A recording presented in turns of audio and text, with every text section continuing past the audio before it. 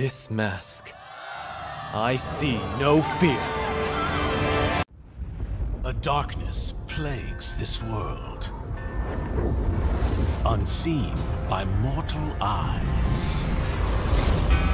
People prayed to the Immortal One to safeguard the sanctity of peace.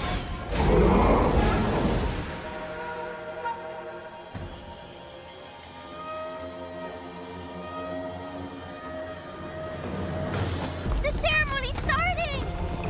It's Suyo! It's Suyo!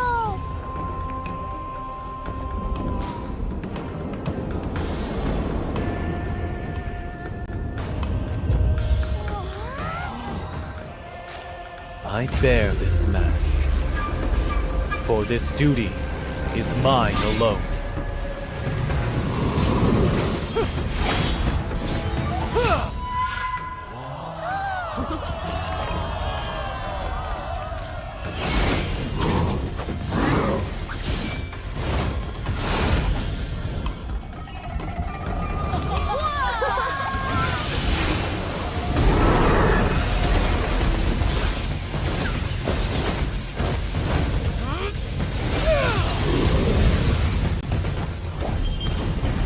What is this? Is the ceremony over?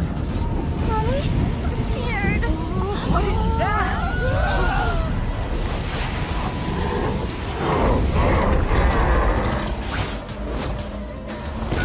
Let's get out of here! Let's get out of here! Let's get out of here! In their hearts, fear festers into darkness. But deep within, there is hope to crush that fear.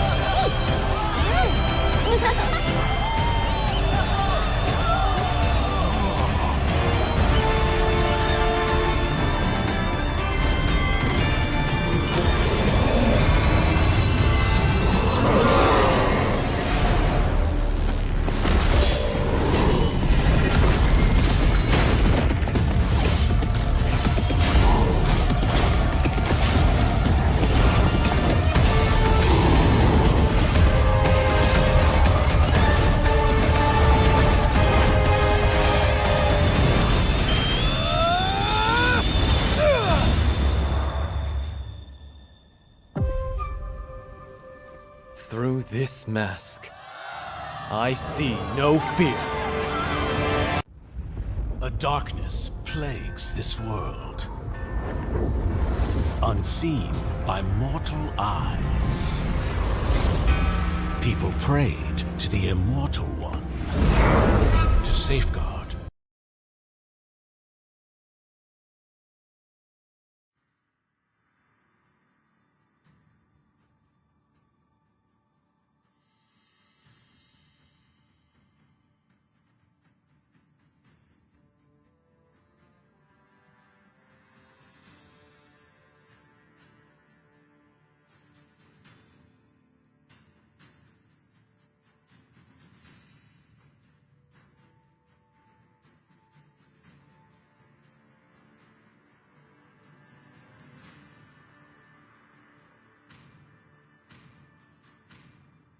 Sir, what's your command?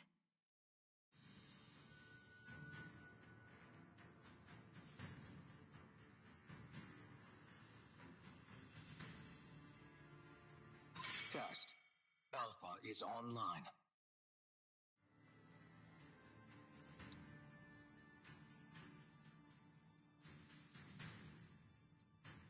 Okay. All right, I think we're on. Hello, hello, ladies and gentlemen. Welcome to Legends Unleashed. And this is going to be the quarterfinals for the server of Mumbai, top teams from Mumbai. Yep, we have the format here. It is the teams from Mumbai will be facing off against each other to making sure they have the similar pings. But this is going to be Team T3 going against Team Step Bros in this best of three series. So the draft phase has already begun, and I'm excited to be joining you here today. And I'm Ray, one of your casters that you know in this tournament. And yep, I'll be alone, but do not worry, I'll do my best to give you guys the information that you want to hear. So, with that, we are seeing that E3 are have banned out two of the assassins, really giving a respect to the side of Step Bros. Perhaps they do not want to give out, or perhaps they want to take something. But at the same time, Step Bros also banning out two junglers. Oh my god. Looks like in our hands we have very, very strong junglers because I usually don't see that happening that much often. So it is going to be interesting what really happens in this game. Sorry for that. But anyways, this is going to be a best of three series. So this is just the first game. So let's see which team is able to set up the momentum and which team Who said there are no has shortcuts to in make the life? comeback I in the next literally game. invented one. It is one of the things. Butterflies It is really born nice by because thy wish, we had best of one guided by lantern elimination so far, which was, it was very risky. But hopefully this gives teams a little bit of a time to research and see the mistake and see the weaknesses in their opposing teams. As we are almost finished. Yep, we are finished with the band section. It is the Chip and the Zuxin next. The really, really good heroes with utility. If you guys didn't know, in MPLPH, I think Jushin has around 100% pick plus ban rate. So that is very impressive. And Chip, he has been banned all the games. Nope, he wasn't. Not a single game he was left open. So it is just how broken he is, like really, really insanely broken. So yeah, it is just insane how much he can do. So banning him out, yep, it is a good decision. And just a fun little fact, guys, if you didn't know, like I know her spelling is like some people call her Zuxin, some people call her Zushin, but the actual pronunciation is supposed to be Chiushin. So yeah, that is a Chinese one, a little fact there. But I think the reason I don't use the correct pronunciation because people would be confused. What am I really saying? Because imagine if I pronounce the correct spelling every day, like Chishin, Chishin. I think people would be confused. What am I really saying? So yeah, that is the real Chinese dialect. After all, she is a Chinese hero, and Suyo is more like Suyo. So yeah, Chinese things, but uh, fun trivial facts out of the way. The Matilda being prioritized for the double fighter composition already. A little odd because I do understand the Khalid room would is good, but I'm not too sure about that because Khalid room hasn't been performing that nice. I mean, it can perform well if your whole team can give you the window of opportunity to really work well because at the end of the day, your fighter, your defense stats are lower than a tank, so you can't tank. And or you're a support who can provide the heal. So it all comes down to it. Because other than the fact of Raging Sandstorm, you don't really have much of a utility you can provide other than being a sandbag. A real sandbag by the Raging Sandstorm. But yeah, looking at it, oh, Eve making a debut on this tournament. It is going to be interesting because Eve is here and there. Some people really, really like her, mainly because of the real world manipulation. But at the same time, a lot of there's a Eve curse was happening in post scene as well. Like any team that picks up the Eve loses. But yeah, that is just a statistical thing. Like, oh, Eve has lower win rate. But let's not get to that point. But I think Eve pick could really work because look at that. The Ling has been banned out. The Fanny has been banned out. Suyu has been banned out. There is 3 assassins, and for some reason, Stavros even banned out the Yuzong. So Eve, she really has a lot of room to breathe and do something in this game. So I think the Yuzong is definitely what do you say, a respect ban, because other than that I don't think it's really necessary to ban out a Yuzhong unless they are not confident with the phobias. At least that's what I think so far. Gaze So it's upon going the to be edge interesting of the what they're void. going to do with that. And other than that, a Bane. Okay. Step Bros. They have really done their homework, and they have made sure to target ban some specific heroes. There are so many jungle bans in this game. Looks like both of the teams, they have really impressive junglers in their hands. This is why they're like targeting so badly. A lot of respect. I respect that. But anyways, Nathan Nathan is the only core laner being banned out. That is just insanity. But yeah. Oh, something that I didn't talk about so far. It's the Gatot Kata and the utility that it can provide. Oh, we have a Roger in our hands. So it's going to be interesting. Really interesting how Roger would be performing, especially after the nerf. You don't see him that often, but I think he's still a little decent. So it's gonna be a really interesting game on our hands still. And let's see. Oh, a Julian. Is that a Julian EXP? Oh my god, is that a Julian EXP? Or is that a Roger EXP? Oh, my bad. I almost forgot. My bad. The Matilda is a roamer, the Eve is the mage, the Katot Kacha would be going for the EXP, and Roger would be going for the goal lane. I was mistaken because I forgot to look at Matilda. Sorry, Matilda, I shouldn't have ignored you. But on the other hand, we have Valentina picked up, so I'm ready to see two real world manipulations in the map. It's going to be really crowded there. And other than that, I think we almost have the draft settled. Even the Hayabusa being picked up from the side of Step Bros. So Eve is going to have a little bit of a hard time in the Land of Dawn. But anyways, ladies and gentlemen, we are into the Land of Dawn. This is going to be a best of three series in the quarterfinals of the server of Mumbai.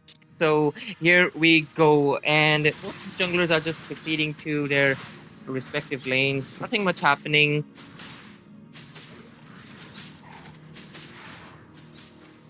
And I'm just paying attention to the rotations of both teams. And so far, it looks like both teams won't be doing any form of invasion. Sometimes teams like to do, especially if they have the Khalid. But look at that, the Khalid trying to take down the Matilda right in the early phase, forcing out a recall. That is a little bit of a good micro decision. Oh my god, he's hungry. The man from Dubai is really hungry, but he will have to leave or he will get chunked down too. Roger and Hayabusa both securing their buffs at the similar times, but Hayabusa's dashes were faster. In the bot lane, even there's so much trading going on, but oh my god, Hayabusa secures the kill onto the Roger, rendering his farm useless because he just lost the blue and the red buff, slowing down his farm, slowing down his resources. But Khalid might be able to secure a kill onto the Matilda is into the scene. Hayabusa trying to make a window of opportunity with the Fat Shadow, and yep, there we go. He secures the kill. Barely survived with his sliver of HP. Beatrix trying to give him the gold crab, and Matilda will be retreating. And we have a Homelander, a boys fan. So, yep, there's not much joke out there because I think I'll get banned if I make the jokes from. Anyways, jokes aside. So far, the things are looking much good on the hands of the Sepros as they've already secured 2 kills, especially on the hands of the jungler. And that is already a snowball on the hands of Team Stebros. Look at that, they're forcing so many recalls. And Ima, guys might not think that, oh, he just recalled, that's not a kill. But no, every second you're not farming, it's a waste. Because farm is what really matters. Farm is what sets you out. Each minion being missed out, every resource being missed out, it puts you. Like boon se sagar banta hai, that is the kind of thing. Like every drop counts. And that is why Sebros are already leading in with so many recalls being pushed out. And I think they are really utilizing the Khalid jungle. The Beatrix has came to the, like, this is the level of comfort you get when you have the goal lead.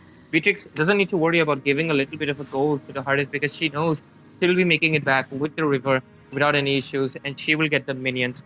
And see, right on time, but in the mid lane, Hayabusa with the Quad Shadow did not secure a kill, but forcing another recall. And that is a really good macro management. But Harith might be in a little bit of a trouble.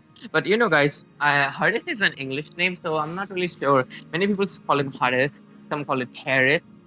So I'll just call him Harith. Harith sounds good, right? Harith. But anyways, Harith needs to be careful. There could be a barrage coming in from Beatrix on the bot lane, so he needs to be aware of that. Hopefully, he has the map attention. And other than that, we just have to wait for a second turtle to see any more of engages, because the side of Sepros, they're playing with a lot of discipline. But look at that, the top lane, there could have been an engage, but no, Phobius realizing the threat, he just backs off, but a flicker wasted. There could be a valuable resource. Matilda getting zoned out completely as Beatrix. Oh my god, the engage is still going on strong. The Avatar of the Garden connecting into one person, but Hayabusa is into the scene. He wants to use the Quad Shadow, dealing the damage, but Goth Kacha survives at 1 HP. That was a positive trade on their hands, but the EXP is forced to recall.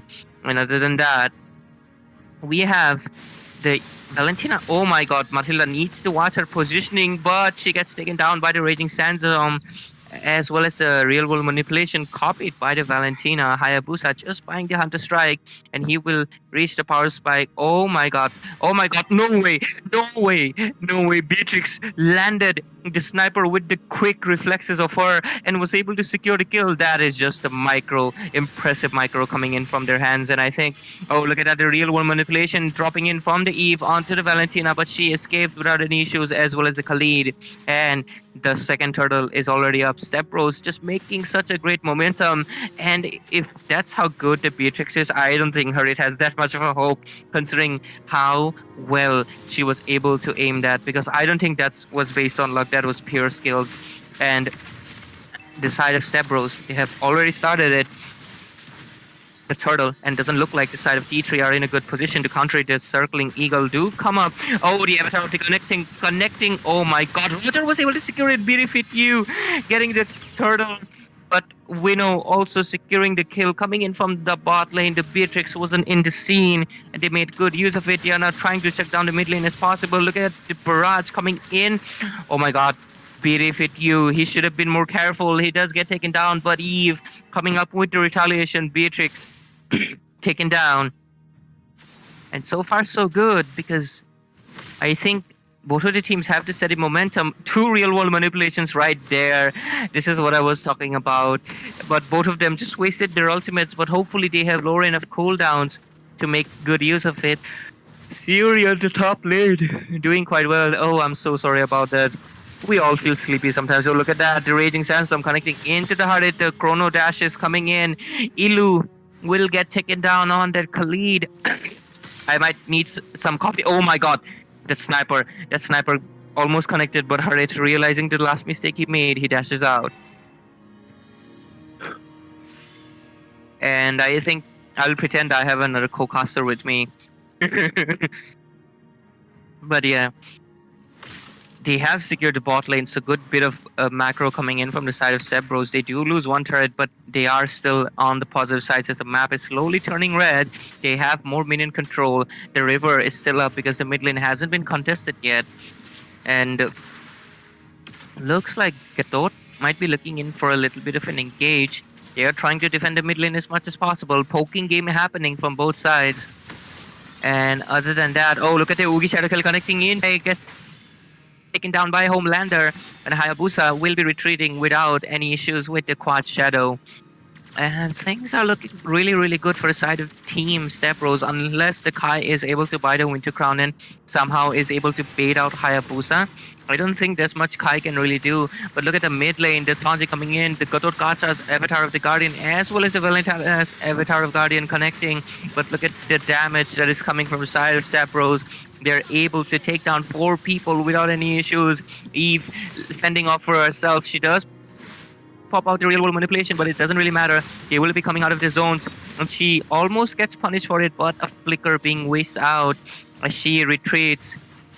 And a mid lane turret. Oh, I think the Cerberus need to get back a little bit. You might be overextending if the team is on time, but no, they are aware. They go back, they take down the mid turret, and the game, the momentum is completely on the hands of Team Step Bros, as they have around 4,000, no, 5,000 gold lead in their hands.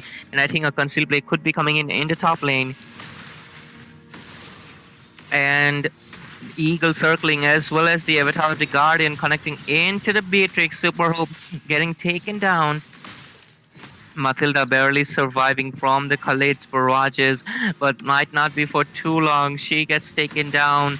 Lalisa 10, and look at the gang coming in from the Valentina. She copies the skill of the real world manipulation being popped up. Well, Eve will be in a bad position. She gets taken down as well. This roamer Khalid, his work isn't to take. His work isn't to provide vision. His work isn't to tank the damage. His work is to take down the opponent. So his team has the advantage, going for the killing roam right here, as he has 4 kills on the board.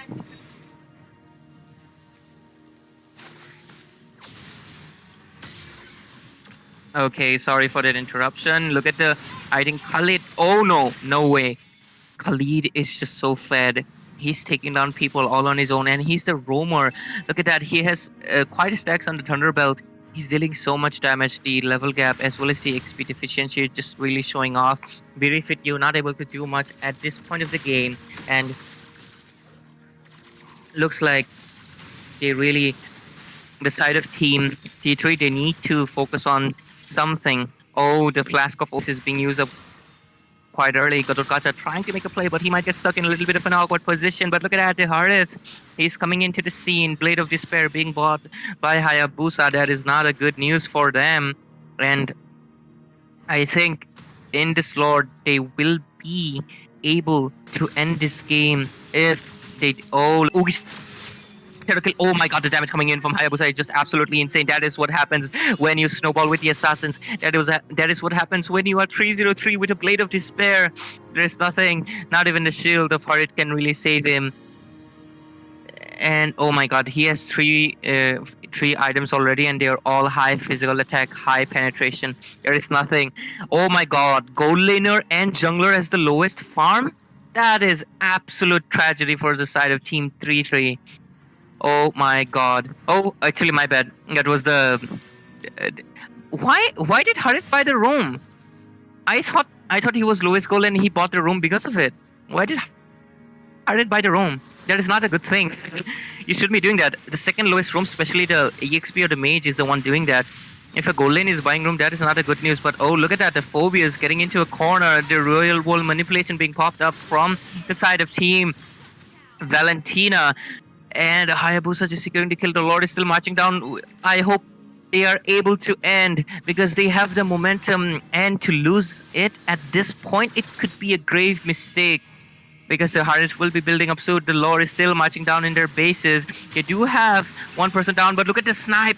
Look at the snipe coming in from the Beatrix. Oh my god.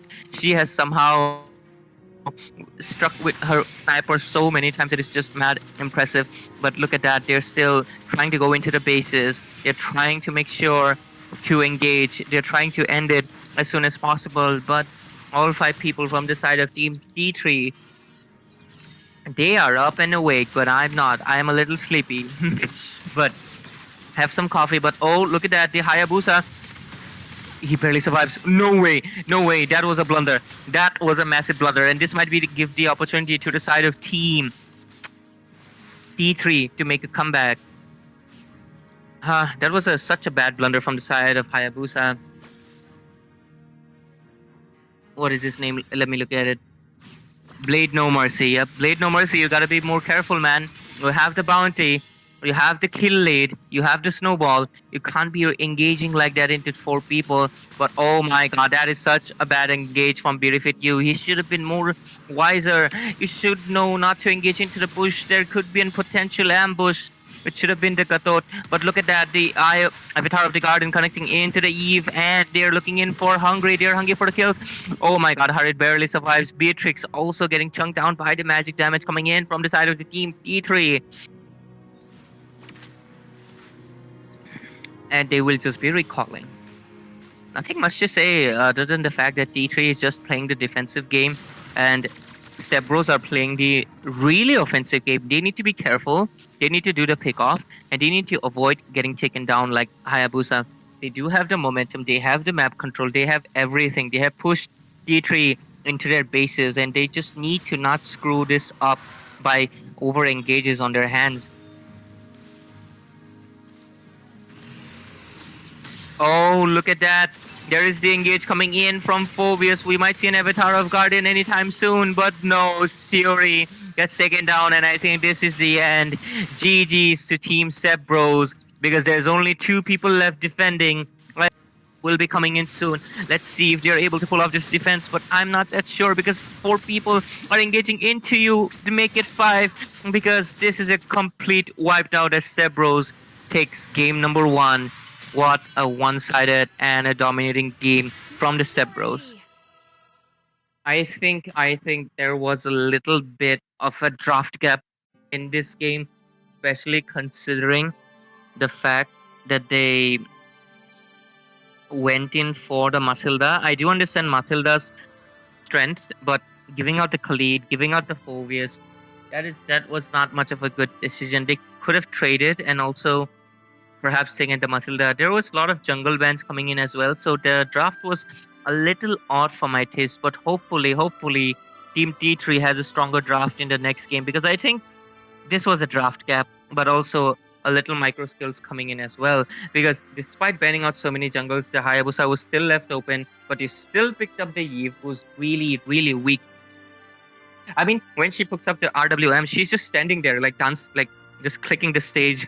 So if they really want to improve, if they really want to make the Eve work, they have to make sure they ban out, either just ban out all the assassins or pick her last, because you'll be putting out what you really have. And I think that was a mistake on the hands of Team T3. And with that, we'll be heading into the game number 2, ladies and gentlemen. But first, we'll take a short break. So hydrate yourself, take some water, because I need a really good drink right now. So stay tuned for game number 2. This is a best of 3 series. And let's see if Team Step Bros will do a clean sweep or will it get denied. So let's take a short break.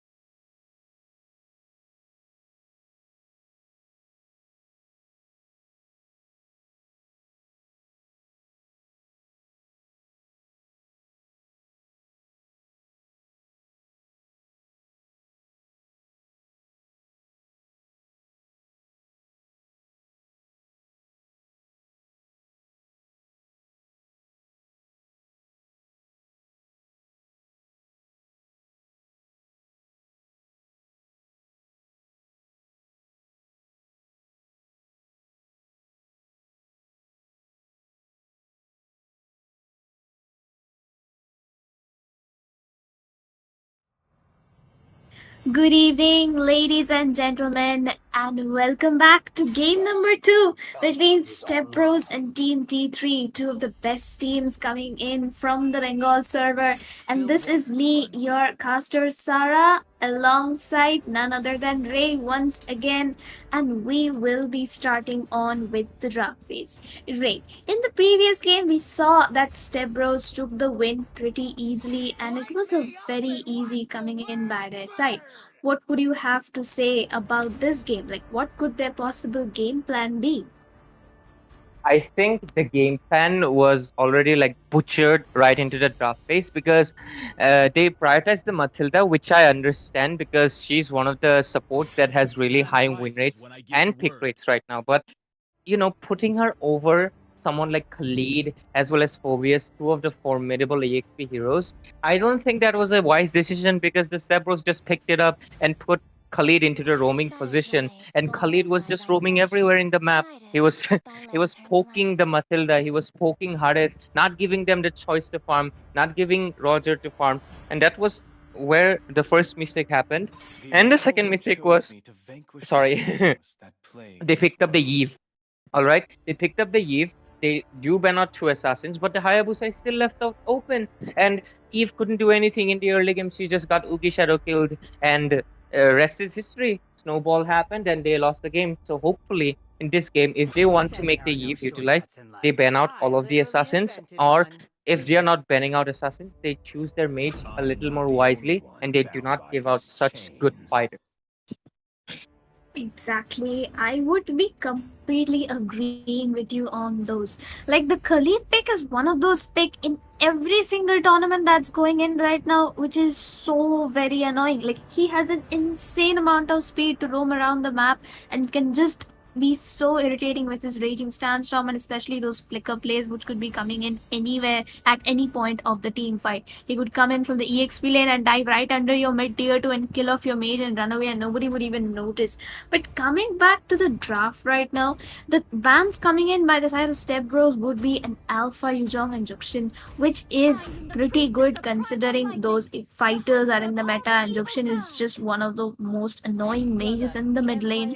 And then again, T3 has banned out on Ling, Khalid, and Suyo. We were mentioning the how annoying that the Khalid is, and that is exactly what they did. And along with that, we would be driving in towards the pick phase and going slow, pretty slow as we were mentioning. Chip has been picked up from the side of Step Bros along with the Fanny, which means that these players would be going in for comfort picks. And that is a pretty good decision considering they are very good heroes in the meta and Fanny can snowball in the early to mid game. What would you say about the picks of Team T3?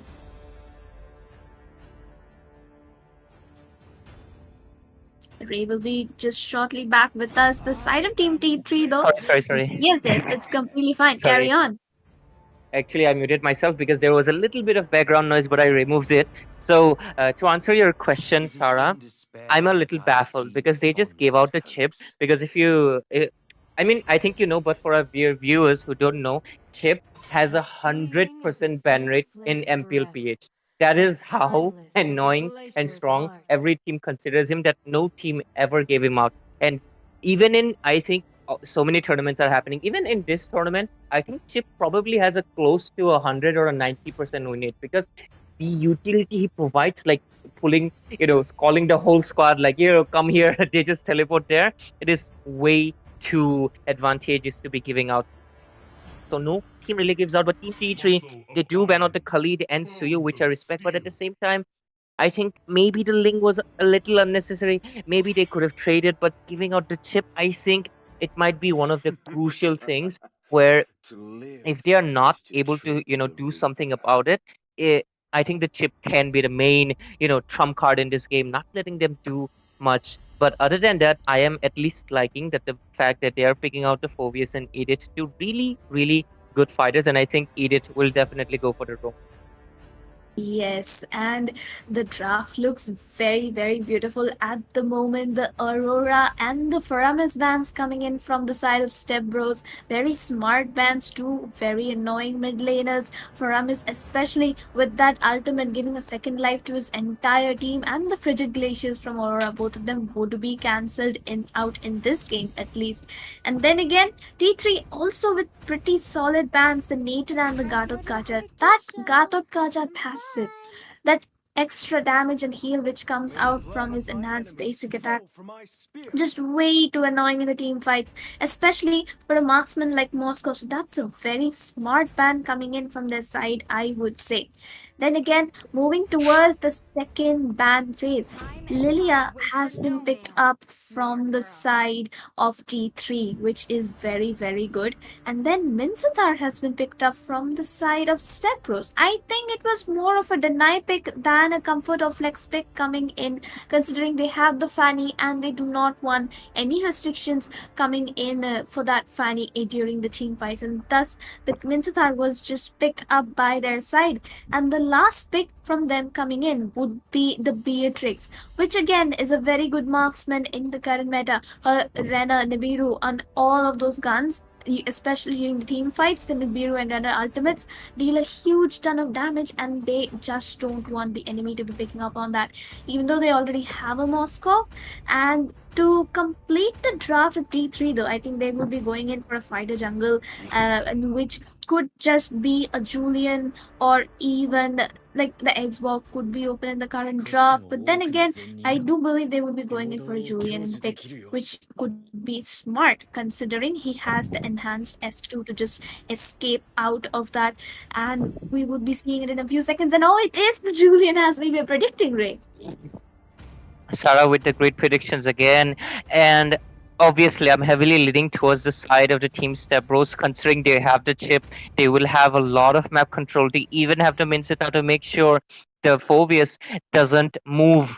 So they have a shutdown in their hands as well. On the other hand, we have T3 who have picked out the Lilia. I usually really wish teams would pick up the Louis, because I feel like, Louis is like a solid, like if the sorry, if the chip is a rock, she's like the paper. She can easily cover the distance, the teleportation. She can also, if the 5 people are coming in together, you can just easily put your yin yang diversion and just make them connect to each other. So I really wished I could see the Louis, but anyways, we are into the land of dawn already with the draft already settled, and this is going to be interesting to see how Lilia will be performing. So, how do you like? Personally, I would say I like the side of Minsatar better, even though he is in the EXP lane, because in this match, Minsatar cancels out a lot of those heroes. If timed properly, the Absolutely. King's Calling, he can stop the Julian, he can stop the Edith, he can even stop Lilia and Phobius from using up their ultimates, which is just insanely clever with that pick. But then again, the side of T3, they have a tanky comp and it would be difficult. But look at that Fanny going in the early game already. The Julian is very caught out very low. The Fanny using up her cables as much as possible, but would be running out of energy. But the chip is chasing. The concussive blast would be coming in from his but the flicker being used up, and the basic attack. Look, but that first click on beating fit you Edith is also extremely low. But the turret damage will be the taking the chip down in the team fight. What a beautiful play coming in by Illu. Oh my god, he went up to the inhibitors chasing. That is mad dedication, but as a roamer, I think it's understandable. It doesn't matter if you get taken down, if you can take down the jungler, which is a valuable resource in their hands. So it is already quite shifting towards the side of Team Step Bros already, as the first turtle will be spawning in soon. Julian does have the power spike at level 3, but it doesn't really matter if you're suffering from level deficiency. So Fanny will be going to the blue buff as well as Julian. And before we proceed with the gangs, it's such a pleasure to be with you here, Sarah. I love casting with you. I really love how you can take the team fights. It just giving you a little bit of my I don't know, I'm just complimenting you, I guess, but I think we might be seeing an engage in the turtle fight. Will it be, I'm not sure, maybe go to the gold lane or maybe come for the turtle. they might actually rotate towards the turtle itself. But no, Fanny is actually going in for the red buff. But the King's Calling has been used up by Troy already, and Sayori will be the one caught inside that King's Calling with the phobias with those extra knockups. The flicker has been forced out of Troy by Super Hope with the one securing the kill onto Matsuri, and double kill for that Super Hope on La Lisa. Spirit Misery out on no one, but the Cutthroat will be not able to secure the Black Magic just on time, but he still will fall prey to Blade No Mercy. What a beautiful team fight coming in from the side of Step Bros just before the turtle, and now they can just have the turtle uncontested. Absolutely, they secure this turtle, another advantage in their hands. And look at that, the teleportation might be in the hands, or maybe not. He doesn't have the ultimate yet. Sorry, he used it up. But Purify also being wasted, and he barely survives that engage. And you know, one more thing, Edith's robe, I think it really takes a lot of coordination as well as skill to really execute it properly. Considering when you use your primal rest, you're basically a marksman. You have the damage, but you're also squishy, and that is what happened. Beatrix's Nibiru just completely took her out with a machine gun SMG. Oh, Flicker But the wasted. that flicker missed out. But in the bot lane, though, the King's Calling managed to secure a kill onto a Sayori with that revitalized health, though, and I don't quite understand a lot for revitalize being useful in the team fights. Other than that, it help him win out the gangs when he's being ganked out 2v1 in his lane.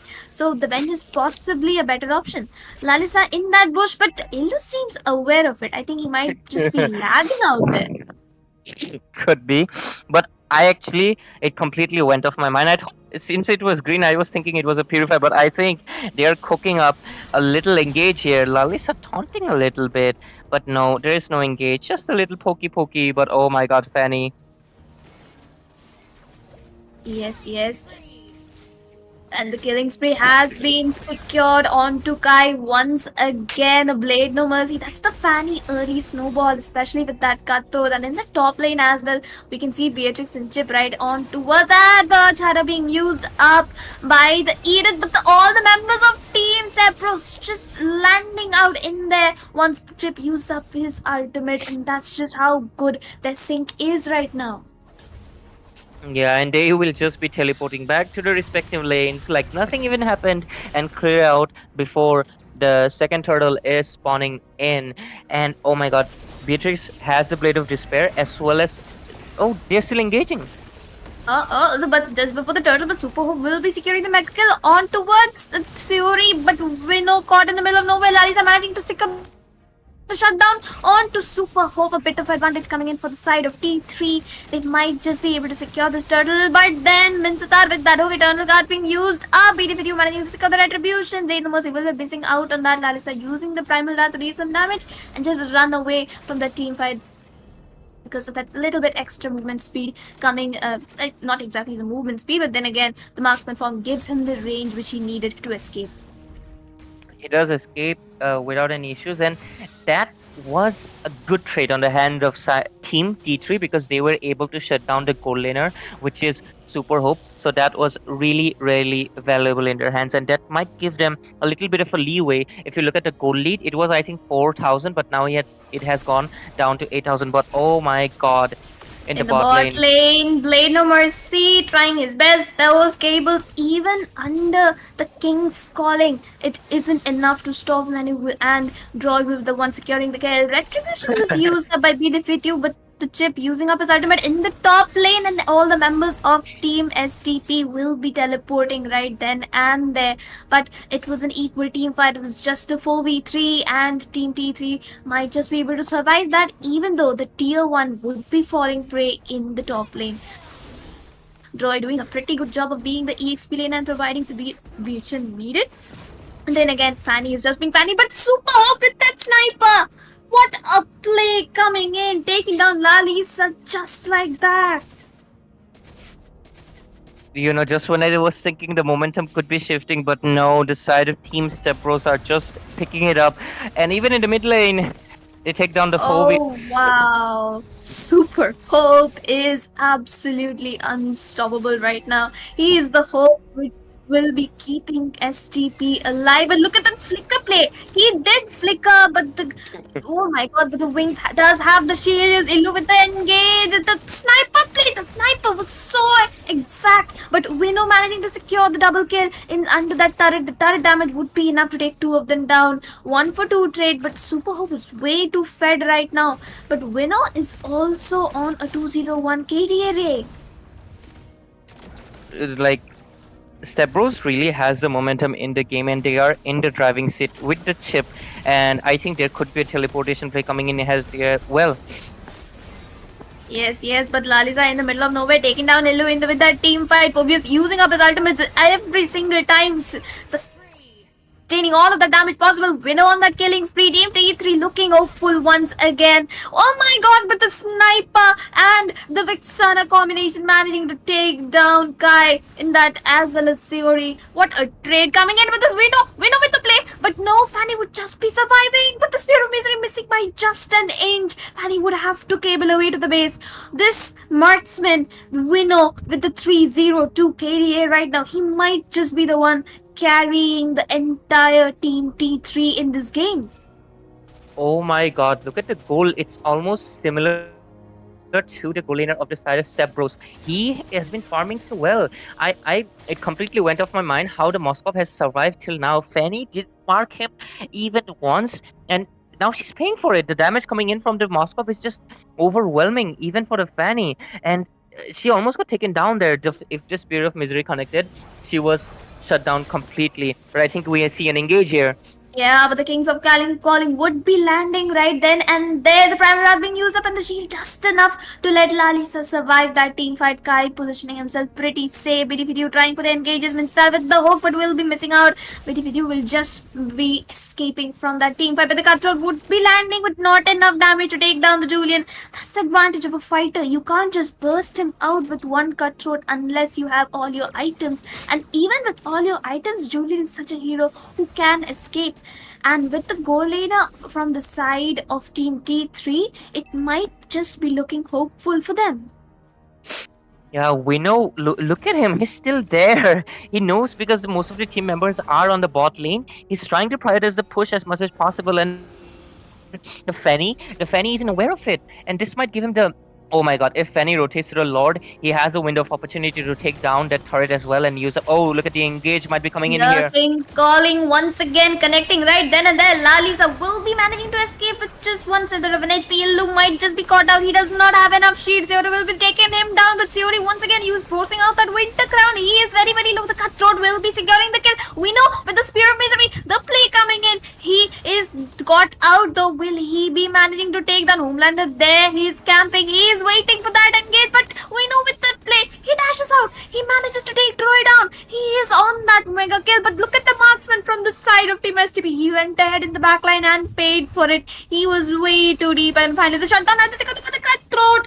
Not enough damage. We know with that perfectly timed dash. What a these two goal laners, they will go down in history, man. Yeah, both goal laners are definitely the one carrying, but the Super Hope did make a little bit of a blunder. He went in too deep with the confidence and he got taken down. Oh my god. Does Winnow know that? Nope, Winnow doesn't know that. If he knew the Fanny was there was a shutdown possible because Blade No Mercy is on 505 KD right now. And once Winnow gets the shutdown hit to the Fanny, I think this game will completely shift the tides into the hands of Winnow because he will be the one calling the shots because he is probably the one the most from 402 as a goal laner. That is looking extremely good. So if the side of Team Step Bros really want to take this game, want to make a clean sweep, they have to do something about the Moskov. But look at that clever positioning from the Moskov. He knows he can use his spear to come into the fight. He is confident that it will connect and he will just be pushing down the lanes, and he is the winning condition that T3 really has in their moment. They are just poking the Lord as much as possible, try to drain it out, try to bait him as possible because the Moskov is still missing. They are trying to make him bait out, and Fanny is probably also looking for a position. The Lord fight Oh, but BD52 manages to secure the retribution in the middle of four people. Even the king's calling wasn't enough to take him down. He died, but he died for his team and he took the turtle with him while Wino managed to secure the tier 2 in the Oh. top lane as well. Team T3, they are showing that they are not done. They're coming in with those sneaky plays, I would say. Yes, and if you just notice, Moscow has 10,000 goal. That is actually 1k above Step Bros, despite the score telling you that the Step Bros are in the driving seat. But no, it is the Winnow. Winnow is the one taking the control in the map, and Berefit you, despite the bad KDA, despite his farm being denied, he is back. He just showed that he's also a capable jungler, and he stole the Lord right under from the noses of the team Step Bros. But it doesn't matter, the Lord is down, and the side of team. Oh, look at that, the engage coming in. Third batter coming in from it's Lalisa, but he would be caught in the King's calling and just enough to die with Fanny trying to mark down Winnow way too hard, but will be paying for that over-aggression. BDP2 manages to secure the kill onto Fanny, and it would be a successful defense coming in from the side of STP, though they managed to take down the Lord because of the early gold advantage. But right now, the gold is exactly the same, Ray. I was just about to point that the shutdown on Fanny just completely negated the 3,000 goal lead that the side of Team Step Bros had. It doesn't matter now. The goal lead is actually favoring the side of T3. What a comeback they're cooking up with the Winnow as well as Berefit U. Just doing a really great job in the late game. I was thinking Julian would be the one taking the driving seat, but no, he was in the back seat in the early game. But right now, he's back at it again. And if this keeps up, I think we might see an epic comeback, an absolute epic comeback in this series and in this game as well from the side of Moscow, because he's still 403. And if he's not shut down anytime soon, I think, Step Bros might be losing this game. They might be throwing away the opportunity to do a clean sweep, and we might see a game 3 because E3, they are here to stay. They are doing their best. Absolutely, Ray. But this Moskov, he is just so good. The only way someone can take him down is if the Vixana manages to taunt him and the Chip and Beatrix just burst him out. But the Vixana, he's not playing along. But look at me now! He manages to outplay the Fanny! And oh my god, he is being a 1v5 menace right now, but he will finally be taken out. He managed to 1v5 and still take down the Fanny, which means the team T3 can actually aim for the Lord. Really clearing out the mid lane just before the Lord comes up. They could be going in for it because the jungler from the side of STP is already dead. Yep, I think Ares should probably use up her primal rest to take down the Lord as soon as possible, but I think they're trying to perhaps zone out instead. I think they should be doing it fast as much as possible, because if Fanny comes into the scene, it might look bad, but the engage is up. Oh, but the killing spree has been secured. Theory very low. Super with that killing spree as well. But Theory once again with that retribution. Fanny just too late to the team fight, but will manage to secure the cutthroat on towards BD. He would be dead. Kai is in the middle of four people. He is very low. Winnow with that Spear of Misery manages to secure the kill onto Droy, but he is alone. He is alone with three people. Four members from the side of STP would be charging down the mid lane. Now that four members of Team T3 are dead, they can end the game right here and now. The Lord would be marching down the top lane, but is it enough? Can Winnow do this? Can Winnow try his best? The Winnow nature has been popped up. Infertility is also up. Lisa is coming. He is using the flicker shatter, but no. Oh my god. STP take this game. They clean sweep with the 2-0. Oh my god, what a game we just had. I seriously thought this could lead to a game number 3 with how Winnow was playing. But oh my god, what STP, Step Bros really showing why they're still at the top. It doesn't really matter if you're trying to cook up a comeback, because they're still the top. Oh my god. They were able, I think, we just witnessed what really happened. The game conditions, the game winning, everything was on plan from both teams. Fanny was with the early game, Beatrix with the late game. It was going well for the Step Bros, but then we saw Winnow on that Moskov trying to change the pace. He became the winning condition, and that is where it all went wrong, because the focus was so much on Moskov that after Moskov went down, they tried to take the Lord, The Fanny was also down simultaneously. They tried to take the Lord, but during that moment, I think Edith should have used up her ultimate immediately early on, but that didn't happen, and she got taken out early. And as soon as she was down, despite Julian securing that Lord with his dying breath, it didn't matter. Three members were already down. Then the Fanny took down the last one, and after that, it didn't matter. Winner was the only one standing. It didn't matter if Edith came on time because she cannot clear a wave all around, especially when five people are charging down. And at the end, despite such a great epic comeback brewing, it didn't come to fruition. And Step Bros clean sweeping right here, Sarah. Absolutely, and that was beautiful gameplay coming in from the side of STP. And as we were mentioning, that only the Vixana and Chip together could take down the Moscow. That is exactly what they did in the top lane. Chip with that ultimate, Beatrix and Vixana just bursting it out. And that was the sync coming in from the side of STP, which managed to get them the win in this best of three. And they would be moving in towards the top six for the Bengal server. And T3 would sadly have to say goodbye. A very good run from them. Winnow did make this his place, and they were really the fan favorites at this moment, I would say. Then again, good game to everybody, and we would be right back with the next match. Do stay tuned.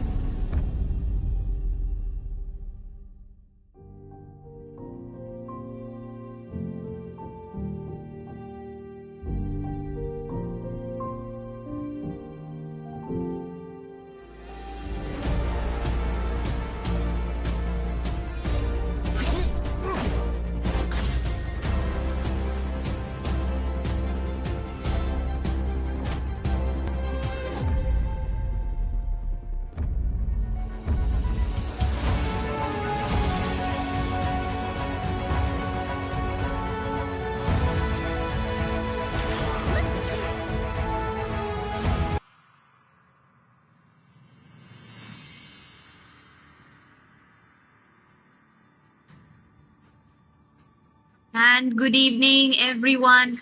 We are back with match number 2 between none other than Team Maf, who will be on the red side in this game, and Team Init to win it on the blue side. And this will be another best of 3 between two of the very top squads from the Mumbai server. This is me, your caster Sarah, once again, alongside none other than Itami.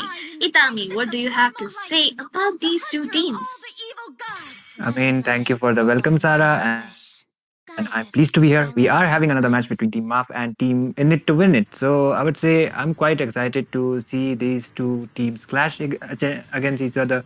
And these are one of the best teams from India. So yep, really good competition will be coming up from both of the side of this team. So I'm quite hyped out, I would say. Absolutely. And then again, all of these teams, they are infamous for various reasons, unnamed reasons. Itami, if you know, you know. Team of Willow, and then again Miraka from the side of Minute to Minute. It is going to be very interesting game today. And coming back to the draft itself, Team In It to Win It would be going in for an Edith ban. And Team Minute to Minute with the Jukshin ban, and Team Maf will be the one with the Edith and the Ruby ban. Actually, I do think the teams would be switched up. So we'll just continue with saying that Team In It to Win It is the one with Edith and Ruby bans, and Maf is the one with the Jukshin ban. Yep, definitely. And I would say they are just going for the regular bans, not kind of a respect ban. I would say these are the heroes which has been doing quite well onto this patch. So it is expected they are either banned or either picked. So if they are like, if the, I almost said Fredo, if the Khalid is open, if the Phobius is open, then definitely they can go for the Khalid or the Phobius. But a Hylos ban coming up from the side of Team Maf. So even after those adjustments, Hylos did got some cooldown adjustment as well as those HP endurement adjustment, but still he is doing quite well onto the meta. He is been picked as the rumor as the EXP laner. Meanwhile, the Suyo ban coming up from the side of Team In It to Win It. So Suyo is really expected, to be honest, because as soon as he was released onto the Land of Dawn, he has absolutely proved his dominance. And when I was casting on the previous tournament, on the Northeast Cup, there was something mentioned that was Suyo has the 100% win rate actually onto MPL P8. So he is definitely one of the heroes which we have to look out for. I am not the only one bound by Absolutely, Itami. And then again, the bans which we are seeing in the current draft are very, very regular Mumbai server bans. So, like, these are so common to see. Like, I cannot even mention how regular these bans are. And coming back to the pick phase, Team In It to Win It would be going ahead with a Phobius pick, and this means that Team Maf does have the opportunity to pick up on a Khalid as their EXP laner, because we know how irritating that Khalid is on the EXP lane. But they are actually going ahead with an alpha pick who would be going in towards the jungle. That's smart considering the Sphere of Alpha has a very short cooldown and he is one of the meta junglers right now, and they actually went ahead for that Khalid pick and in the EXP lane, which is very, very strong right now. Definitely, and that Khalid can be played as a roamer as well. I have seen some of the teams picking up the Khalid as for themselves. He is quite of a flex pick right now, and looking at this meta we are going right now, we are seeing so many flex picks. Actually, the Edith can go to the room, can go to the EXP or to the gold. Same goes with the Khalid as the EXP or the roamer, as well as that high loss, as well as other heroes as well. But okay, a link coming up from the side of Team Maf, as well as followed by the Moskov, the goal laner getting picked from the side of Team Maf so early. Yep. I would say that the side of Moscow and Ling, it actually looks a pretty squishy against the Khalid and Alpha, and now the Aurora pick coming in from them. Like, if the Frigid Glacier just lands in those team fights, Moscow and Ling would be caught out pretty badly, and they need to pick up on some major front laners at the moment. And I do believe that the team would be going in for such a pick. They could be going in for a Grok in the roam, or they could pick up on a Matilda to just save the day. But the Sicilian ban coming in from the side of Maf, that Itami, that is a kind of a flex ban, because Sicilian in the Mumbai server, he is way too popular, and that is just how good he is. But then again, both of these teams, they could play around with those bans and go ahead with anything. And but they actually banned out the Matilda instead of picking. What a caster's curse coming in right there. Exactly, and I agree with you on to that Sicilian. And after his adjustments, after the buff he got recently, he has been quite popular onto the tournaments as well as those rank games. So I do see Sicilian more often than a Xavier. After the nerf, Xavier is nowhere to be seen, to be honest, onto the tournament scene as well as on the rank. Because of the assassin meta, he can be picked off quite easily. So Xavier, he got the nerf as well, so he is not that pick. But coming to the point, Sicilian is quite popular, so definitely he is getting banned from the side of Team IWT, followed by the Vexana ban actually. So two mid lane bans coming up, as well as followed by the Matilda. That Vexana and Sicilian ban, I think it is pretty targeted coming in from these teams, because they know what the side of Marv can actually do. Sorry, the side of Init to Win It can do with those picks, because they know who the actual players are. And then again, I do believe that the side of Team Marv would be going ahead with a support for their roam, which would be a smart decision considering they have the Alpha as well as the Khalid in their draft right now, and it would be pretty strong to just catch the enemy off guard with the Spear of Alpha and the Heart card on him. And from the side of the other team, they need to go ahead for a front line, because Moscow and Link, they're very squishy, and Phobius alone cannot be sustaining what to sustain. And there's a lot of damage coming in from the side of Alpha and Aurora, and the front laning is definitely needed by Moscow and Link, and that is exactly what they would be looking to pick for in this draft. Definitely. And Sarah, the Angela pick coming up from the side of Team IWT. So I would say Angela, I did thought that Khalid might go to the room, but apparently that is not the case. He will just be proceeding on to the EXP, and this Angela as well as the Alpha combo will be quite menacing for the side of Team IWT. They have the beefy kind of composition for now, and they will be needing a really high damage, like who they can rely for the decent amount of damage coming up. The gold lane, the marksman most probably. But from the side of Team Muff, we are seeing some really good crowd control type of heroes coming up. That is going to be the Loi followed by the Tigreal.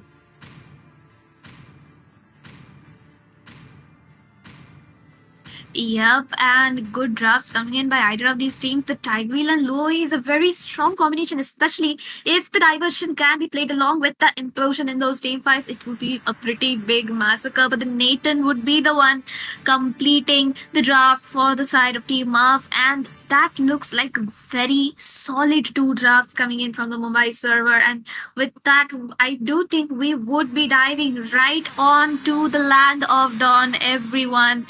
We are back with match number 2, and Team Marv versus Team Int. It is going to be a very, very good match coming in for us. Two very strong drafts. Moscow and Ling on the side of Init to Win It. The team names would have to be reversed, I believe. They will have to spike up for that late game potential, because the side of Marv, they have Alpha and Khalid for the early game and Nathan for the late. So Team Init to Win It has to see what they can actually do in this game. Definitely, Sarah. And I guess I am facing kind of a technical difficulty, but I hope that might be resolved really soon. I can't see the screen yet, so I might have to give it out to you for now. But okay, Yes. the screen is apparently back. Yep, Tami, do continue. and they are just focusing onto the neutral objectives. I would say both of the teams just playing it safe for now. For those early initiations, they are just making sure they don't get those gank ups, and Ling is trying his best to get level 4 as soon as possible. So does the Alpha. Yep, both of these teams pretty strong with their current rotations, but Dubai and Angry Cat right there in the middle of nowhere, and Too Fast For You would just be caught out like that. That was a wrong rotation coming in, but Dubai is also pretty low, and the Link trying to go in for that. Kaya trying his best and will be managing to secure the kill on to Angela. That was a 1-for-1 trade. The mage for the roam for the side of Team Init to win it, and the Tempest Blaze will be popped up, and the Spear of Alpha being used up just to escape out, and both teams would disengage. Yep, and the turtle about to be like the turtle is about to spawn, and a 1-for-1 trade for both of the side of those teams. So that was a trade for a trade, and the turtle will be spawning anytime soon. But I think Team Maf will be on a better position to be contesting the turtle, though Ling has his red buff. The blue buff is yet to be contested by him. Meanwhile, on the top side, Sara. Oh, the Akatsuki will be managing to secure a kill onto Yane, and Phoebus would be going down just before the turtle pops out, which means that Team Maf will have the early advantage onto the turtle. Abhirup is there on his Tiger. He is providing the vision, but Too Fast For You isn't level 4 yet, and look at Akatsuki. He is going in with the Raging Sandstorm, connecting onto Too Fast For You, and he is in a lot of danger. Flicker being forced out of him. Hardguard has been popped onto Akatsuki, and a near 2-man implosion coming in from Abhirup, but Kaya will be the one taking a kill onto Willow, and Team Init to Win It secures the retribution in this turtle fight. Init to Win It, winning out in that team fight. Definitely, they are not just backing off anytime soon. I would say they are like, even though the turtle went out for the side of Team Maf, they did got the trade for themselves. Meanwhile, the Tigreal looking quite low. He might be taken down onto that process for that overextension, and he is taken down actually. Neo is also pretty low, and Kaya will be the one with the killing spree. Maf looking a bit dire in the early phase. They should not be giving Link that early game advantage, because he will just be scaling more and more as he gets his House's Claws and Endless Battle and Berserker's Fury. But look at Miraka on that Moscow. He is just pushing out that gold and getting as much gold as he possibly can onto the gold lane, while he is already ahead of both those teams with the 2.5k gold, and that is ahead of everyone. He is in a bit of a danger. He would be caught out in the middle of 4 people, but the hard card has been popped on towards Alpha, and the flicker was baited out, and he would just be managing to escape pretty narrowly, considering there was no backup from the side of his team. A really great map sense coming up from that Moscow. Actually, like, he did knew the Alpha was going to be heading for him. The hard guard, he was also able to bait out the hard guard from that Angela onto that Alpha, and the trade, like, he got the gold from that gold tower, and still he was able to escape, and that hard guard was also baited out. So I would say that was quite a trade for the side of Team Init to Win It. Yes, and both of these teams have an equal kill count for now, but the side of Init to Win It actually has the goal advantage, even though they are the ones with the late game comp. The Nathan, though, he is still on a pretty decent KD, and without a proper engagement, he would be taken down. But look at Team Init to Win It. They're actually marking out the Angela. Duba has been killed out by the Spirit of Misery. That's a beautiful ultimate being aimed on perfectly onto that Angela. Yup, and I guess Team Init to Win It will be able to contest this turtle. The Raging Sandstorm being used by that Khalid in order to escape instead of an initiation. Phoebus will be able to secure that turtle for the side of Team Init to Win It. Early initiation coming up, and another team fight might pop up. The Sphere of Alpha being used, and an implosion play coming up from that Tigreal, and a mega kill secured by the Linger. 2-for-0 trade by far.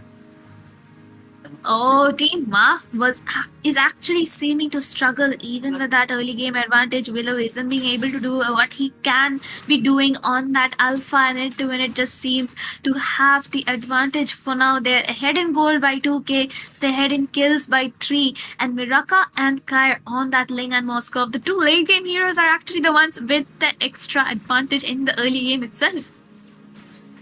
Definitely, and Team Init to Win It has the gold advantage as well for themselves. They have over 4k gold lead onto the 5 minutes of the game. The Louis with the diversion play, oh my god, and Khalid will be immediately taken down onto that process. And as I was saying, in terms of the objectives too, they will be securing the second tower for themselves, and Team Muff needs to pull it off onto the mid game, because as soon as they get their item spikes, then that would be good. But okay, Moscow was able to make a good escape. The frigid glacier was baited out from that Aurora. Another team fight coming up, Sarah.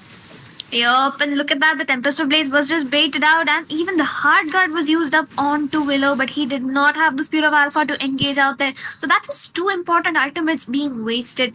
And Abirup, he still has the ultimate onto the Tiger coming up in a few seconds, and if he manages to just hold them together, it would be pretty much the end. Well, and look at that diversion play coming in. Once again, Willow is unaware and he would be caught in the middle of more people. Kai with that unstoppable. Moskov also using up his ultimate to just teleport right into there. He is a bit too deep and would be backing off. Team Minute to Win It seems unstoppable for now.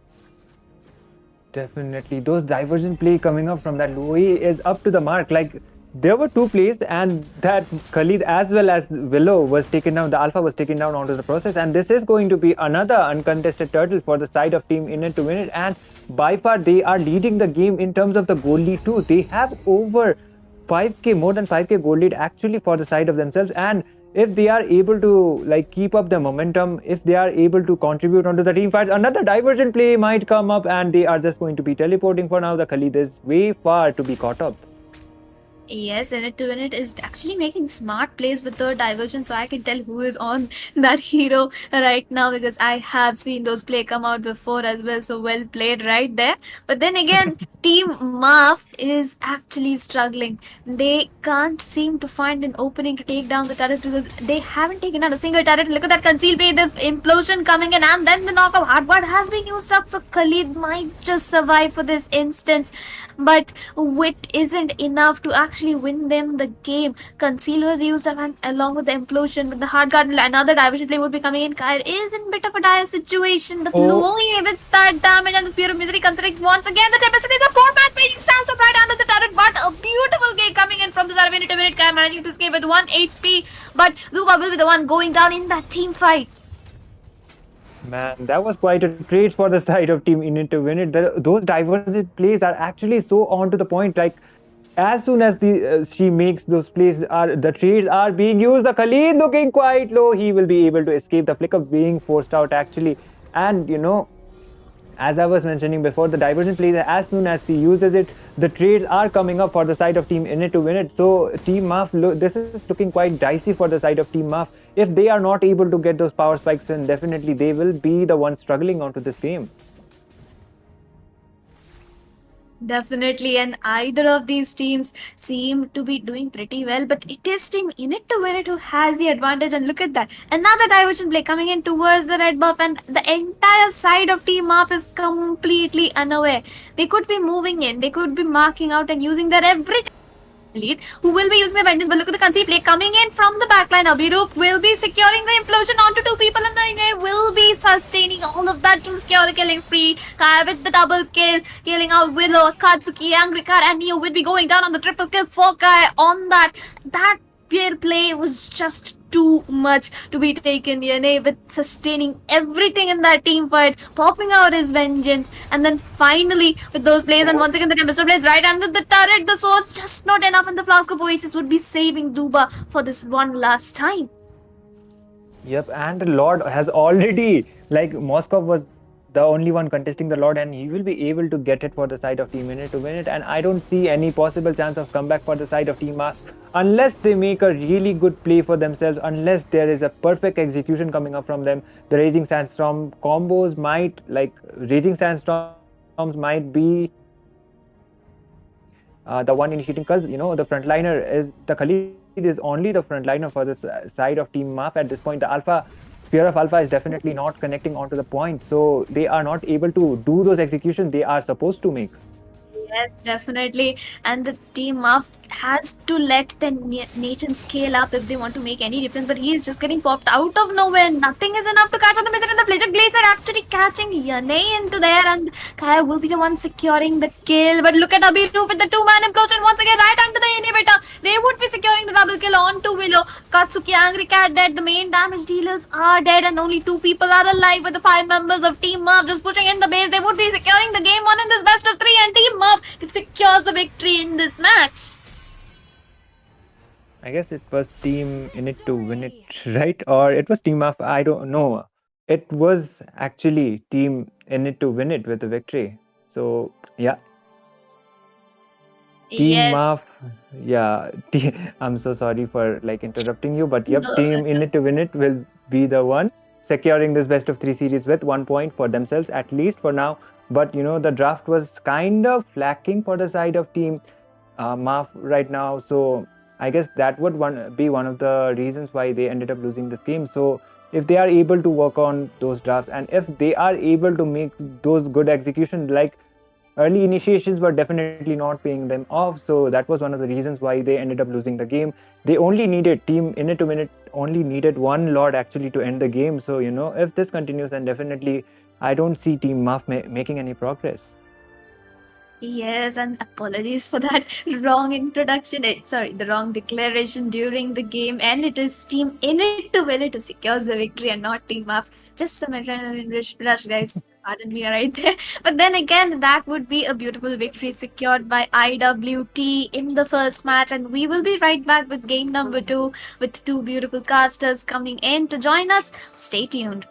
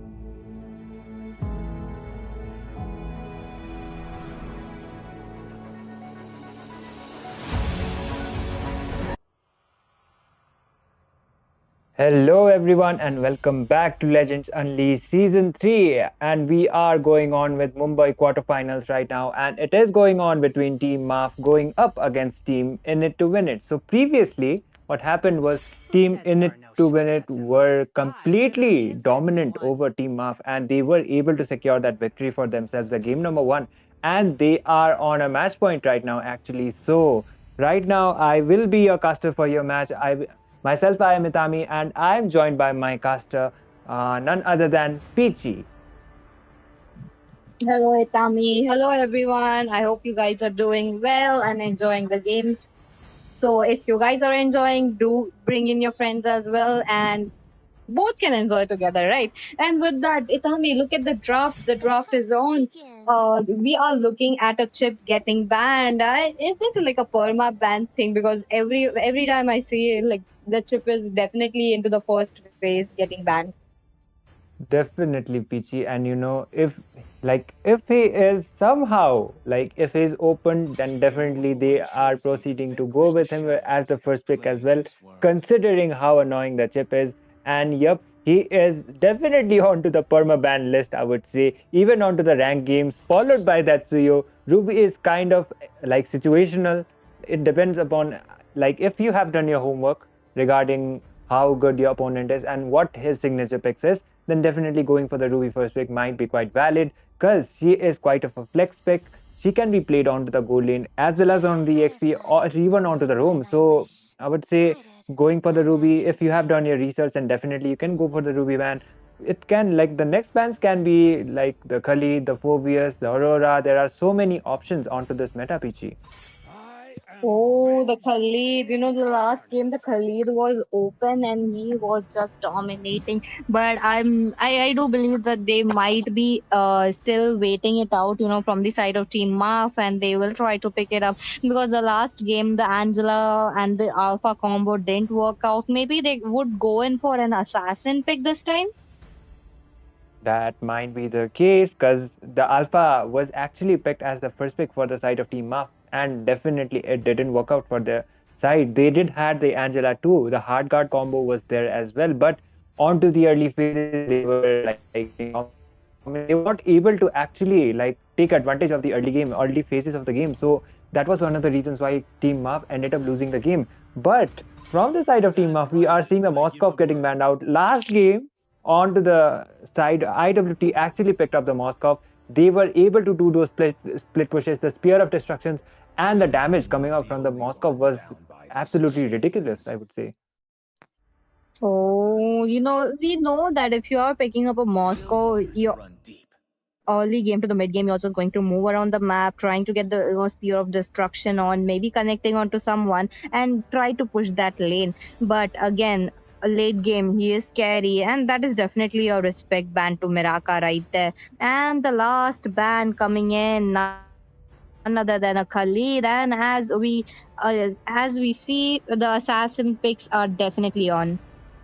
Yup, and IWT going with the Ling once again. Those templates of blades onto the previous game was one of the reasons why they were able to actually dominate the game and win it.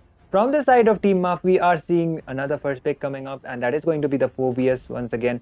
And the Phobius followed by the Hylos this time from the side of Team IWT. So, the Hylos is opened up. Last game it was not opened up. It was on the ban section. So he is quite of a versatile pick. He can be played onto the EXP even as a roam. So I would say going for the Hylos is kind of a safe pick, but it will be followed by the Edith coming up from the side of Team Map. So we are yet to see the Edith, where this Edith is going to go. But looking at the current patch and looking at those adjustments, she most probably is going as the roamer for the side of Team Maf. Oh, that could be highly possible. She is quite versatile. She would be played into the gold lane as well. So let's just see after the draft proceeds. We will be knowing very soon what they will be playing.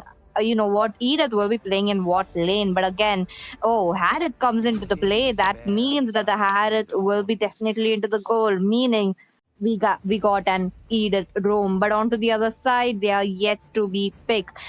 Ling coming into the play as well, and a Ling and a high loss. I do believe high loss would be an EXP later, because I want to see something like an support hero who can actually heal up, or actually get a lot of heal, a shield, and could just soak up those damage. Like an Angela or maybe an Matilda, pairing it up with a Link. What do you think about that, Itami? I would say, Hylos can go to the EXP actually, and he can initiate the team fights as well with the glorious pathway. Like he can do it, he can Sir, use, like what's your if he command? is combined with a revitalize spell, then definitely he can endure the damage as well, Where there is which comes light, up onto the there team are fights. also But from the side of shadows. team IWT, we are seeing the goal laner getting picked up, and that is going to be the Nathan going up actually against the Harith. So both of these are going to be the magic damage dealers actually for the side of both of the side of the teams. And the goal laners are actually going to be the magic kind of comp, which will be something quite worth to watch. So both of the sides of team Muff and IWT will be relying onto those radiant armors and Athena shields in order to deflect the damage, in order to like endure the damage coming up from both of these heroes. But looking at the bans, IWT actually went with the Fanny ban, followed by Team Muff's Luo Yi. So, from the side of Team IWT, actually the Luo Yi was picked onto the previous game, and those divergent plays was one of the We'll reasons find a why way, the even when initiations were all is so forlorn. good for the side of Team IWT. They ended up winning the game, and those divergent plays as well as those follow-ups were onto the point actually, Peachy. Oh, Louis definitely a respect band. The Moscow definitely another respect band that is quite good. Onto the other side, at He's fleeting IWT, as a we smooth see Anna sailing, as well as a as Fanny getting timeless banned. as a glacier's That heart. team Maf really don't have a jungler yet, so you're just choking down those possibilities onto the ban section, which is very, very dangerous. I really like that Vexana getting banned, because you know that the Vexana is going to deal a lot of damage, and you'll need a very strong assassin, or even Link can do it. But again, obvious they have a needed to catch the Link, so quite not a possibility. That is why they have just banned it out. On to the other hand, the last ban coming in from Maf, it is another mage, none other than a Aurora. Quite interesting ban, Sitami. Definitely, The Pichi. Moba And cleanse I exists guess one of the reasons why they banned out the Vexana as which well from the side of was Team waited for. IWT might be because Hylos can like dive in with a glorious pathway, and if Vexana is there onto like if Team Marv got their hands onto that Vexana, then definitely with that Horrify, he wouldn't be able to do that much of an impact that he is supposed to do. Then that might be one of the reasons they might have banned it. But those Horrify plays is not coming up. Team IWT will be banning it, and they will be proceeding with the Eve pick as the mid laner. So onto those tanky compositions, Eve can deal tremendous amount of damage once he gets the glowing one, followed by the Ice Queen as well as the Wishing Lantern. So Eve pick here will be really good, followed by Team Mav's Hayabusa. So okay, for that Eve, the Hayabusa, he can like as well as the Yogi Shadow Kill, he can definitely take out that Eve. Oh, highly possible. But again, the threat from Hayabusa is a lot. You have two squishy heroes, and considering Ling being another squishy hero, highly possible that if Ling is caught in a very awkward position alone, Hayabusa can go in with the Wigi Shadow Kill and possibly try to take it out. But again, you know that the Ling can try to pop his Tempest of Blade to get away from that Uigi Shadow Kill. So again, there's like a lot of possibilities that we can see into this game. On to the other hand, Eve and Nathan, they really need to play it safe. But Marv, look at them going strong with this Sicilian pick. That means the late game is secure. The early game, they will be just trying to play it slow, because there is no one onto the other side having that power spike other than the Hayabusa, because you know that it is going to be very annoying. Definitely, PC, and I am so sorry for that. Oh, actually, the reason why I said it is No. No, the reason why I actually said it is Team Muff are actually going with the late game composition once again for themselves, but Team IWT will be proceeding on to the Tigreal. So, you got what you wanted actually. This Hylos is definitely going to the EXP lane, and we are going to be seeing some initiations coming up from him. So, this is going to be quite worth the match, I would say. Both of these teams have a really good composition, but if this game goes to the mid or to the late, then definitely it will be favoring for the side of Team MAF, and Team IWT might crumble upon onto that. But onto the early phases, if they are able to take those advantage, then definitely I would say Team IWT has the more advantage. But we are going on onto the land of dawn. This is going to be the game number 2. IWT leading the series with 1-0. And if Team MAF needs to survive, then definitely they should be winning this match. So here we go onto the land of dawn. Oh, we are back again, ladies and gentlemen. Looks like Hayabusa has prioritized his blue buff. That means he will be joining up to the EXP lane very, very soon. Or maybe if he can switch up his rotation, he will be landing the top lane. But again, quite an opposite rotation coming in from Ling. I want to see that Hayabusa going in aggressive, but Oh my god. Akatsuki almost got taken out onto that process. Like, luckily, he was able to.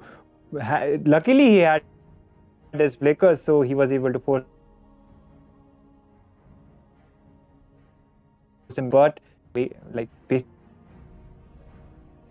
some connection issue, but we'll be back, and yep, we are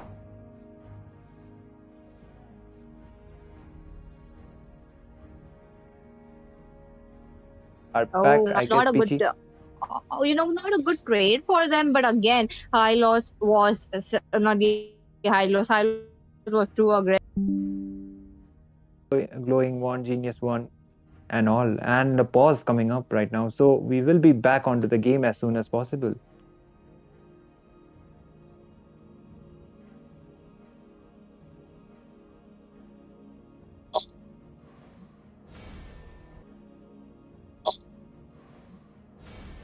So looks like we are back at trades actually, and Team IWT are leading in terms of those leads and as well as the goal, but I don't know. The lag is okay. That is The quite an issue. turtle. Mm-hmm.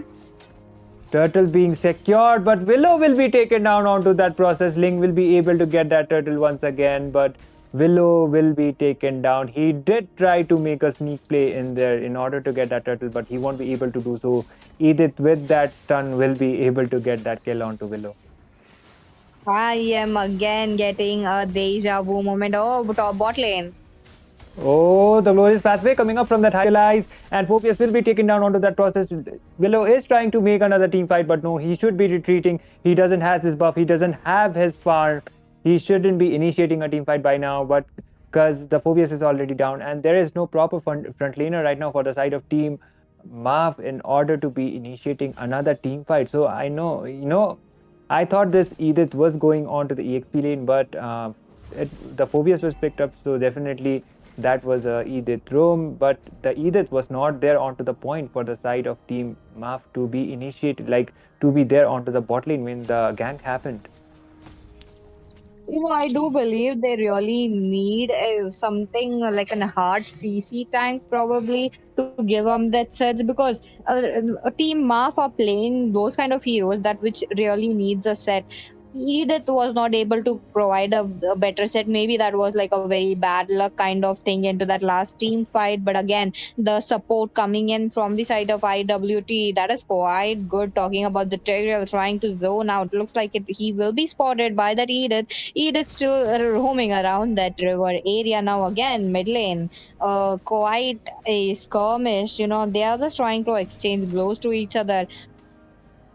But on to the other hand, talking about the Tigreal, they have a lot of heroes to pin down that Sicilian. They have a lot of heroes to pin down the Harith as well. With these conceal flicker play maybe coming with the implosion, it could be highly possible. But the second turtle, this would be an uncontested turtle for sure, Itami. Definitely, and I would say Team Maf hasn't found their opening yet in order to be initiating those team fights. And in terms of the gold lead too, they are like quite behind with over 3k gold lead going on for the side of Team IMT. So I would say IWT. So I would say, they should be playing it quite safe and shouldn't be over initiating on the gangs, and the goal difference is not that much, but still I would like what I would prefer to Team MAF right now would be they should try to play it safe, because onto the late game they have the composition. If they are able to make it out, then definitely they might stand a chance to secure this game for themselves, Peachy. Oh, highly possible, but the early game is definitely into the hands of IWT. Looks like we're either trying to get some blood right there. Oh, but meanwhile, onto the bot side, a solo kill. Willow was taken down solo from the hands of that Link just now, and that is definitely not you would want onto the early phases. The glorious pathway, the initiation coming up from that high loss, and Harris might be taken down. The Zaman force being used, but he won't be able to do much. The top tower will be taken down as well. Nathan barely escaping onto a really like 1 HP actually, and he was able to make an escape, and he got the trade as well. Meanwhile, Ling is trying to clear that lane. He will be able to do so, and Team IWT are quite the leading team right now. Looking at the gold as well as those objectives as well, they are leading with almost 6k gold lead. No, that is true, Tami. They are playing aggressive because they know that they have an Eve, they have an Tigreal who can really jump in. Now, Tigreal has his flicker. Tigreal might be giving up that implosion set very soon because they are all gearing up for that turtle. Again, the team must have the resources to clear up the lanes, try to come back to the turtle and contest it out, because this turtle is going to be quite important. On the other hand, I don't think that they are going in for it, but either spotting out those heroes, trying to give them the vision that they need, which is quite important, I do believe. So trying to pin out their location. On the other hand, Oh, 4 is trying to get an opening. Oh, the concealed play did came up. Eve on a really low HP was able to make that escape with the real manipulation. The template updates coming up from that link, able to get that kill onto the high up. Phobius will be taken down onto the process as well, but Edith will be punished too. That was a 3-for-1 trade for the side of Team IWT, and definitely this is not the thing Team MAF would be wanting right now. They are falling like dominoes. There is almost like at this point, if this continues, then definitely there will be no chance for them to come back as well, even if they got a late game spikes. And Team IWT are just focusing on getting those towers as well as those objectives. Yes, that is true, Itami. And on to the other hand, Team IWT are focused onto their neutral objectives as well. Turtles being taken down, turrets being taken down every single time. Wherever you can see an opening, you will be seeing a Link or maybe that Nathan trying to take down turrets. Again, the blue buff will be in jeopardy. I do believe so. Oh, Ling will be able to get that kill onto that Phobius. The over initiation costing him his life. The Templates of Blades being forced out, followed by the glorious pathway, and Hylos will be able to get that kill onto that. But Harith will get the shutdown finally onto that Ling. The Templates of Blades as well as the overextended will be costing him his life. The Ogi Shadow kill coming up from that Hayabusa, finally getting the kill onto that Nathan. The Zaman force being forced out used by that Harith, but Harith will be taken down. That damage is too much.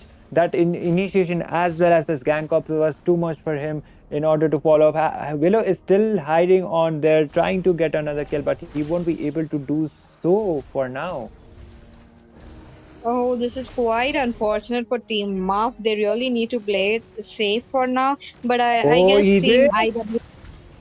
Edith with the follow-up once again. Akatsuki getting this kill onto that Tigreal, and Uba finally getting some trades for the side of Team MAF. A 2-for-0 trade. Hylos will not be able to endure it, and finally Team MAF are starting to pull this off. That was a 3-for-0 trade for them, and we might maybe see a comeback if they are able to do those plays. The Templates of Blades being forced out by that Link. He should be retreating, and he will be retreating by far. The Blades being used up, and oh my god, that Ogi Shadow kill follow-up was so good from that Hayabusa. Finally getting that kill onto Link. The overextension from that Phobius will be costing him his life. The bat impact coming up from that Sicilian, but not connecting onto that Nathan.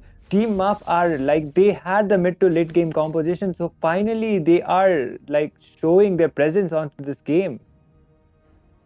Definitely, Tami, and rightfully so. That as you mentioned, that the power spike is up, so I do believe that they're playing around it. Also, on to the other hand, Neo, he is forming up very well. His position is quite off, I do believe so, because he was the one getting picked off into that in midst of the team fight as well. So that is not a very good option when you know that you are the marksman for the team.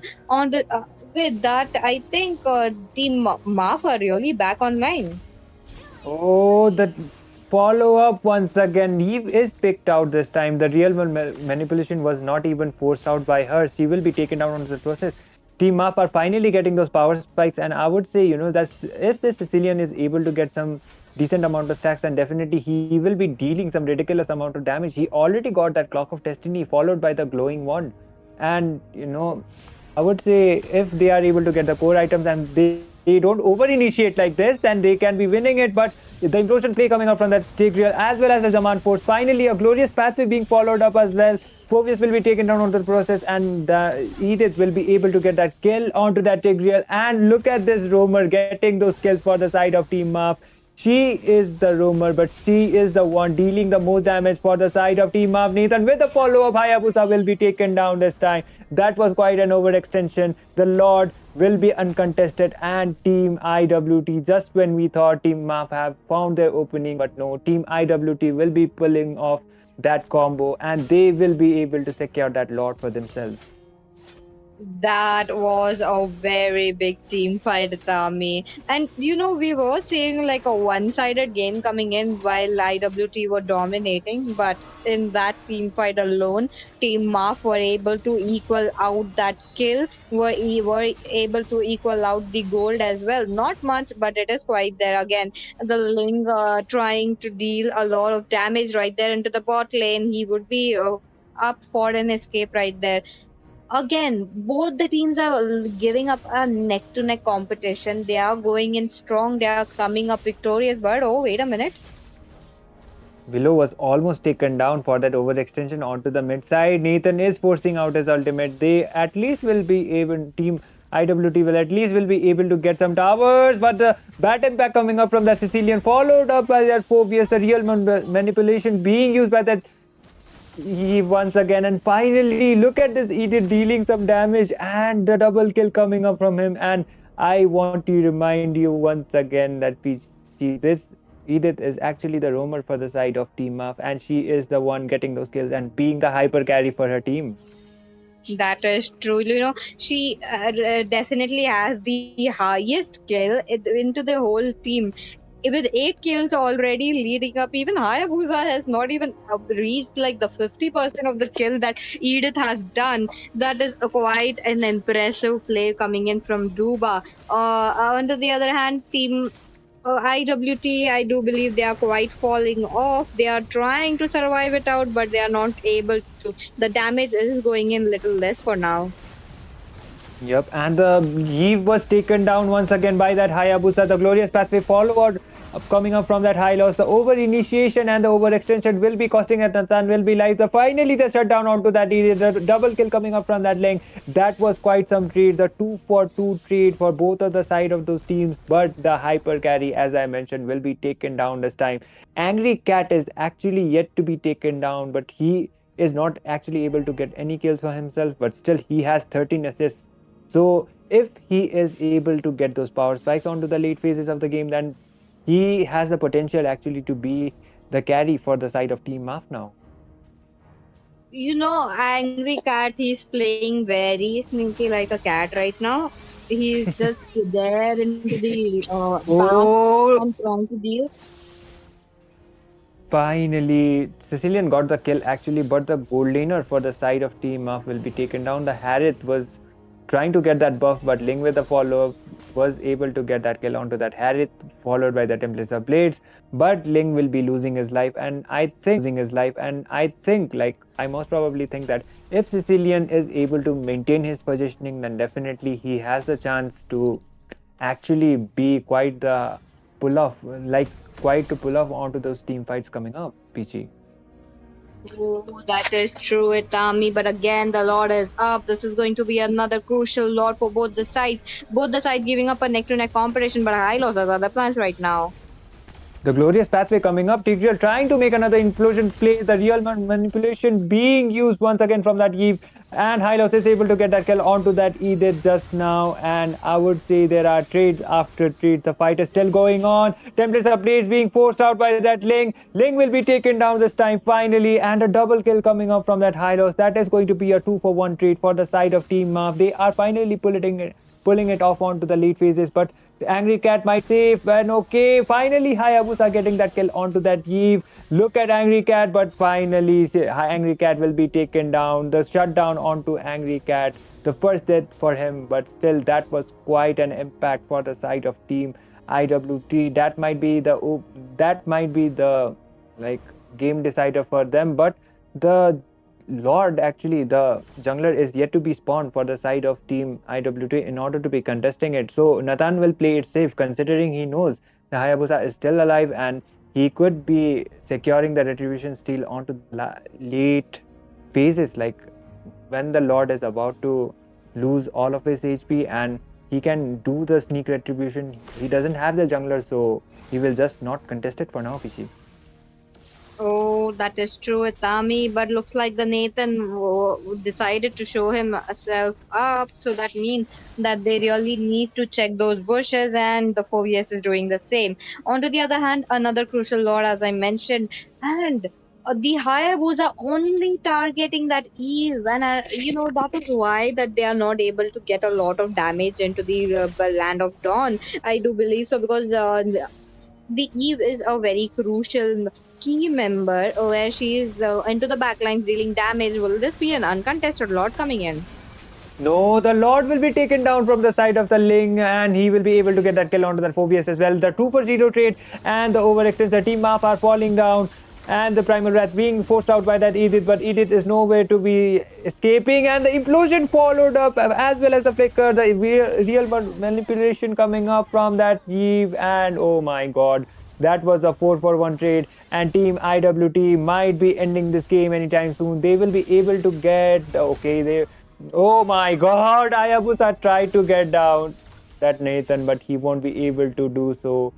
That was kind of a misplay. Willow did try to... If he was able to take down that Nathan there, then he did thought that the push from the side of Team IWT will not be there if the Nathan was taken down, but they had other plans.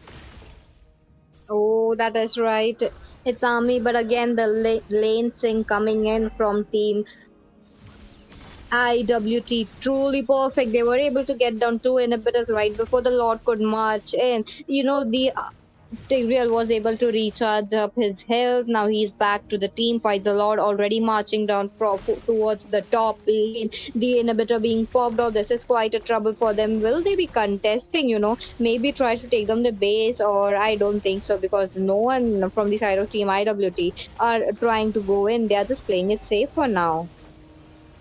They are kind of aware of the fact that if they without any minions, if they got the fight, then they might be taken down. Oh my god, Willow with a really good escape. Actually, that Shadows was able to save him for now. The concealed play coming up, followed by the glorious pathway, and they are diving it in right now. IWT are not going to back it off this time. There will be trades. The Winter Crown being popped up, and oh my god, Nathan will be taken down, as well as, oh my god, the team up are actually falling down, and IWT will be taken down as well. The killing spree coming up from that Hylos onto that Harris, and I would say that was a 3-for-2 trade for the side of Team Marv as well as IWT. But Team Marv finally, what I would like to mention here is Team IWT did thought that they will be able to wipe them out, but they themselves were fallen off onto this team fight, so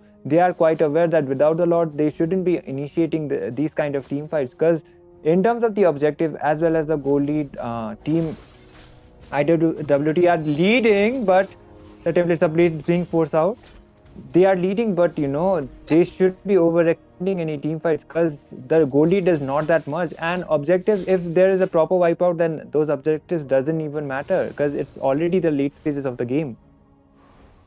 That's true, Itami. But again, as I mentioned, that the Hayabusa could win the 1v1 fight, but the Tempest of Blade is what is stopping him. He really popped his Yugi Shadow. Maybe he could have waited out his Tempest of Blade and then went in. He would have won that. But again, Oh, Tigreal trying to get that. the implosion play coming up from him. The immortality was popped out, but I thought Haya would be able to escape. But Angry Cat looking on a bad position. He will be taken down this time. The Glorious Pathway will be able to get that kill onto him. There were four people marching to him this time. So a 2 for 0 trade for the side of Team IWT. And the minions are heading actually from the side of top. But no, they won't be over initiating. They are aware of their potential. They know that they might be not be, but wait a minute, they are trying to initiate another team fight coming up, and the real world manipulation once again being used by that Luo, followed by that Edith will be able to get that kill onto that Nathan. But the lace is quite low, and Team IWT will be winning this series, and Team MAF will be going home. The 2 for 0, the game is secured, the series is secured for the side of Team Init to win it. What a match coming in. IWT did it again, giving up a very good clean sweep. They were able to defeat one of the strongest teams and they will be proceeding ahead towards the next rounds. But again, coming back to the scoreboard, Itami, look at that. Hylos was able to pick up an MVP, and the onto the other side, the Angry Cat really played it well, but unfortunately, he really got caught into that high loss glorious pathway, which was very bad, and that is where I think they just started to fall off. Definitely, Peachy. And even actually onto the late game phases, we were seeing Team IWT even falling off as well. But the execution was quite not to the point for the side of Team Up in order to make another miracle play or a comeback. So they were not even able to get one single lot for themselves onto this game. And this time, as soon as there was a 3 for 0 trade for the side of Team IWT, they decided not to go for the lot but to end the game, and they were also able to do so as soon as the minions came up, and they instantly ended the game. And that was it for this game, folks. We will be right back with another matches because look at this. This is not getting interesting. Yep, and we will be back with another game, guys. So, people who are watching the stream, please like and share the stream, and we will be back with more action coming up. The quarterfinals are still on.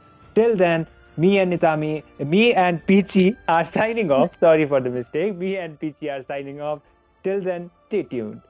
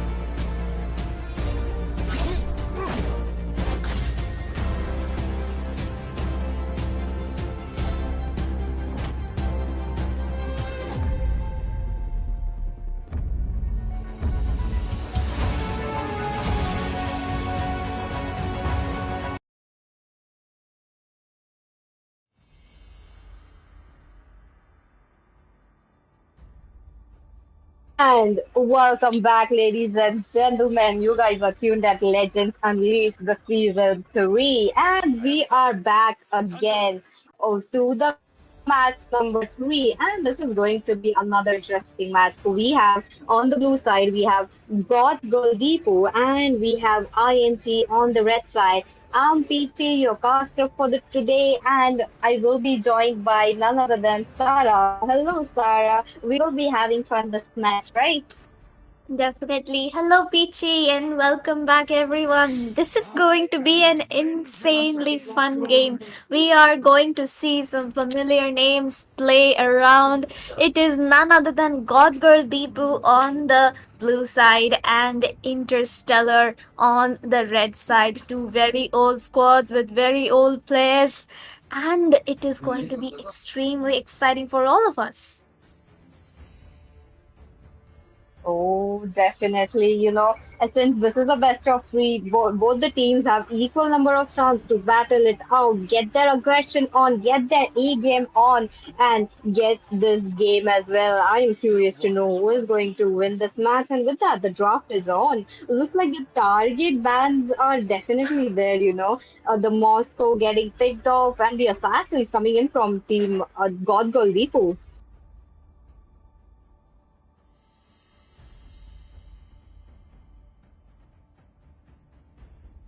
Yes, definitely This a is bit quite interesting. Who I said do there are no feel my like. secrets in apologies life? for that. A little And more as we can wine. see in the draft, Hayabusa and Ling have been banned out along with the Moscow ban coming in, especially for Misery right there, I would say. Peachy, what do you think? Oh, the respect band definitely there. That Moscow is definitely for misery, right?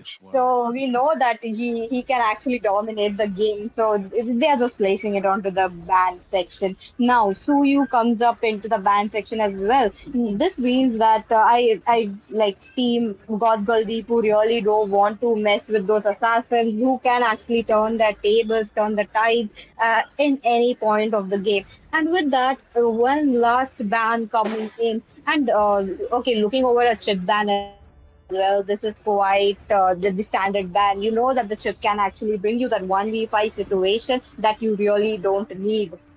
Magic is my life. Yep, definitely. And once again, another Harit ban coming in from the side of Int. Int seems so focused on banning out Misery's heroes. A lot of other things are also open in the current draft. So both of these teams could be going in for anything out there. The Edith would be open in the EXP along with the Phobias as well. So those could be picked up once again in the mid lane. The Junction is open and oh my god, that was way too much of a cast discuss coming in, and that was an instant Junction pick, as I was mentioning. Ooh, but Sarah, you're forgetting one of the strongest EXP laner is yet to be picked, the Khalid. Do you think that team INT can actually go for an Khalid pick? They can. We have seen Battletrons play around those EXP lane heroes a lot in the previous tournaments as well. And you called it, PG. He did go ahead with the Khalid pick in the EXP. He is going to be very, very annoying in the team fights. Jukshin, though, in a way, she can counter Khalid because she can interrupt his second skills, healing, and also displace him after he is done casting his Raging Sands ultimate. But then again, there is an Aurora pick coming in from the side of Int, and the Frigid Glaciers would be seen in this match. From the side of God Galdipo, they did pick up on that Gatotkacha and in the EX plane to counter out the Khalid. Two very interesting picks coming in from them, and actually they are smart. Both the Jukshin and the Gatotkacha can actually counter those heroes. Oh, that is right, Sarah. So that means that they have that upper hand right now. But Misery hovering towards that Kimi, I'm quite skeptical about that. But again, Nathan coming into the play, I do feel like they are showing up their marksman card quite early. So I'm not quite sure. Maybe onto the other side as well, we will be seeing another marksman coming up. They're just like copying each other's picks so that they just don't give away what is their team plan for today. Absolutely, PG and Misery would be locking in on towards the Nathan, one of his other strong picks, who is also Sir, very strong in the what's your command? current meta. But Venom would be instantly locking in on his Fanny. So the side of Int is actually going in for their flex picks. They are going to be picking out the comfort heroes they have been playing over the years. And the Alpha Band once again is targeted towards Tetsuya this time, but they aren't aware that Tetsuya would be the one going in towards EXP, and it is actually Mermaid in the role of jungle this time. So that could have been a misband, and if I am not wrong, Mermaid could be coming out with one of the best flex picks he can in this tournament and in the history of India. The Alucard could be coming in this match, but then again, it is all up to Team God Girl Deepu to decide what they can. Oh, an Alucard pick, that could be quite interesting if they really come up with it. And if they win that game, I kudos to them. I think they would make believe like any kind of heroes, even though Alucard is not considered as a meta hero. But that Fanny pick, I'm as a Luxian, as a mage player myself, I know that how annoying it is to actually get rid of the Fanny. She can just swoop in with a cable, the cutthroat, you're just vulnerable. You really need to be behind your tanks every single time, watching your position so that you won't be getting picked off. With that, the ban sections are up. Another EXP laner, more like an versatile pick getting banned off. Yes, definitely. The Ruby will also be banned off in the EXP lane, probably. I do not know why the Ruby was exactly banned off, but then again, it's a viable ban considering she is a very strong hero right now. Tigree ban, once again, justified. They would be looking to let Jobom pick up on the Kufra possibly if he can to counter out that Fanny, or he could be going in with any of his flex picks such as the Grok, which is also possible. For the bans, though, they should be banning out on a marksman, but no, they are actually going to ban out on the Matilda. They haven't banned out any of Imagine's heroes right now, and the Claude, Brody, 1 1, all of them are very much open to be picked up, but he instead decides to go in for the Beatrix, who has recently seen an insane spike in the pick rate currently. Don't you think so, Peachy? Oh, that is true. That is like a sudden popularity that the Beatrix had, and she's working out. So why not just pick it up? And as you mentioned, that Imagine's classic pick like a Claude. I was really hoping that they would be banning it out, but looks like another annoying hero like a Matilda was picked off. Now, oh, this is what I was hoping for. There is a fan in your opponent team. What are you picking? Are you picking a Mincitar or probably a Kufra? Maybe a Kufra might come into the play, but Mermaid going ahead with a Roger Jungle. That's like long time no see for a Roger Jungle coming into the play while Roger was literally thrown out of the meta. Agreeing with you right there, Peachy. And like both of these teams, they went ahead with a solid draft, and only the mage is left out in the side of Team Int. And they could be going in with, oh, not actually the mage, the roam is missed out from the side of Team Int. And considering they do not have a proper front line, I think they could be going ahead with a Minotaur pick here, even to counter out the Kufra. But then again, it is Int. They could even lock in a Selena roam as he is hovering over it. But then again, what to say? It's going to be a Kaja in the room for the side of Team Int to possibly catch out the Roger during the team fights, and with the suppression and Divine Judgment would be locking in that hero in the team fights, which could be a game changer. Oh, that is true, Sarah. This divine judgment would be just for that one pickup, and you have an Aurora with you. That means that if you pop the divine judgment, if you pop that frigid glacier, there's no escaping for that. A team Interstellar really have the possibility of doing the chain CC. And as we are into the loading screen right now, this I have to remind you guys that this is the first match between team God Girl Deepu versus INT, and they will be battling it out. Other than that, I would also like to remind you that do subscribe, do like and share, bring in your friends as well because these are the oldest squad in India, as Sarah mentioned. Till the enemy reaches the battlefield.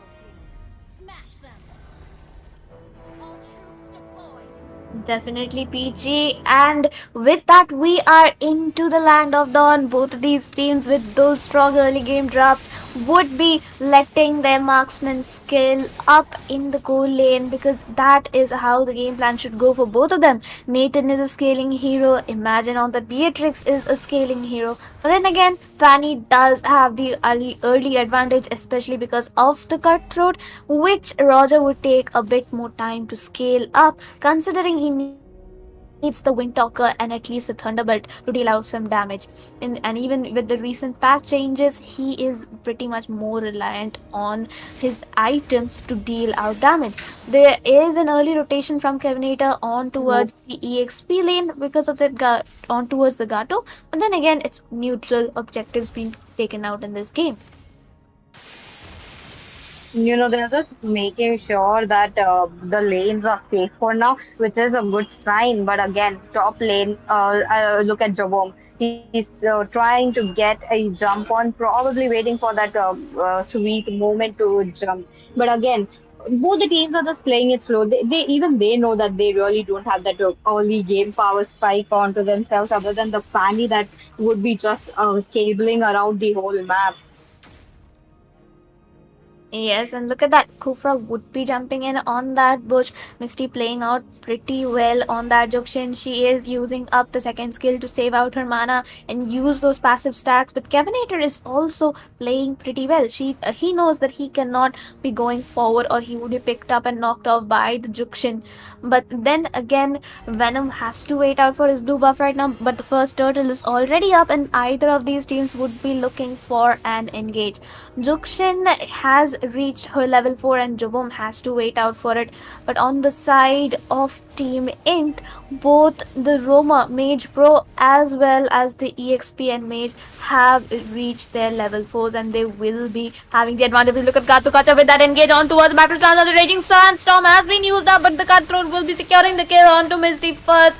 Venom with the first kill and the Divine Judgment catching Misery out of there. All of the members of Team Deepu are very, very low and they would be running for their lives. But Khalid has the chase potential. That QT being locked out and the kill will be secured by Battle Trans as well as Mage Pro on towards that QT and Jabom. Too much of an overextension coming out there and not marking the right targets. Team Deepu has to come back together and focus on the right people to target.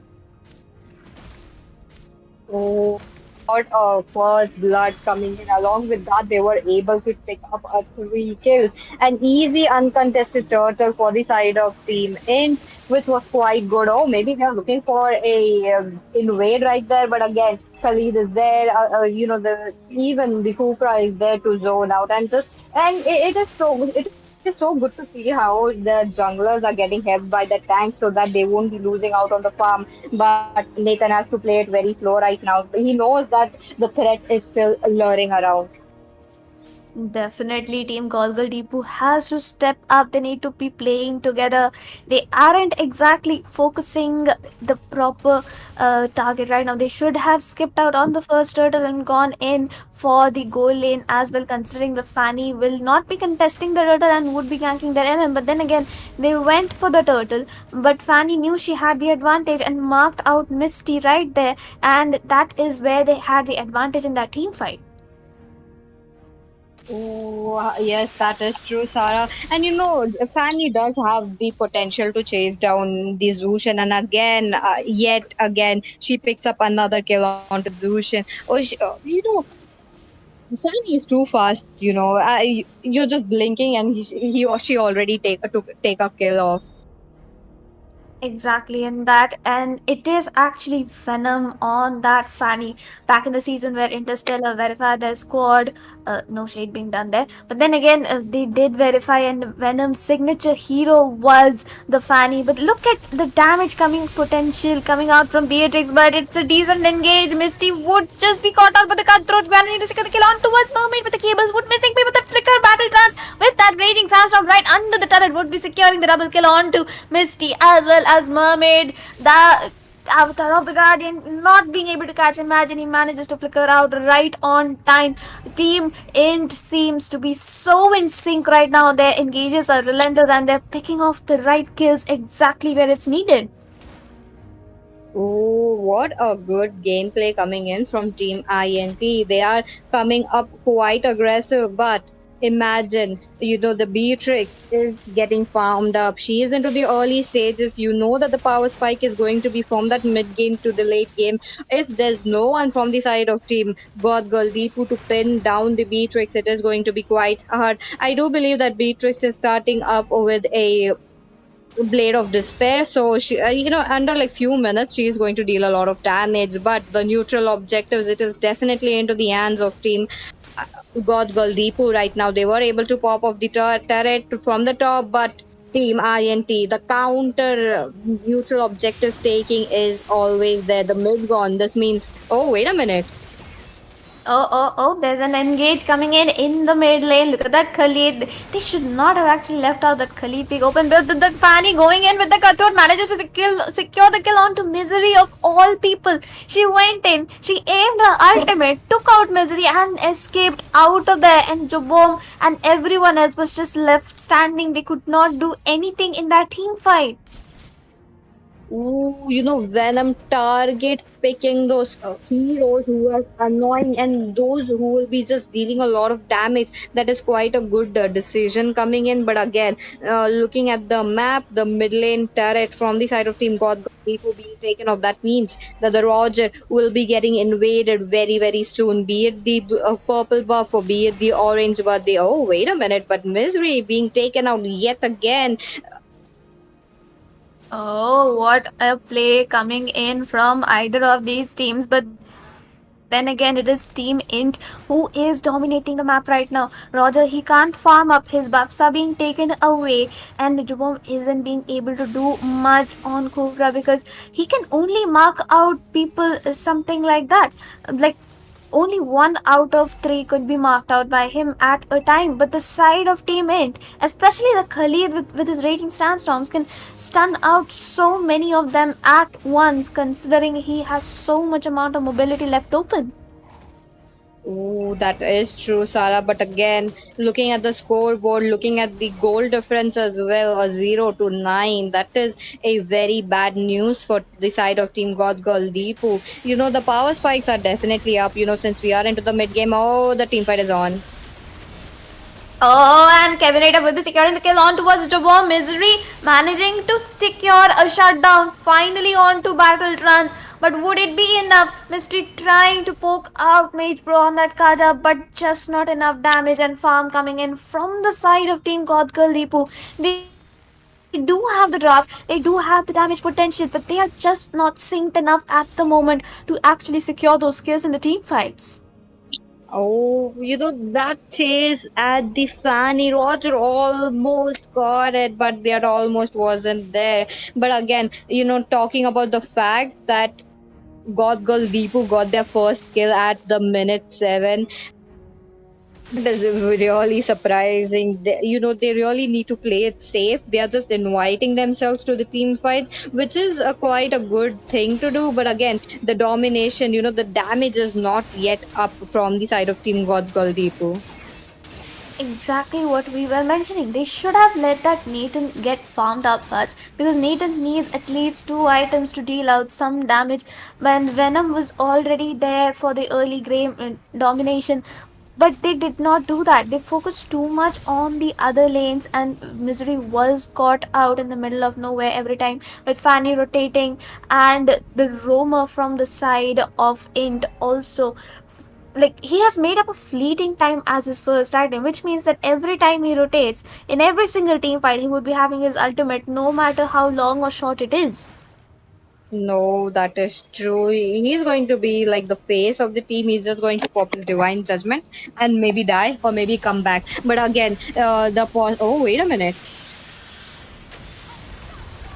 Oh, and Venom with the double kill onto Misery and Mermaid right under the turret itself. Look at Battle Trance with the double rating sandstorm stun coming in from Battle Trance, but no casualties will be taken. They successfully managed to escape this once, but the minions would be charging in. At least the turret shield is still left open. but the tier 2 in the mid lane is being chunked out by Imagine as the Lord marches down the top lane.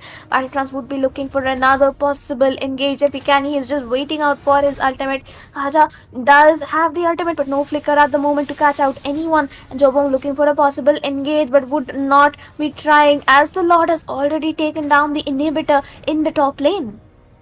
Okay, this is definitely a good Lord defense, I would say, because only one of the inhibitor chunked down. Not exactly a good news, but again, they still definitely managed to survive it out despite the goal difference that we are seeing. The goal difference is quite high, but Khalid, was in kind Oh, of a the very bad. frigid glacier coming in, not catching anyone out there.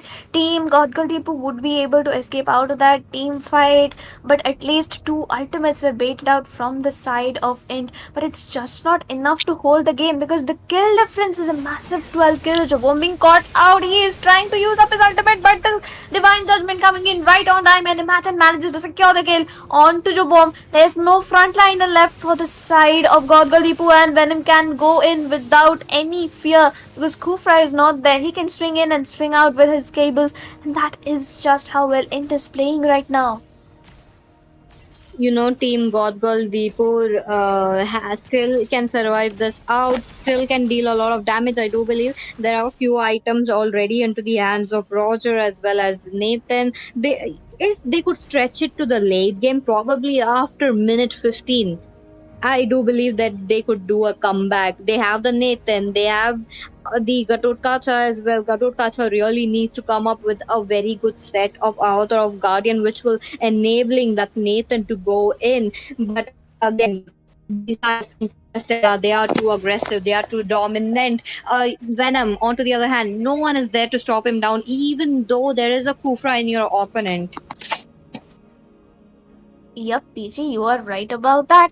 Like Team Gorgle Deepu right now, they need to play for a pick-off. They need to shut down Venom and Imagine in any possible way. But the concealed play coming in by Mage Pro and the Divine Judgment has been used up. The Blizzard Glacier also used up in the middle of that. But Jobo managing to escape with his flicker, silently just going to have to recall, which means that Team Gorgle Deepu cannot contest for the Lord. And look at Battle Trance. He's just going to poke out everyone in that team fight. TechQT trying to provide the vision needed in there, but then Team Int, they just have so much more potential to secure that Lord at the moment. Jabom will jump onto the mid bush, but TechQT trying to possible engage, but will be stunned out and poked out as well. The Avatar of the Guardian not really catching anyone, and the ultimate being used up.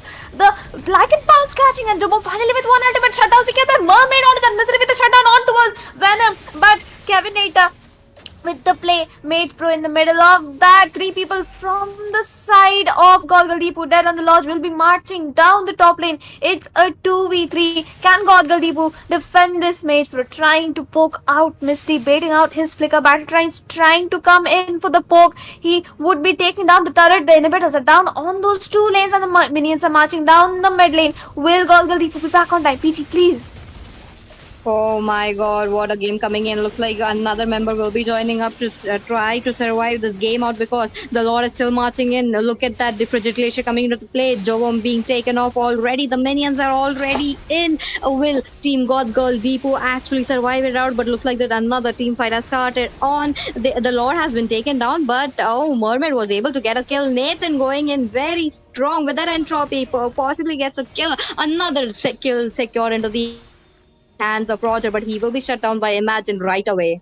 Team Deepu looking slightly more hopeful now. Jabom needs to fix his engages. He needs to secure a possible engage, and those jumps need to be accurate so the Tyrant's Rage can actually hit that engage during the Lord. It was perfect. He just needs to do more of those. And Team Godgirl Deepu does have the damage potential right now because the Roger has nearly his full build and his gold is nearly equal to that of Venom. So Team Godgirl Deepu technically here they have the perfect chance to do a comeback and exiting the item screen. We can see that Team GGD is looking for an engage. The conceal has been used up. Venom is there though. He is camping, but there is no squishy hero on that side.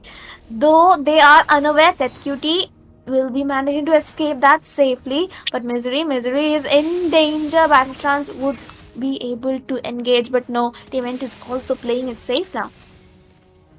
You know, Sarah, the whole game depends on Misery right now. He is the saving grace for the team along with Roger. Roger was able to dish out a lot of damage, was able to take a few of the couple members into the last team fight, which was a big W for them. But again, they really need to play it slow. They really need to bait out a lot of ultimates from the side of team INT. And look at that, the team fight is on. Oh, Joe Bomb just being caught out a bit too much into those team fights, but Misery will be managing to secure a kill on towards Imagine.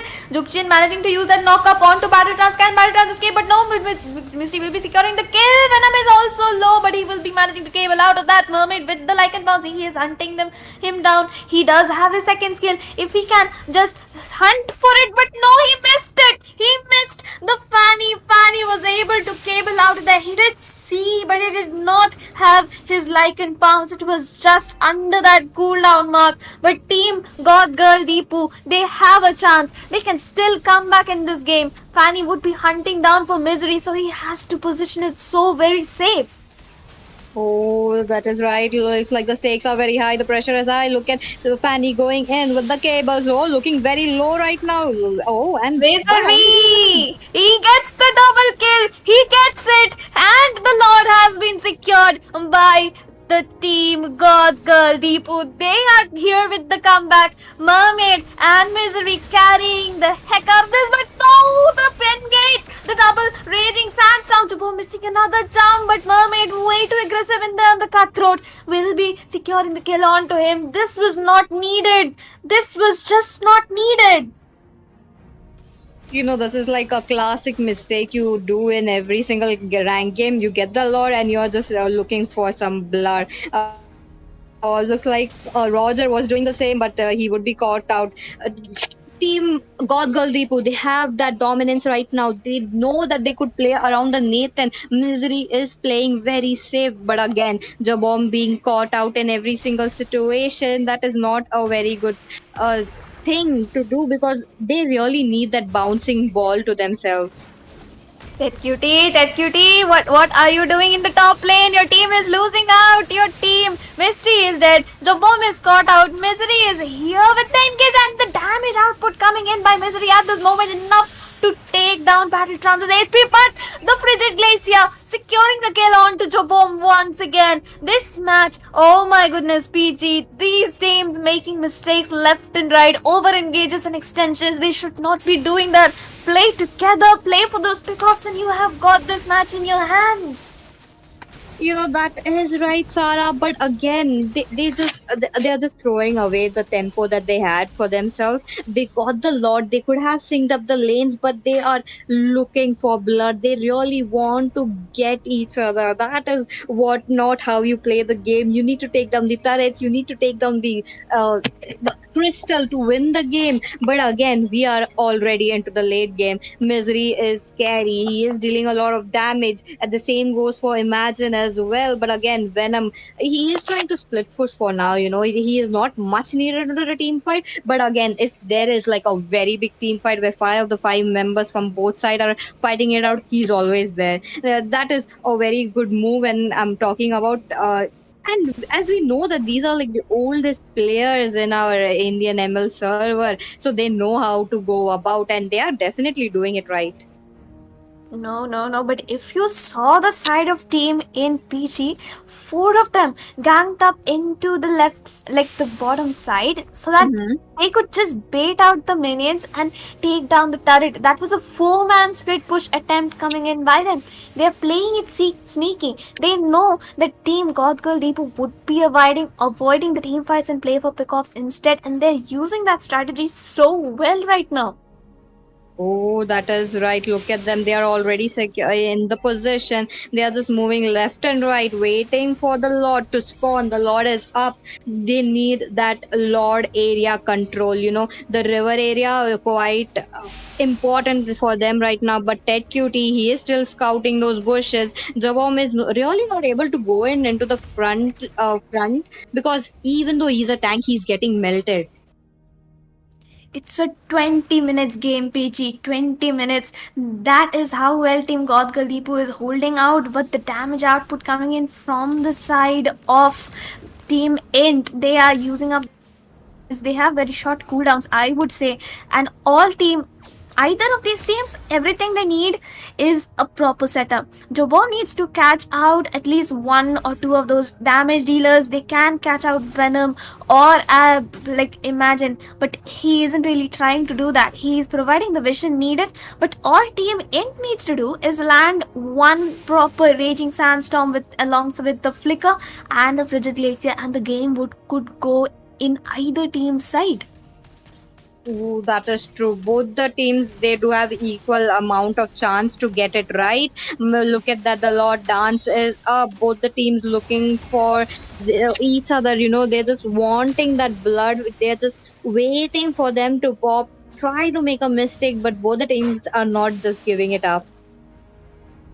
Like, it is such a to and fro match at this point. It's literally 50-50. One mistake and the game would be over for either of them. And look at the conceal play coming in by Mage Pro. He has baited out his conceal, and Team Ent has already started on to the Lord Mermaid is aware, and the flicker has been baited out of Mage Pro. He misses the flicker. That cutie has the perfect chance to engage. Jobom, he should be going in right now, but the Raging Sandstorm would be catching only one. And in the backline, Misery in danger, but Misery will be escaping, and this engages. Imagine has been forced out to use up his flicker, and the flicker engage coming in from Jobom. Mystery with the kill on to Mage Pro. Jobom with the engage in the front line, but no one to deal some damage. They have to recall. Fanny is there to push. The teams would be looking for a disengage, but no. Only Misty and Mermaid would be recalling, and Venom is there camping out. Then he can use the cathode, and he will be using his cables. Jobom and that cutie surviving with one slither of an HP. The vision has been used up. Misery dealing a lot of damage right then and there. These frontliners need to escape. They need to provide the front line for Misery, but they are not doing that yet. They should not start on the lot. Clear of the lanes, man. Clear of the lanes.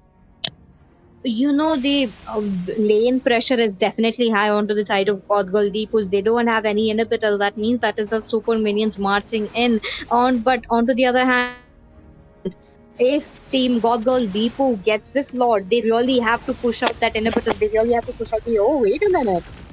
Oh, there isn't an exact engage, but Aurora's positioning, I am scared. Jobom, where are you? Check out the bushes. He needs to do that. Battle trying and engage, and the sniper ultimate has been used on. Mermaid needs to secure this retribution, and he does it. The Frigid Glacier lands there when the Venom secures the kill on towards Mermaid, but Misery is unstoppable. He is the one dealing the damage. He gets the kill.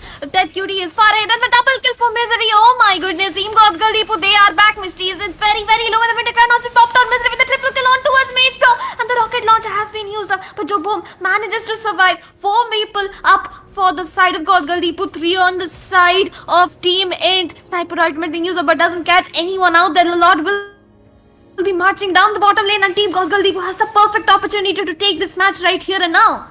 Oh, highly possible. The Lord is definitely marching down from the bot lane. They really need to, the side of Team God Deepu, they have to go through the tier 2 turrets from the mid, from the top as well. With this Lord, they really need to secure those inhibitors, or maybe another shutdown coming in, because they were able to manage to pick off those key heroes, the Fanny, as well as the Kaja, who was the most annoying coming in with the Divine Judgment. Look at the Lord for coming in.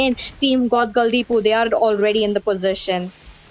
Jobom is looking for an engage. He does have his flicker. He just needs to land one proper Tyrant's Rage, and Team God Deepu could be ending this match right here and now. Jobom will be using the conceal. No engage right now, because there are 5 members from the side of Team Int still alive. They have the perfect chance to defend this, and Jobom just needs to set up properly. But then again, Battle Trance and Kevinator fully alive and well, ready to catch with those Raging Sandstorm and Frigid Glacier ultimates. But Fanny, though, on the top side, he is looking for an engage. The Roger is in danger. But in the mid lane as well, there is there was a possible engage. Lanterns have been used up by Misty. Misery is very farmed out right now, but on the bot side, Fanny is there. He is clearing up the lanes. They need to recall. That cutie manages to understand that please, someone has to recall to clear up the lanes, but Misery will be the one taking down the turtles. They need to stay around with him. Fanny will also be recalling now to defend up his base. This match just keeps going on and on and on.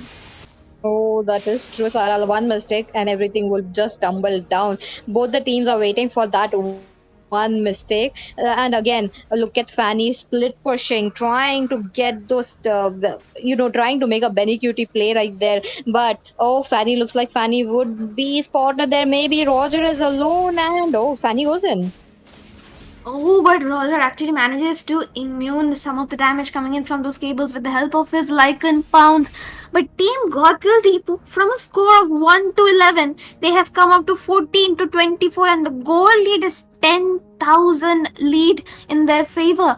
But then this will be the final deciding team fight coming in by either of these teams. Roger and Gatotkacha will be looking for an engage onto the Fanny. They need to dump it out, but the Tyrant's Rage has been used up. The Winter Clown has been forced out from Battletrans. He is low. The Raging Sandstorms will be used up, but Juxin chasing him down. Just not enough movement speed right there. Battletrans manages to escape out. He will be buying out the Immortality, switching out that Winter Crown, and this last fight would mean everything to either of these teams.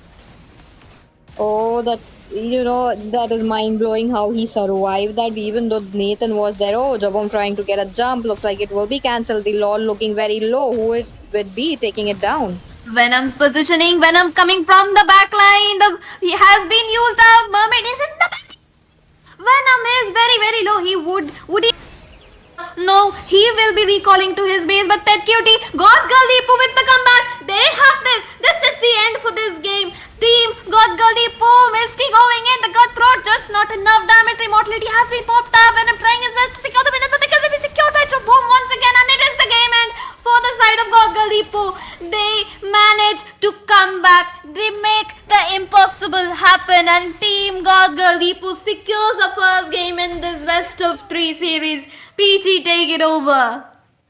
Oh my god, what a game coming in from losing that early game, from losing the mid game, and just picking up the late game. Team God Girl Deepu have done it again. They picked up the first game into their hands and got us that victory. That was a very intense game coming in. It literally stretched up to 26 minutes. That's like the longest game so far for today. But the Misery picking up that MVP, and we will be shortly going into the game 2 because this is just getting exciting, Sarah. This is an exciting indeed, and as Zoom said in the chat earlier, the return of Pandit J is real. Team God Girl Deepu is in form, and we would be moving towards game number 2 very soon. This is me, Sarah, taking your leave. Do not go anywhere because we will be right back, everyone.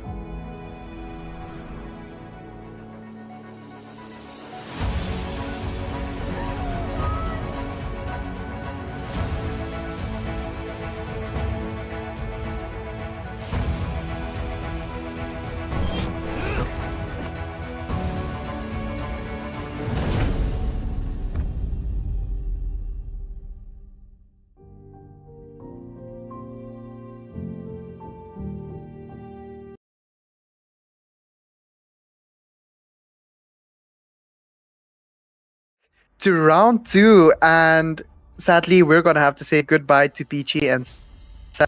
But then again, you have me, your friendly neighborhood caster, Sebastian, along with the one and only Baldudu. How are you, Baldudu? I'm doing great, man, and it is good to be here back in Legendary Unleashed once again. It is the quarterfinals, and I was watching the game one between these two, where Goth Girl was able to take that win against INT. Was quite surprising to see, but there was an absolutely stellar performance by Misty. But right now, getting into game two, it is INT on the blue side, and on the red, it is you have Goth Girl, which is quite weird to say it out because I've usually just texted about it, but I never said the words Goth Girl out in public. But yes, going into the draft, the Moscow has been taken out, and they have responded with the chip. My goodness me, Baldudu. We both witnessed what happened in round 1. It was a bloody massacre, not just on one team, but both the teams as well. These two teams are so evenly matched that if a fatal mistake happens, they're just gonna take that opportunity and bye bye. So there we go again, Baldu. We're looking at a Hayabusa ban again, along with the Harris, which is really, really good. And you were right on that. The margin of error when it comes to such good teams is so less. You cannot afford to make a mistake. You mess up one, wave management, and you could end up losing that entire lord. Because both teams draft really well. They consider every aspect from the early to late. Because we saw in the previous game, despite having a fanny comp, they were able to hold on for so long, and that makes all the difference. But right now, the first phase of drafts is over. Assassin's taken out. Nathan is also taken out. I guess they do not want to see a recap because we've seen how good Nathan has been in this tournament. He's had such a good win rate, and he holds the lane forever. He just holds I forever, man. agree. And that Purify, man, my goodness me, it just works out so well. To the point he doesn't even need like Flicker, he doesn't even need that Inspire to deal extra damage because we both know he has, his basic attacks literally come back. So it also deals the same damage as well. And I think oh my gosh, Venom on the Suyu once again is a beautiful hero considering that he has no immune and no, no nerfs right now. And Joe Bomb going in with that Gatot as well. Gatot is such a pretty strong EXP slash roamer, I'd say. Baldudu. Yup, man, and the Kato is just so good against physical damage heroes due to his passive. Because the lower his HP gets, the more defense scaling he is. So he can kind of, avoid making an anti-cuirass in the early game, which will, help him itemize better. Because you have 3 physical damage heroes picked up from the side of INT. But you also have the Zuzian, which is a really interesting pick by Tet Cutie. We have to see how well he holds against in lane, because in the previous game, I think it was Kev who will be laning against the Zuzian. So we'll have to see what they pick up and try to get a winning lane for the mage. Because if your mage loses out in the early rotations, that Suyo will struggle to find openings. I agree, man. I really do agree, man. It's the proof that I'm still. There's always that Khalid. You know what I mean, right? That Khalid on the side of the blue team is gonna be so annoying, especially for Goth Girl here.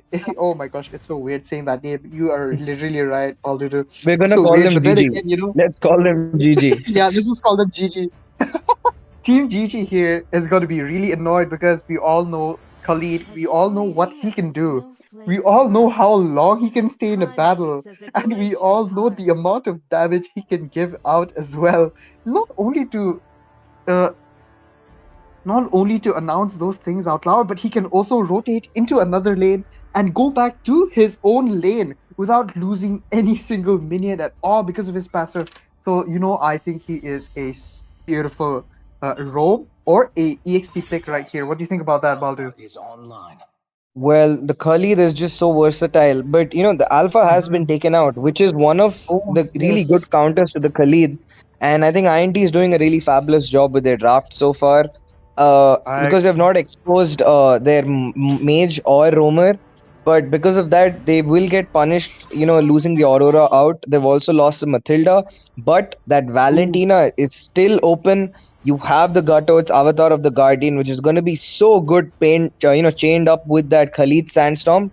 So there's Mhm. something to watch out for. Kev does have options to play in his role, and so I does agree. Mage Pro. Surprisingly, being named Mage Pro, he is not picking up mages, but it happens. Yes, it happens, and we've got a Kyrie picking a Yuzhong before as well in a different tournament. I was seeing so many heroes picking on the names that do not really match the laning. But then again, I feel like Cho would be a really good roamer here because if that Khalid is there, the Jeet Kundo coming in from that first kill of Cho, which is the Jeet Kundo, is definitely gonna disrupt that healing as well. Ooh, the Grok is banned out for Misty and Mermaid. Either one of them could be picking out that, but then again, Grok is banned out. But yes, Baldur, as I was saying, that Cho is gonna be a really good uh, counter pick against Khalid, but I'm not sure what they're planning to do here, man. And actually, I was expecting INT would be picking up the Grok for themselves. I was just Mm-hmm. about to say they have options like Grok in the room, but I ended up ruining it for them. But Misty does pick up the Tigreal for himself, and yeah, that implosion. There's a lot of CC from the side of the red team. They have a lot of Mm-hmm. focused CC. They have a lot of crowd control, very annoying comp to play against. And if they do a good job, that Brody is gonna absolutely devastate the backline of INT. But Kev picks up the vampire count. It is Cecilion in this land of dawn. We will be seeing him. The bat impacts are gonna go crazy if he stacks up towards the late game. And I'm really Exactly. excited to see what the Cecilion can bring to this match. He is Mm-hmm. forced to use the purifier because of the amount of CC these opponents have, but we could see something special coming out if the game drags on to late. I agree with you as well, man. The Sicilian there, he's going to be hogging all of that glory and getting all of the, not kill steal, but the kill secures. Every time we say KS, it's like, why did you KS my kill? Why did you take that? Instead of that, I think Sicilian here getting all of that kill secure is going to be, oh my goodness me, it's going to be the core maybe the core gameplay of INT right here. But look at that, the Nolan is open, Bane is open, Roger as well. There's so many heroes that are Yeah, picked out it that feels could be like a used. taunt. It feels like a mermaid is taunting them. Like, you gave me these many heroes open. Like, you've given me too much. And he's like just showing them, like, this is a buffet spread. But he Ooh. does end up locking up the Ammon. I'm kind of Oh. surprised by the Ammon pick because they have only Brody for physical damage towards the late. So they're kind Hmm. of heavily leaning onto the magic burst. I So we'll agree have with to you see as how well. that works out. Baldudo, I think they're trying to make them focus more on building up that magic defense, so Brody can just use that fragments of lost memory onto the enemy there and making sure that he gets the guaranteed kill with that Sky Piercer that I'm definitely sure he's gonna build up that thing because it is such a powerful item on Brody, mm, adding up For with his sure. auto It's skill as so annoying, well. man. Like, Ooh, torn apart beautiful. memory itself is like an execute skill, but on top of that, you have the Sky Piercer. I don't know. I really do not like that item, man, because I like playing tanky heroes, and I feel like Hmm. there's no point of making items because the Sky Piercer exists in this game. But keeping that aside, viewers, we're into the land of dawn. It is the quarterfinals. Support your favorite teammate. Share the stream. Let's get some more interaction going. The more viewers there, the more giveaways we can do for you and the more content we can bring. But right now, the game has Absolutely. begun. Both sides rotating. The Khalid surprisingly going to the Rome. The Edith will be going on to the EXP lane. The Khalid picking up dire hit. Oh, Quite this is gonna surprising. look good. I think he's gonna go in for that damage. Otherwise, he's gonna go in for a semi tank as usual because Khalid, we all know, even with the tank build, he's such the type of hero that can bring out as much damage onto that early game as well. And look at that, he is clearing out that gold crab right there like a piece of paper. And I think this will be going on to Imagine or the Sicilian. Kev takes it away. from both the marksmen as well. He does get that stack though, which he is going to need absolutely. Venom is there as well. Baldudu, what do you think of this match? Do you think we will see a repeat of what last match happened? Because look at that, both the teams are so strong and yet only one can win. And that's the worst and the best part about any sport, any game. You could have the most interesting match in the world, but at the end of it, it has to conclude and only one victor is there. But we'll have to see whether God Girl will be able to take the game 2 and the series in a sweep, or will INT get a comeback.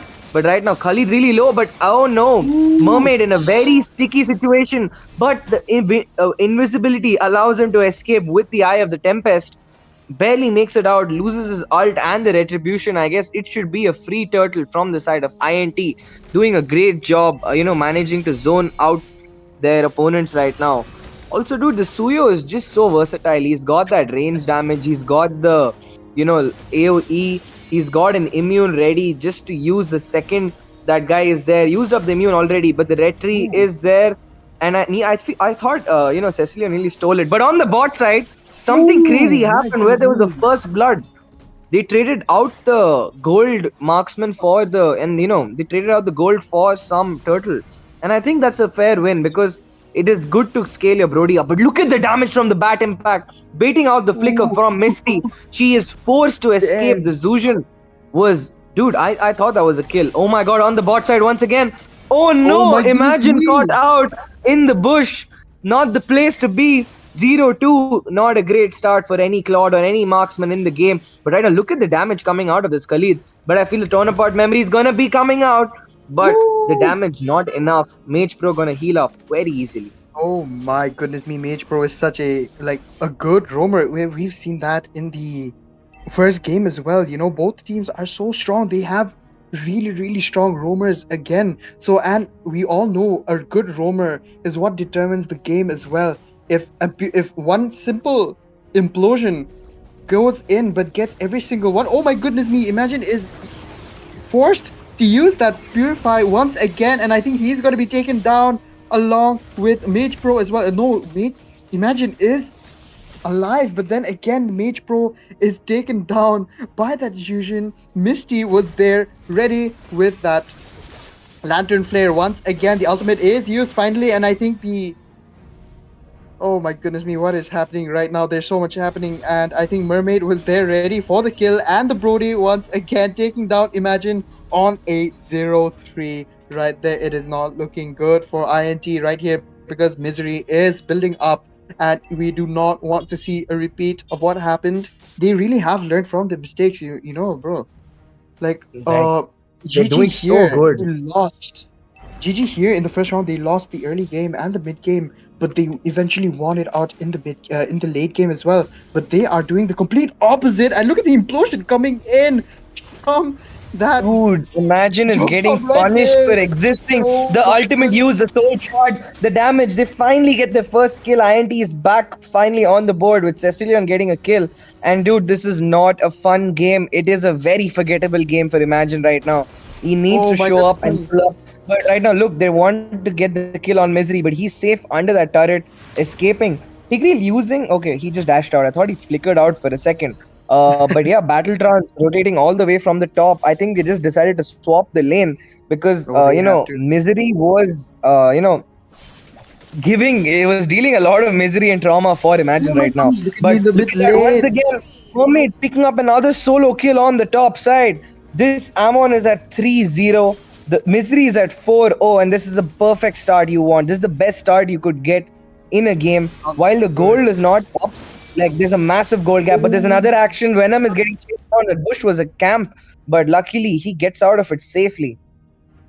Baldudu, that war cry on the Aemon is doing a little too much bonus damage, don't you think so? Mermaid is getting so much of free kills right there, even if he's solo that ultimate skill of his is basically like an execution once again. And look at that. I think Mage Pro is ready to get that away from Mermaid, but that Oh was a my god, a beautiful beautiful chase. He once finally picks the again. shutdown. The bat impact picks up the kill, and Mermaid has to go back to the ages and think about the mistake he made committing on like that.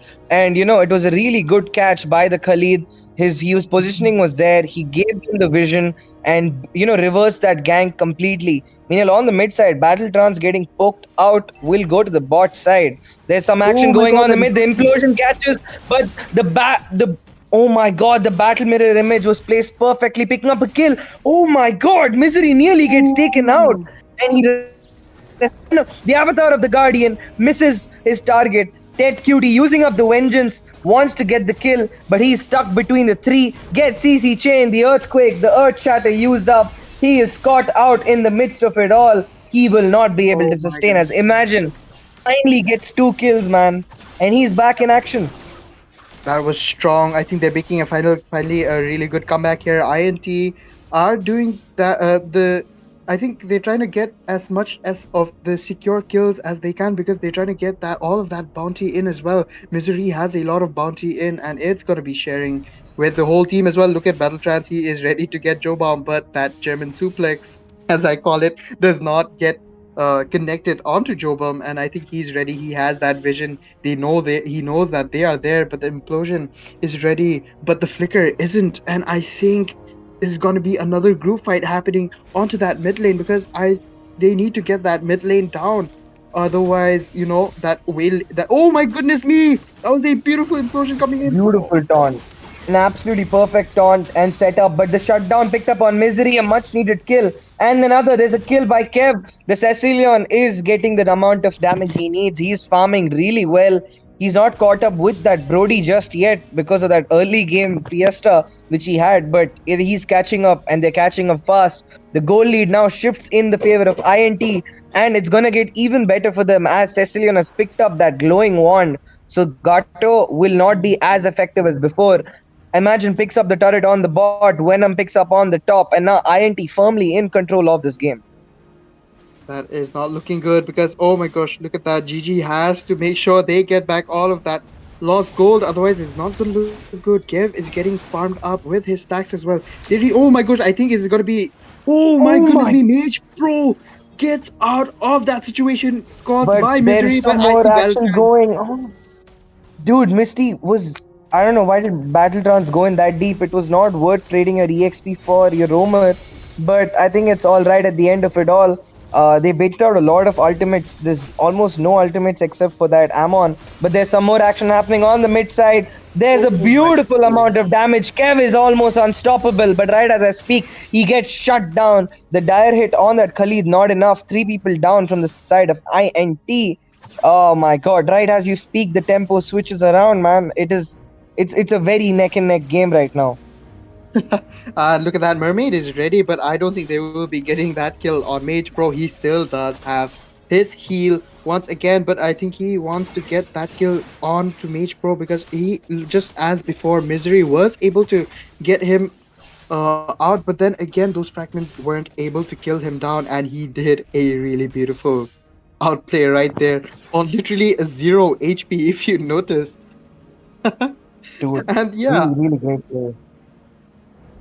This is a really fun game to cast, man. Like, my voice is not gonna like it.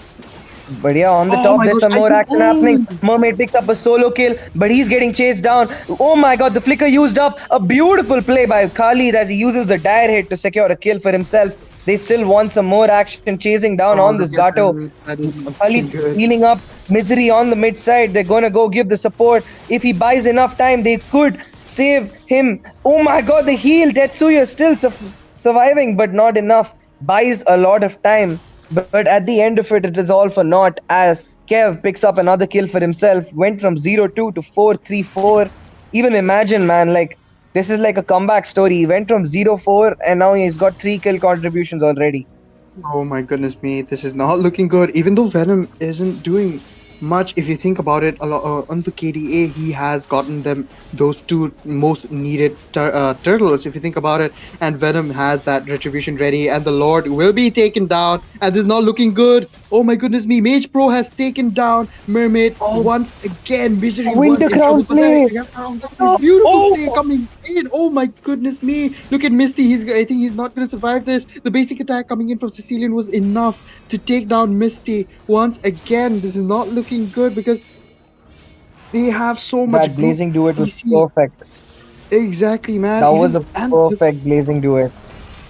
and the purifier was even used as Oh well, so my! there was no stopping that blazing duet, Yeah, and they it was nearly caught, absolutely shredded. and they nearly caught out Tetsuya there. The claws of the Cecilian nearly dug into that Gato, but he was able to dash out just an inch. But Oh there's my another goodness set. me! Look at that, half the HP Oh being my used. goodness They me! wanted to commit, but oh my God, Jobom actually ended up saving Battle Trance because he would have nearly paid a very heavy price for diving under the turret. But And he Kev did. with another kill, the backed impact in the glowing wand. The damage is too much. The poke, the burst Oh from my the goodness glowing me! wand and the battle too much. They're chasing on even more. They want to catch And this. he The can't make it to taunt the is middle. there. He be using his Raging Sandstorm, but gets killed in midair. But they successfully siege the high ground on the top side. And now Goth Girl will have to be careful as the cuts are going in deep from INT. This is not looking good, man. Oh my goodness me.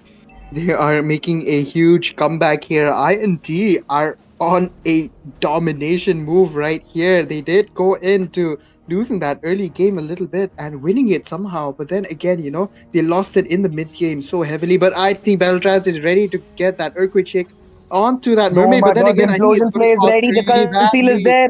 The battle trance with a beautiful flicker, Oh my but he gets gosh. caught out, brought back by the Zuzhan. The kill secured. On the top side, Venom is trying something sneaky, but just ends up, buying time for themselves. The goal lead is not too much. It is not something that is unsurmountable. The 4K lead, while it's high, it is something that, Goth Girl can, climb its way back up to. Mm, And right now, the Imagine has to be very, very careful because every single person there can remove half of his HP with a combo. The exactly. Zuzhan, the implosion combo itself can take out half that Claude's HP, man. So like, Literally, man. Claude has to be really careful. Oh my goodness me, look at Mage Pro. I think oh my goodness me, that freeze coming in. And I think Mage Pro will be able to Absolutely save clutch. even that Oh QT no, if Kev, they're Kev that got out, but oh uses the no flicker. my There is goodness some me. more action happening on the top. The chasing down. Misty, Venom uses the flicker. Sorry, the retribution secures a double kill, picking up Jobom and Misty. They Oh want the no. third. Misery uses the wind. Will that be enough? It's a triple. Is it a Oh maniac? my goodness me. Yes, What it a is. It's a beautiful maniac maniac. drive. It's a Oh wipeout. my Minions on goodness the top side. me. They're rushing in. They want it. They want the end. They want the comeback. It's not gonna be a sweep. It is over for game two, and the series will be going into the tiebreaker as INT has found its tempo and by Oh my goodness me, bro. I definitely thought GG here would be taking the win because their draft is so bloody good, man. But then again, we don't want to underestimate INT here, and they absolutely showed and proved to them why they are their opponent right here. And ladies and gentlemen, Balduru, I think we will be going on a tiny short break. I'm not sure before we start the yeah. third We and need a final. break, man. We need a break. I need some water in my system right now.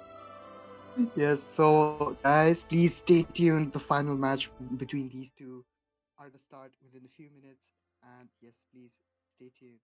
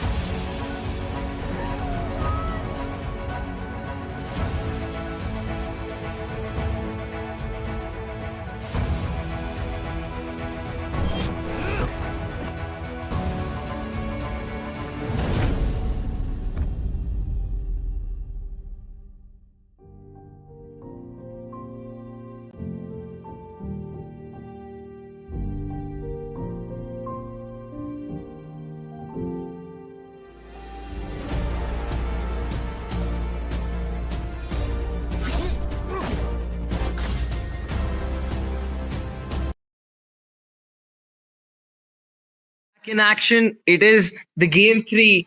This match in the quarter will decide which team will advance to the next round. It is a really, really important game. Both teams are neck and neck. The score is one each. The winner will take it all in this game. And it was a really, really close game. The game two was absolutely insane. And once again, it is GG on the left taking up the blue side. They've already banned out the Ling. And on the right, it is INT who have taken out the Moscow. Pretty standard draft so far. And once again, I'm your caster Balderdu along with Sebastian. And we will be your, yappers for the day.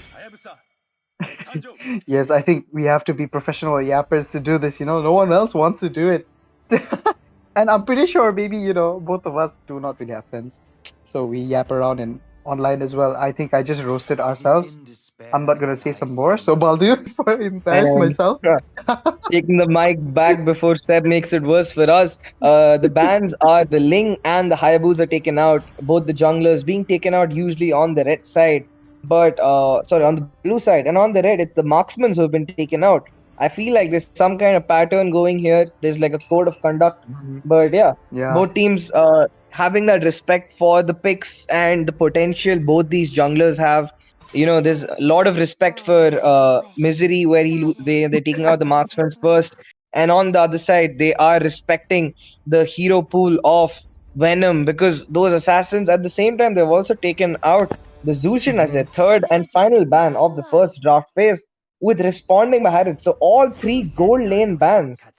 Oh my Damn. goodness me, they opened up the chip and Joe Bomb instantly locked into that chip right there. And I think this is not gonna look good because we've seen what a chip can do. And on the hands of a really, really strong team like GG here, they're gonna be able to take full advantage of that. And yes, one more thing, Baldudu, I think the whole band section of INT here is all for Misery.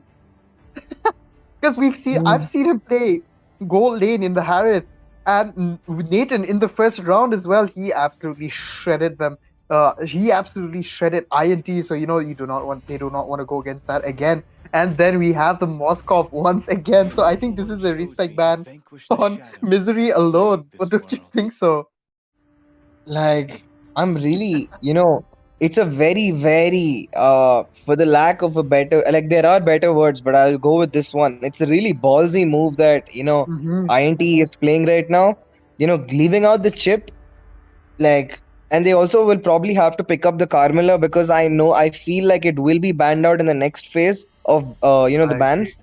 So the Faramis or the Carmilla has to either be taken out or picked up as soon as possible. Left they've also left the Nox and the Ceci, man. Like Sebastian, what do you think about this, man? Lunox here, I kind of like expected it, but then again, I didn't think it'd be so freaking early onto this drafting lane. But I think they really want to show that they're not messing around anymore. Misery on that Lunox is a force to be reckoned with, and I do not wish to literally go against that. If may someday go against Misery, I never want to go against his gold lane, especially when he is using that Lunox. But I think Imagine will be going back onto that plot right there, and he did a wonderful job. Although he was getting a little clobbered into that early game phase as well, but then again, it worked out. Everything worked out for INT. Don't you think so? Don't you think so, Baldudu? Yeah, like INT is sticking to what they know best. They picked up same three heroes so far. But I'm a little skeptical, because we saw how good the Cecilian was on Care. But you've given it away. You've also given the Nox and the chip. So this game cannot go to the late game. And at the same time, that Gutto is going to get absolutely shredded by everything that exists so far. He's going to get crowd controlled, and he's going to get absolutely melted, because we saw what happened last game. So I'm kind of confused. Like, why would you leave those open? But we'll have to see. I feel like INT either has messed up the draft really bad, or they're up with some draft that's going to be absolutely amazing to watch. So we'll have to see how it goes. Oh, and Baldudu, do you think we should say out the secret now that the final round for this game is happening? All right, All right, let's. So, I think ladies and I think gentlemen. we have to save it for next round, not right now. Oh yeah, It's because the thing is saving it for the semis. But viewers, uh, do stay tuned, especially to these teams. There's Mhm. a lot of interesting things you have to know. There's a lot of exciting things we have to say, but can't share just yet. But yeah, let's getting back into the bans. The Kali taken out. Mage Pro is getting his respect ban out. He's lost. The Matilda has also been taken out. And that's what I like about some of these games, especially when it's players who know each other and have played against each other so much. They just know the pools. They know how they I rotate. know. They know the pools. So it makes losing and winning against them all the more fun. There's a lot more heated, there's a lot more drama, and there's a lot more passion behind the game. Because I know when they got that wipeout in the bot side, INT was screaming into their phones. But yes, Exactly. And they're definitely yeah, gonna take a screenshot. I'm sure of that. They're gonna send it out, if they do win this third round here. Oh my and goodness yes, me. it is an achievement for both teams because they're really good players. And it feels more like a semi-final match rather than a quarters right now because these I teams are just of such a high class. Oh my god. The Ooh, YSS? What are they I'm telling you, cooking? man. I'm telling you, Mermaid is on another level of whether he's trolling or whether he's not trolling. But then again, I he really remember. does play these heroes really well. So, we can't complain or we can't even like joke around about it. So I yeah, am not the only ball one No, to do. bound by yeah, destiny. I'm not like judging the gameplay at all. I saw Mhm. his gameplay in the previous two games, and it was absolutely beautiful to watch. It was a sight to see. But the YSS, the Lunox, and the Ceci are kind of late game scaling heroes. And do you really want to drag the game that long? Because you will be struggling in major team fights in the early games if the Gato can Exactly. get a good catch. Because right now, there's no purifies anywhere except for the one immune, the inbuilt immunes that the Lunox and the YSS have, which is Yeah. not that, which is not as reliable because YSS can dash through walls, but the Lunox can't. And Mm-hmm. Venom Those will hunt players. them down. I Venom think they will kind of hunt them patched down. that in. They kind of patched that in because Lunox has been doing so well, especially onto the MPLs as well. So I think they had to kind of like destroy Lunox a little bit just so that she can be a little more fun to use. And yes, guys, Vidsta and they love the games like these. They love doing that to a character. It happens in many PC games, PC MOBA games. It happens to many other different MOBAs in mobile as well. If a hero is doing pretty strong, they tend to kind of like that hero a little bit, as we did see with Phovius when he first came out. He was really strong into the mythic lane, but then again, in the mythical glory ranking and the mythical immortal as well, he was like kind of lost. So I'd say, look at that, look at that, Baldudu. This is such an interesting match. It is so good. Both the teams have such really beautiful lineups, I'd say, man. And really eccentric drafts coming out from both sides. Like Hmm. it makes sense, but on paper, but it's not the kind of draft you would put on paper in the first place. So we'll have to see. Like, but the thing is, you can really experiment with such eccentric drafts when you guys have that sync. That is the best part because the Khalid Rome is a really strong pick, but it's absolutely shit if your team does not give you the follow up needed because you I can't use it agree, like a man. conventional roamer. He is not that kind of hero. But Mage Pro is absolutely phenomenal on that. And once again, another eccentric pick, revitalized Gutto with encourage roam. So yeah, very very confusing picks on both ends. Also, the blue buff has been reset. They're slowing down the farm from the side of the YSS. Mage is the Gutto is just roaming around there, giving that vision, wasting a lot of time. And I think in the mid lane, it's kind of clear Valentina is having an edge. Nearly picks up the Oh first my blood, goodness me! chasing down, but bites off a little more than she can chew, wastes the flicker out. And yeah, that is, That was. those small mistakes. And right now, look, Venom is gonna make the initiate, Ooh. misses the retribution. And yeah, Mermaid was able to pick up that blue buff for himself. Nearly, that would have been a really disaster job yet. Oh my goodness me, I think that was definitely revealing that gank that was supposed to happen. Oh, I think Mage Pro stole that jungle creep over there, and Mermaid will not be taking that stack right there, and that stack is going to be important, especially on this turtle fight right here, guys. But This is a look at really that. dangerous take he Surprisingly, did. oh Mm-hmm. my god, I think there's a gank on the top side. And Ooh. oh, Oh they no, I pick up think the first blood once again. I think Imagine's Claude, despite being a signature pick, is being cursed because they make it their life mission to mark the hell out of this gold laner before the match, before the turtle is even up. Every single game. There's four people on the top who collapse onto him, and it's not he can't do much in an early game. He did as much as he could, but if you notice, the YSS is actually farming faster than like he's actually catching up Ooh. with Venom. Like he's doing a great job. Exactly. And No, the thing is, the oh Venom my nearly goodness. gets caught out. Jabom instantly the shred on Battle Trance. There's no way that Ruby is gonna survive. She didn't even have the stacks, and she gets melted. Surprisingly, despite running the late game comp, the early game is in the favor of Mermaid. And viewers, I think we have a really interesting news for you. We can only tell you one of them. We got the permission from the organization. Uh, we Yeah. we would like to tell you the YSS player Mermaid is actually Pandit Ji, the one and only, the Alucard legend, is the jungler for the side of Goth Girl. And yeah, we have another surprise for you, but that'll wait until next round if Goth Girl advances. He is finally back. It's fun to see old players coming back in. Sometimes because the game starts to get really uninteresting once you get into a certain level. You know what I mean, right, Baldudu?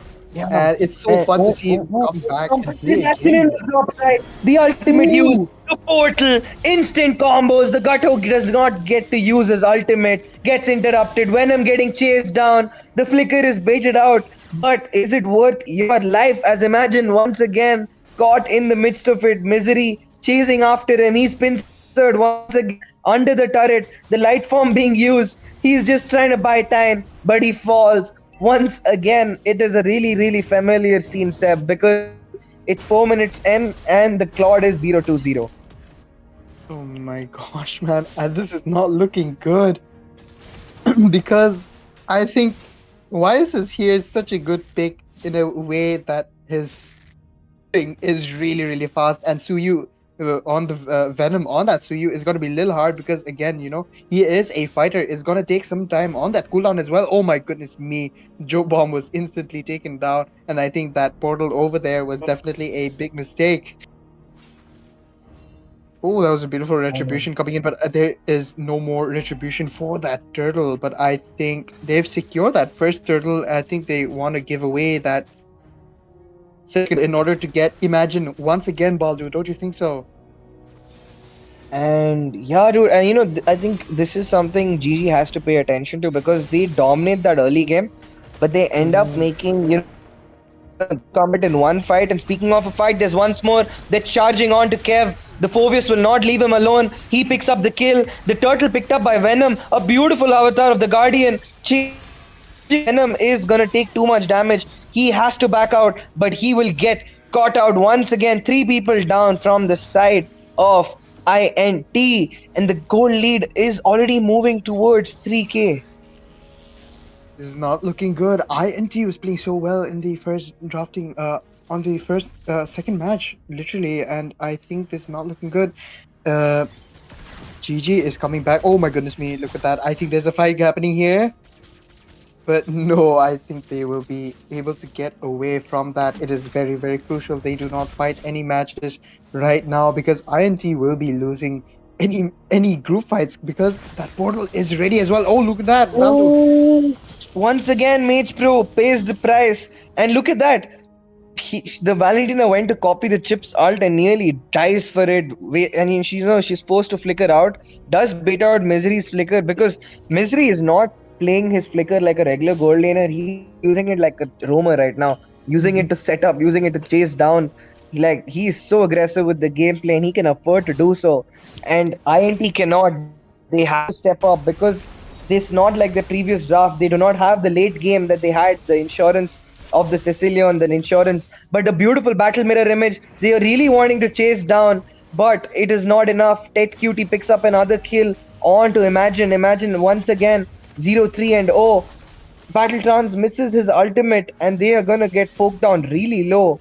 They use the revitalize. They have to change, save the mid lane right now. Oh, but dude, it is not a good start. It is a really, really Mhm. difficult situation for INT right now. They're getting pincered left and right, and they cannot afford I to take agree. team fights either Oh, because they don't have enough damage.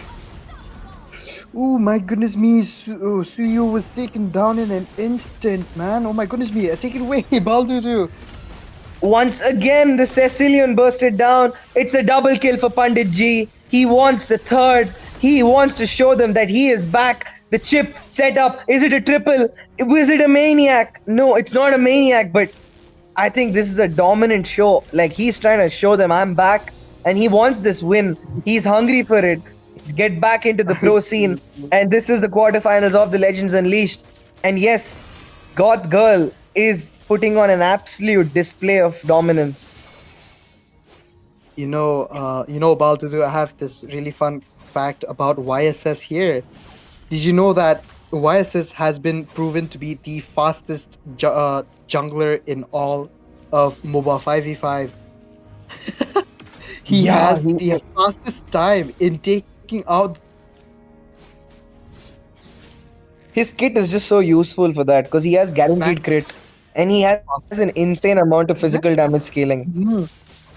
So, that thing is a menace to deal with, and it's going to be like a bonus damage, not only on that crit, but that second crit that he has. It is a little lessened crit damage, but then again, you don't know what you do not want to go against a damage that is 1,400 to 2,100 in between at all, especially in this game right here. And I think there's going to be a Oh fight my happening. god. Dude. Venom Ah, got shredded absolutely. And dude, I think Battletrans has to step up because he's the only one who can change their tempo right now. The I'm Offender is the only thing that can change it, but it was wasted once again as Gutto will fall. Killing spree, the blazing duet being used up, but there's just no damage. Look at that. Kev is really trying, but what's the point of diving in? You have nobody to deal oh, instant burst damage. I think he's And done. oh my god. Oh, that was Yo! so. He baits out the flicker. Oh my gosh, bro, if he had a Sky Piercer right there, Battle Trance would have absolutely been shredded from like more than 50 meters away from that from the YSS right there. Oh my goodness me, that flicker coming in, Baldudu. That was just a cocky flicker coming out, but the mega kill picked up. Imagine falls once again, and he finally they get an I'm offended. Ted Cutie falls under the turret. Oh no, is it a play? Is it the comeback? Will he go for more? He can't. The damage is not there. Venom nearly was able to turn that game around, man. Be really low. He just needed one more second to use that S2, and that would have been the comeback secured for them. It would have been four massive shutdowns. But that is the difference. Those slight margin of error is what makes this game so fun to watch We're gonna and be so looking at. depressing at the same time. Look at that, man. New ISS is shredding the Lord, as I That, mentioned. The full what the stack heck? one I was axe. what the bro? I was about to say they started the Lord, and before you finish the word YSS, the Lord disappeared in the form of misery, Misty, and Mermaid. The three M's. Look at that. This The M knuckles cube. so fast, man. And the best part about it is that why this War Axe the first item of YSS? It's because he is not marksman slash assassin. He is assassin slash marksman. So he is basically not a marksman in terms of So he's what. gonna get rain Yeah. stacks on a war axe. Messed up shit. That's really messed up stuff. But they're gonna siege the high ground. The avatar of the guardian being used once again, not getting a good catch. I feel they should let Ruby be the initiator and not Mage Pro. But it's a legendary. It's a double kill. He wants the third. He's chasing for it. Picks up a mega kill by Misery, and it's over. The series is done. The next wave is marching on. They kill him under the turret. The recalls are out. And the semi-finalists, we have them. It is Goth Girl Deepa who moves on to the next round. A great Oh show by my. INT, but it is GG who takes the win. I have to say they definitely put up a fight, especially in the second round as well, because we know both the teams were so strong. But then again, as you have said, It is so sad to see such strong teams like this lose. But then again, it is the balance of life. There is always going to be one in the end that wins, especially if a war is happening. So, Baldur, I think this was a beautiful play coming in from Pandit Ji here. On that YSS, he showed them that he is back. He's not someone to be messed around with as well. Yeah, man, like there's nothing else left to say because that game was very self-explanatory. There was not much to be spoken about. The only kills they were able to get was under the inhibitor when the Phoveus dove in a little too deep. And when they were, and then even then it was like a tactical death because he just I baited out agree. every single thing. And then YSS was just walking in left and right. So yeah, I think it was an absolute class act from the side of GG. A good showing by INT in the first two games, but their draft was, it was very lackluster. Even when they got good chances, they could not really commit on it because they had nobody to do damage. Yeah, I agree with you, man. And viewers, with And I that, guess this series has concluded. We have another few games, coming up. So please stay tuned. We will be back after a short break. It's gonna be Bullet Club versus Mizo Warriors. So please get your friends into the stream. We will be starting shortly.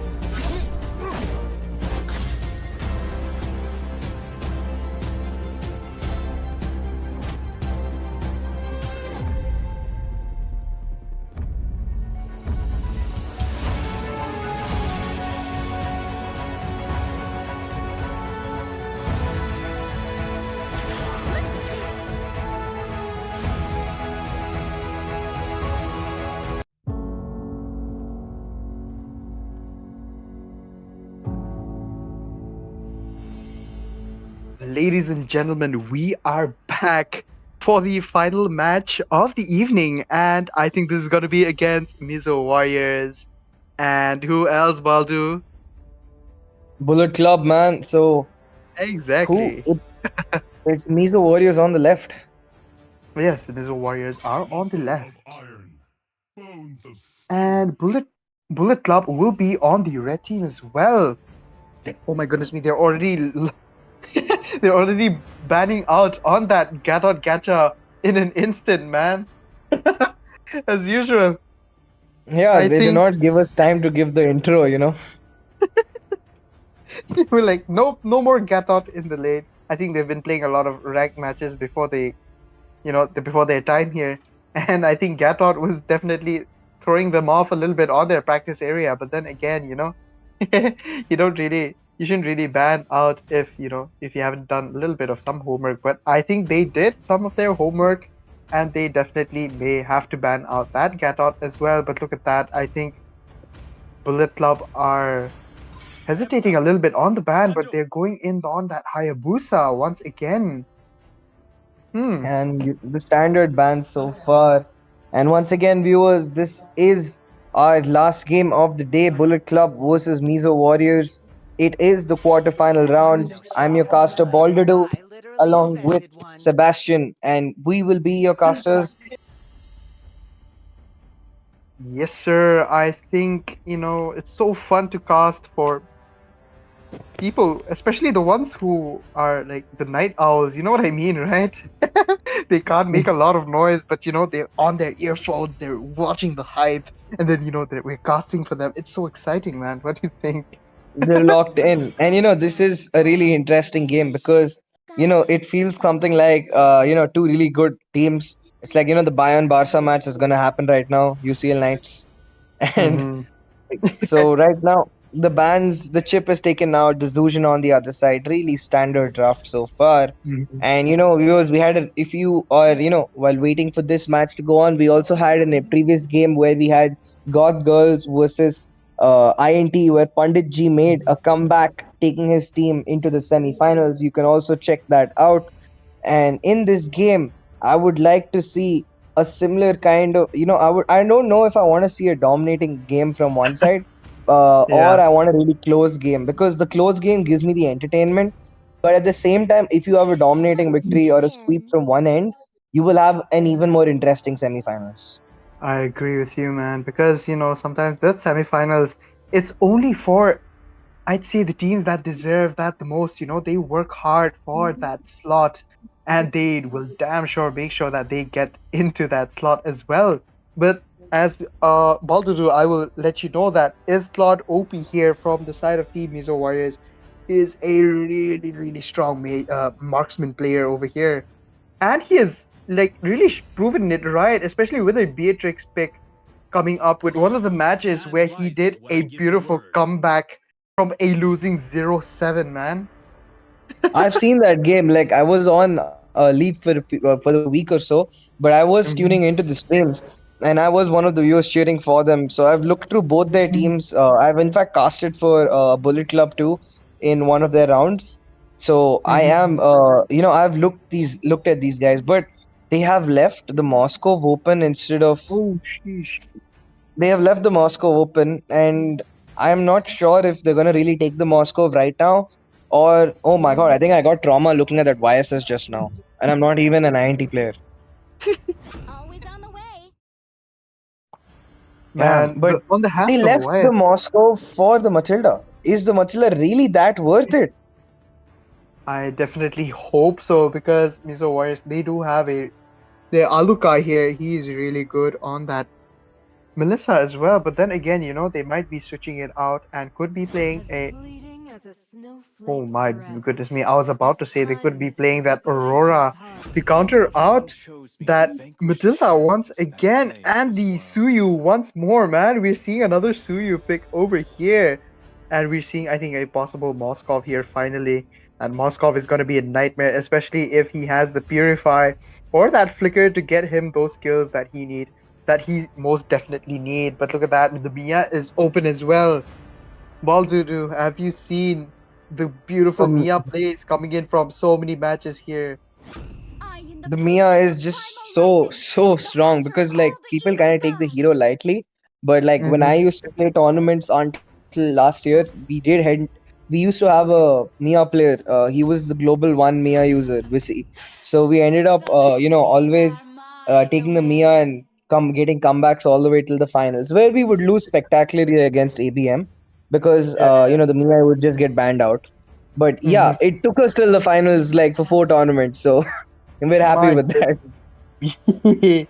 Again, like Mia is such a wonderful pick, I would say, because I think she's definitely one of the most underrated heroes, along with Layla. We both know how Layla is. We only know Layla when she is fed, but we do not really know her properly in a sense where, you can make a comeback with her. But sometimes, they just want to uh, pick that hero to troll or play Layla tank in the roam along with the dire hit as well.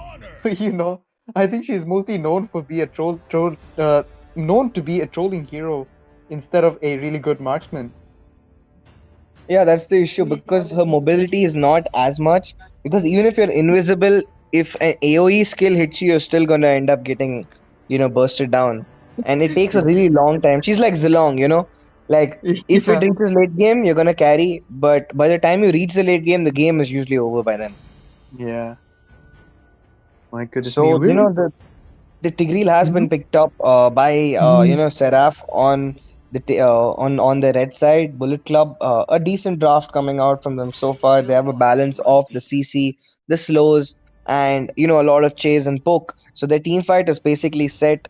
They have a little more sustained damage in their fights as compared to that Edith and Matilda. So it's kind of evident the Edith will be going into the EXP side. She has the primal wrath, so far it's three mostly magic damage heroes because the Edith's physical damage is nothing to write home about. It's only in the early game as an EXP lane that you have an issue kind of deciding if you want to make tough Mhm. boots or defense boots, but Yeah. otherwise not so much. I feel another uh you know suggestion Mhm. to the game would they could probably add an option to switch your boots for free like every 5 minutes in the game. Yeah. That would help a Exactly. lot.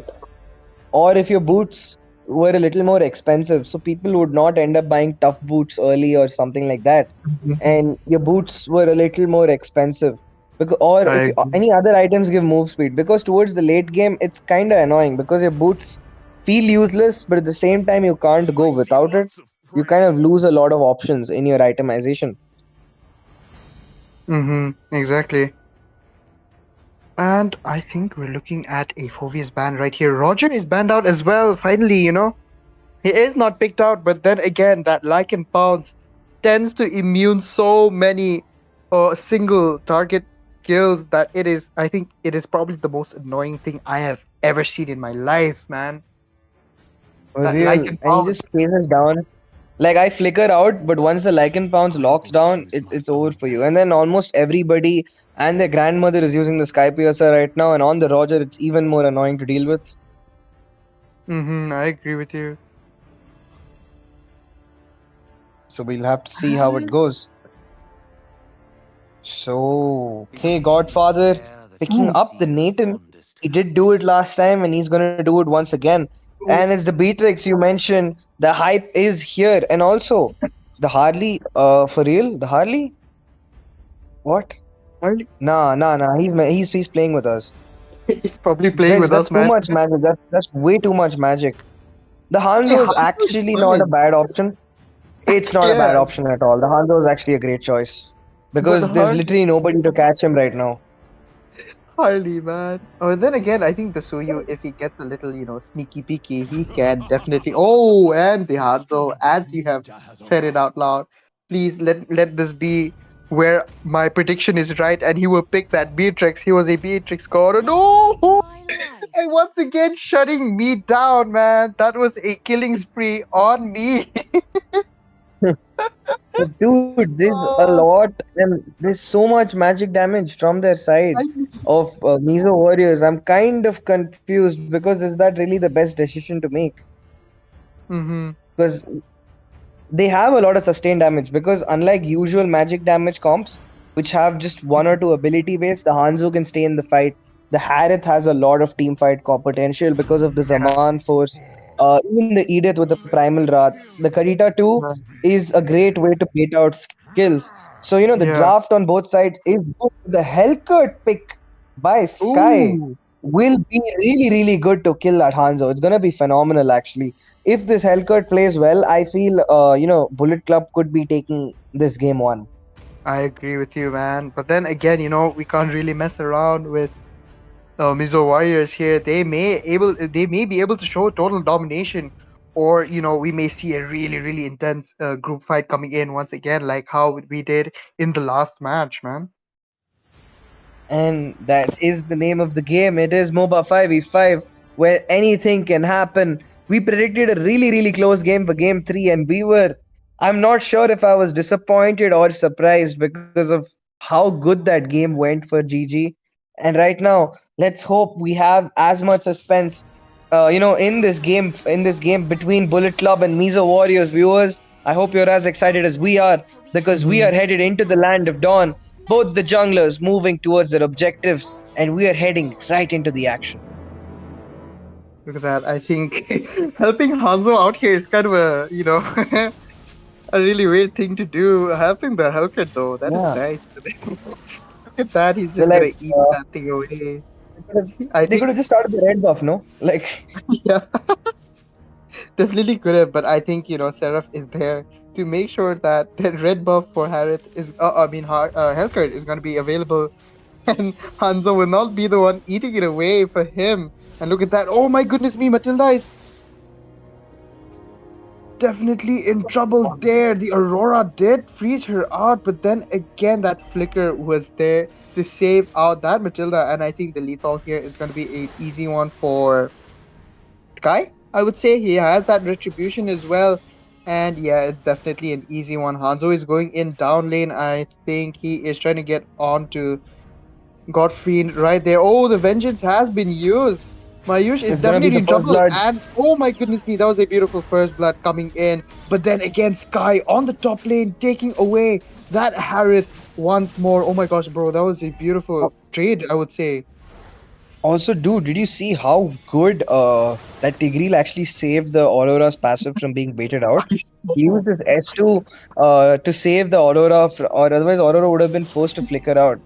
And those I small plays kind of show you why these teams are in the quarterfinals. And speaking Oh, of quarterfinals, I don't think Karita was expecting that. I don't think anybody expected that. definitely not. Definitely not. Sky was ready there, and he could hear that recall. You can hear certain recalls. That's why sometimes using the default recall is honestly the best because you can kind of hear a little bit of the sound effects from skills, recalls, retributions, and Whoa. and many more. Oh Oh, my goodness me. the Tigreal stole the turtle. But luckily, the new turtle, I guess everyone gets the shield, so I don't think Yeah. it's too much of an issue. But also, another reason was that, the passive of Hellcut will, uh, give him a notification if, like, he gets a change in his movement speed. He gets a movement Mhm. speed buff if there's an enemy nearby. So I guess the second that proc, he realized there's some guy camping in that bush, and he instantly Exactly. committed.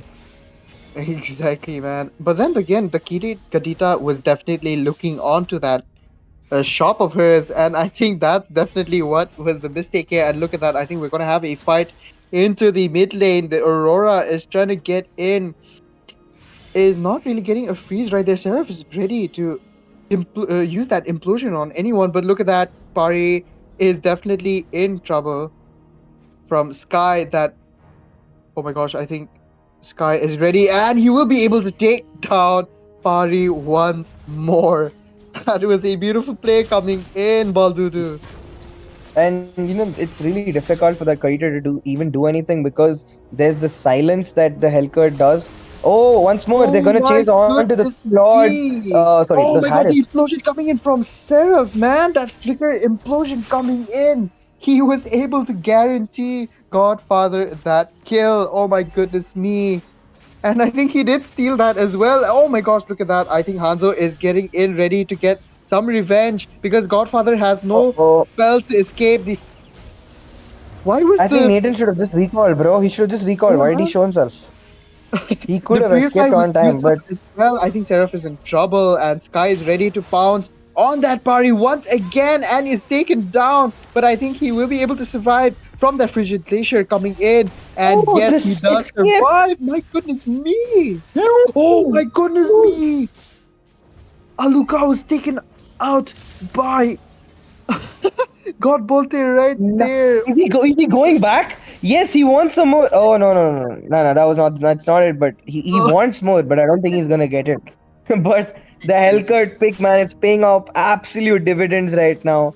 It's so risky for the Hanzo to free roam also, because the Hellcut could be just about anywhere in the map, on the map. Sorry, Not just my that, English, man. man. Balduru, he has the rapid boots, and imagine copying up with that ultimate skill of his. It's not gonna look good for anyone hiding because if you try to run, he's just gonna catch up on you because he has that retribution along with the rapid boots, along with his passive stacked up as well. And look at that. I think Hanzo is ready to get into that turtle fight, but Seraph is getting in ready. Oh my goodness me.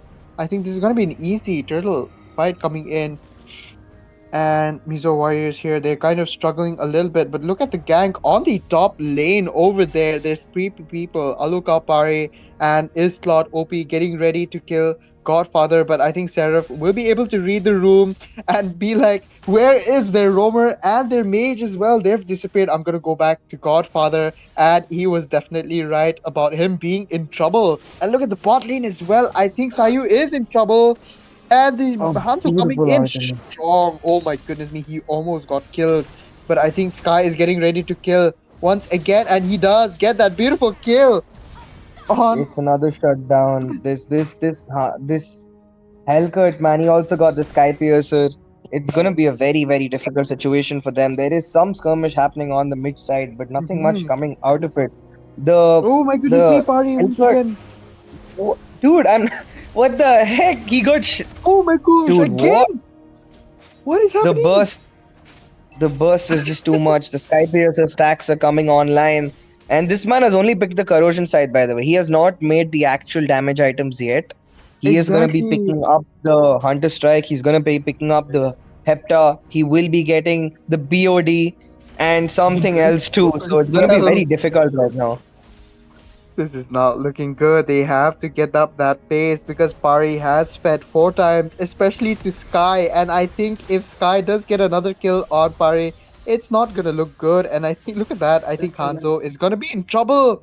I think Sky is ready to fight over there, and he's gonna definitely be in trouble. And he's taken down. A legendary coming in from Sky once again. Pari was unable to stop him, and he definitely could have stopped him there, but I think it was impossible.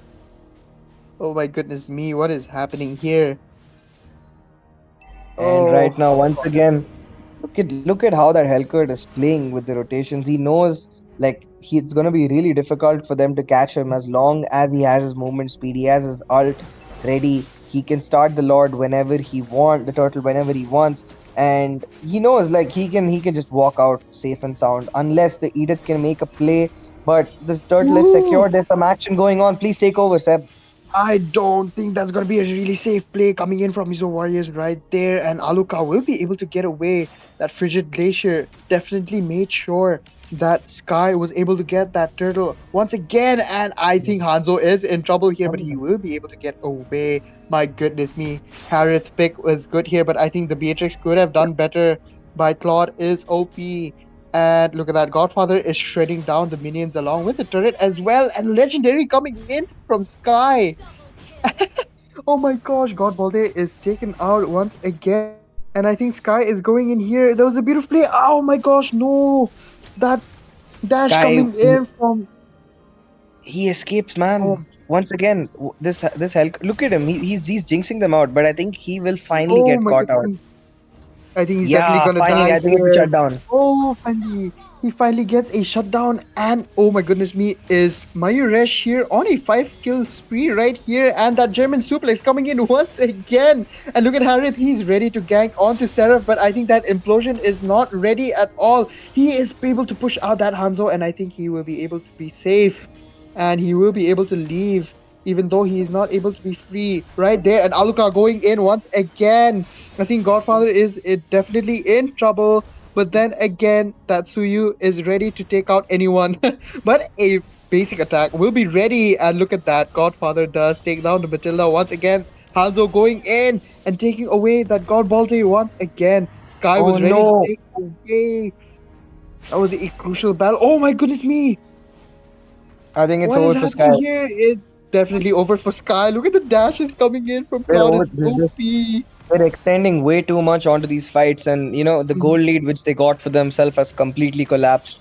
The goal lead is now basically even. It's barely 300 gold on either side, and Nathan is moving towards the Holy Crystal. His purifier is also ready. Does not have to commit too much, but at the same time, Suyo is just absolutely getting shredded out, man. The Dormice is just too much for him to deal with. I And agree with Mayuresh, man, he's got 10 stacks and a KD of a 503. There's some more action happening on the top. There's a Oh my man god. force being used. He gets the killing spree, Oh my gets nearly gosh. two, but they shut down.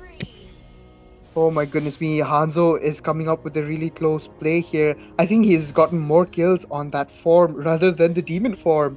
The Hashira right there. I think he's got more kills with that than the Hashira form right there. But look at that. I think they're getting ready for a turtle fight right there. Sky is ready to take out any single hero that comes in. And look at that. Alucard will be able to sustain again from that Oracle coming in. Oh my goodness me. What is happening here? Flask of Oasis was able to save. But the implosion coming in from Seraph. Are you saved? Once again, the Frigid Glacier is used by I feel like God Bolte Seraph and Godfiend are not, contributing as much as they should be. They're playing in too aggressive. yeah, They're diving in too late, and the Nathan and Aurora are really struggling to, find an opportunity to stay alive because I they agree go with in for you. plays and they leave their entire backline exposed to the Harith. They leave it exposed to the Edith, who is just trying to farm them right now. I agree with you, man. And I think this is not looking good. Seraph has to defend their Aurora because there's no one defending Aurora along with that Nathan as well. So if he goes front, Also, Suyu is Seb, not Seb, really Seb, one tanking as thing. well. Just Yeah. what is Pigreel itemizing? What is that build? What? Like, I just saw that. I'm like, why is he getting melted? He has no magic defense. There's four magic damage heroes on their opponent's He side. has tough boots. He only has tough boots, but he's trying to like stay onto that fight as long as he can with that Guardian helmet, which is a really pretty weird Oh, component coming in. Oh my god, the Frigid Glacier coming in, taking away Pari once again. Matilda is not going to be able to get rid of that fight right there. Sky is getting ready to get that Hanzo in, but the Retribution has been used. I think this is going to be an easy lord for Team Bullet Club, and as you said, man, these guys are really, really strong. and the Bullet Club is winning right now, but that's because of their draft. And Sky's performance, because he is kind of carrying this team right now. Behind him, he's just doing everything he needs to do by himself. Look at that, he's got the double. Oh my He goodness wants more. He's breaking me! out so much. Oh, look at that setup with a really good play. Can he get the triple? The implosion came in so beautifully, and I think Nathan is in trouble here. Godfather was a little greedy over there, and Pari was able to take him out. But I think that, oh my goodness me, Seraph is in trouble, but I think he will be able to dash out. That Frigid Nature is ready to save Seraph, but I think Hanzo has other problems here. Karita will be safe using that ultimate of hers and will be able to escape Sky for the first time over here. I think this is the first time that Sky did actually miss out on Pari. What do you think so? I don't know, dude. It's kind of an interesting game because Sky is doing everything, but it is a MOBA 5v5, and it doesn't feel like a 5v5 right now because the performance is coming from the mid trio is just, it's not it. The front line from Bullet Club is not there. But oh my god! Oh my goodness me, that is really, really strong, and I think this is not looking good. Aurora's Pride of Ice are happening again, once again to save and just delay a little bit. But then again, Mizo Warriors are coming back with that fight. Hanzo is ready to be taken out by the native, but I think he will be able to sustain against this. Like, why are you I don't get it, man. Bullet Club just threw their entire lead right now, and they're gonna end up losing the inhibitor for it. Oh Okay, I my do goodness not know me. what Alika planned. I do not know what was the plan because she is not as tanky as she thinks she is. She's got two magic items and a dreadnought item, none of which is gonna help you against Nathan, who is considerably farmed. He's got his holy, he's got the calamity, he's got the calamity, he's got the Starlium scythe. I keep calling it the wrong name. And an old ML player issue. Hello. I'm so sorry. My I suddenly disconnected over there, and look at that. I think this is be an easy kill for another Sky once again. But Edith's ultimate is coming in, but the explosion takes it away. That beautiful chance that Edith had to take them down was immediately shut down by the implosion. And dude, it's nearly a 95% plus team fight participation from this Hellcut. He is carrying this game left and right now, bro. When he went up to top lane, he got a kill. When he went to the bot, he got a kill, and he shut down Pari 4 freaking times in a row. The moment she respawned, she came back to that lane only to get killed by Hellcat, by Sky once again. Those stingers are And really stinging onto Mizo and Warriors right now. and it is stinging Pari's KDA because she's at a 295 right now. And while the KDA is 19 to 25 with Bullet Club in the lead, they cannot keep holding it for long because at one point that Harith is eventually going to get an opportunity to make a play. And I think he should end up. I think everyone should make a Winter Crown on the side of Mizo Warriors because it's just that's how easy it is to bait out a Hellcut. It's Oh not my gosh, that I think this difficult is to going to use the be Winter the Crown. end.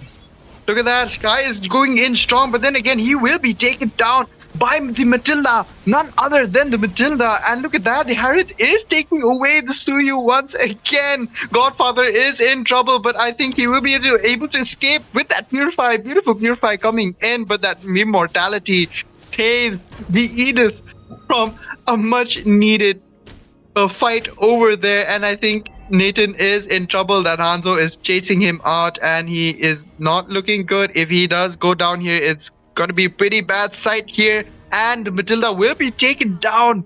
Oh no, the Harith is taken down as well. Oh my goodness me, this is not looking good for Mizo Warriors here. Baldu, what is up? What is happening? The turnaround is left and right. It feels like rather than outplays, it seems like both teams are misplaying. I'm I'm a little I'm not so happy about this game as a caster, but there's just so much happening right now, and there is a lot of action because while there are mistakes being committed, it takes skill to actually capitalize on those mistakes, which both teams are doing. And they're also able to recover from their errors, which is something admirable in itself. And right now, once again, they want to siege the mid. Sky trying to do something, uses the darkness falls, but nothing comes out of it. The cockroach will be going back into the bush. The cockroach has to stay away. He's been sneaky and eating up so much leftover food in the mid game and the early game. Don't you think so? I don't think it's leftovers. I feel like rather than an insect, he's playing like a hunter. The Night Prowler is picking up as much as he can. He's on a 18. He has 15 kills, man. Like, that is insane. You don't have those many kills in an entire match, and this guy has it on him by himself. He's doing so much for his team, baiting out Vision on the entire opposite lane. But there's some action going on. Suyu nearly gets poked out. Kills out instantly. He was almost instantly killed out right there, and I think his ultimate will be ready once again to be used, but I think this is not looking good. Nathan is already starting. Look at Sky. Oh my goodness me! What is happening here? Seraph is trying to bait them out a little bit. Sky wants to do something. Ready as well. Look at Sky into Sky the wants top to end lane it. as well. Sky wants to end it. He wants the end. He wants the end. Can he go for it? He can. Could he? No! One minute. Oh my goodness. Oh my. Dude, they could have done it if they just delayed the recalls by 1 second more. I know, man. Dude, come on. The sync is not there. The sync is not there. The club could have ended that, I think, Sky is definitely got to be scolding his teammates over there. That was a precious chance that was lost. Seraph had to take out that Hanzo right there, but look, it's not looking good. The Godfather is taking him away. But then again, oh my goodness me, this is not looking good. The Kadita is taken down with a double kill from that Nathan once again. Claudius OP is left, but look at that HP bar. It is not looking good. He has to recall, man. And look at that. It is not looking good. Oh my goodness me, the Frigid. What is happening here? Godfather is definitely ending that match. Oh my goodness me. And that's it. Game one of the series goes to Bull Club. But I think it was a very tense game for both sides. The match going on for nearly 20 minutes right now. This was so close, man. My goodness me. Sky definitely deserved this MVP. He was through the roof, man. His performance was like really top notch in this game right here. What do you think about that? The bans, and overall, I feel it was it was Sky High, who was just dominating. He made as much as he could, and he created the opportunity for the setup for them, and that's what got them that win. But I guess viewers will be back after a really short break for the next game of the series. Let's hope Bullet Club can take home the series, or Mizo Warriors equally can give us the comeback and causing a reverse sweep. I hope so as well, man. But there we go. I think we will be going on a tiny short break, as Baldudu has said. And remember this if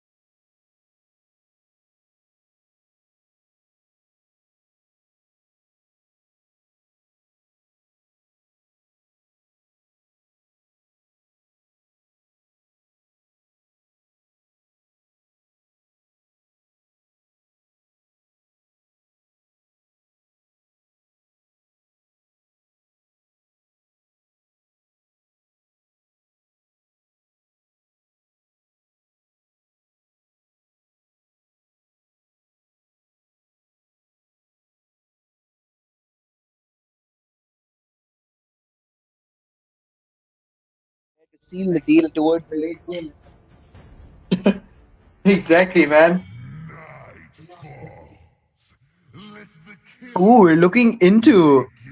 I think Mizo Warriors are traumatized by Sky's Hellcurt, man. Look at that. They absolutely banned him out the instant they got that ban right there. Khalid as well, along with the Hayabusa. My goodness me. And the Kali taken out, and the Hellcut is the first ban. I guess they've learned their mistake by leaving that hero open. Let's hope Sky does not pull something else out from his arsenal. Why? What if we see a Barat's jungle? I think it's been a really long time since we've seen that. I agree with you, man. They've really taken out that tank jungle meta. You understand what I mean, right? It's so, it is so sad to see a really good metas dying out because, they need to change it out because it was getting too imbalanced as well. And yeah, the Gato taken out. So what do you think Mizo Warriors needs to make this comeback? I think they need to go with their comfort picks, not just comfort picks, but like something that they are really comfortable to use. And I think they weren't comfortable with any of the heroes that Mizo Warriors had picked out there because they kind of were, sloshing out a little bit and they weren't really working out as well. Who said there are no shortcuts in life? I True, literally like, took I one. think, I guess you we can take know, a little easy with this casting over this time, because and yeah, right now the first pick Suyo once again picked up by God Fiend, but it was really forgettable from performance on his end. He the KDA, I think the score was a 3.2. So it 3.2 or 3.9. I think it's the Kadita who took home the 3.2. That honor is all hers. that chocolate was very deserving. I'd say, Valentine's chocolate. But then again, it is the mid of, it's the ending of October, so she got an early next year's Valentine chocolate as well. So I think Vixana coming in. Pari is good with the Vixana. I've seen her, but hopefully this match is her redemption arc, I would say. And Pari has a lot to prove, because the Aurora once more will be gracing the land of dawn, but this time it's on the side of Mizo Warriors. Mayurish did a really great job as an Edith, but there's only so much you can Hmm. do as an EXP laner in that late game. I agree, man. I really do agree. Oh, the Eve there. I think Eve is such a good hero, but no one is really picking her out. That first kill of hers in the mid game is just 2 seconds, man. So she can just poke and poke non-stop with that enchanted talisman, making sure uh, none of that mana is literally wasted at all. So she's a really good poke as well. Damn, I'm not sure we're seeing that. Oh, we got a Vexana pick here. Balduru, what is happening? And Terizla, what? For real, the Terizla, like, it is the penalty zone is really good, but at the same time, the hero has been nerfed significantly, and he's just not at the top level of EXP laners anymore. He's no longer that S tier EXP everybody loves to pick and ban out, but he is still Hmm. pretty viable and can, probably pair really well with Suyo if done right. I agree, man. I really do agree. Also, The Suyu here is going to be Also, a I menace. think it's a swap. I think it's the Suyo jungle, because Sky is the one who's picked up the Terizla, so we might be seeing a swap between the two. Yeah, definitely, man. Because that Suyu is open. So I think Sky was like, you know what, give me that Suyu. So then just immediately picked it out. And I think Godfrey on that EXP lane, he was kind of messing up a little bit with that Suyu pick. But then again, it all worked out because Sky was definitely the one controlling the game over here. And then again, they have that Ruby along with the Kufra on Aluka right there. Okay, the Alucard. Wait, what? Kufra on. Oh, Alucard. I heard it as Alucard, and I was confused. I'm like, where is the Alucard, bro? I kept looking at. I'm like, am I tweaking right now? Where is the Alucard? Uh, so yeah, the Roger has once again been taken out. And the bans, the Fovius Nathan instant bans, from both sides. I guess they're rushing this Mhm. draft now because there's only so They much we had can to. talk about it. And Aluka will have to carry this game for their team, because she will be the main setup. He will be the main setup, along with the Ruby from Mayuresh. And these two, I with the I'm agree. offended and Tyrant's Rage, with the follow up from Aurora, is what's gonna be their main bread and butter of team fights. I agree with you, man. But then again, that penalty zone from Terizla is no joke.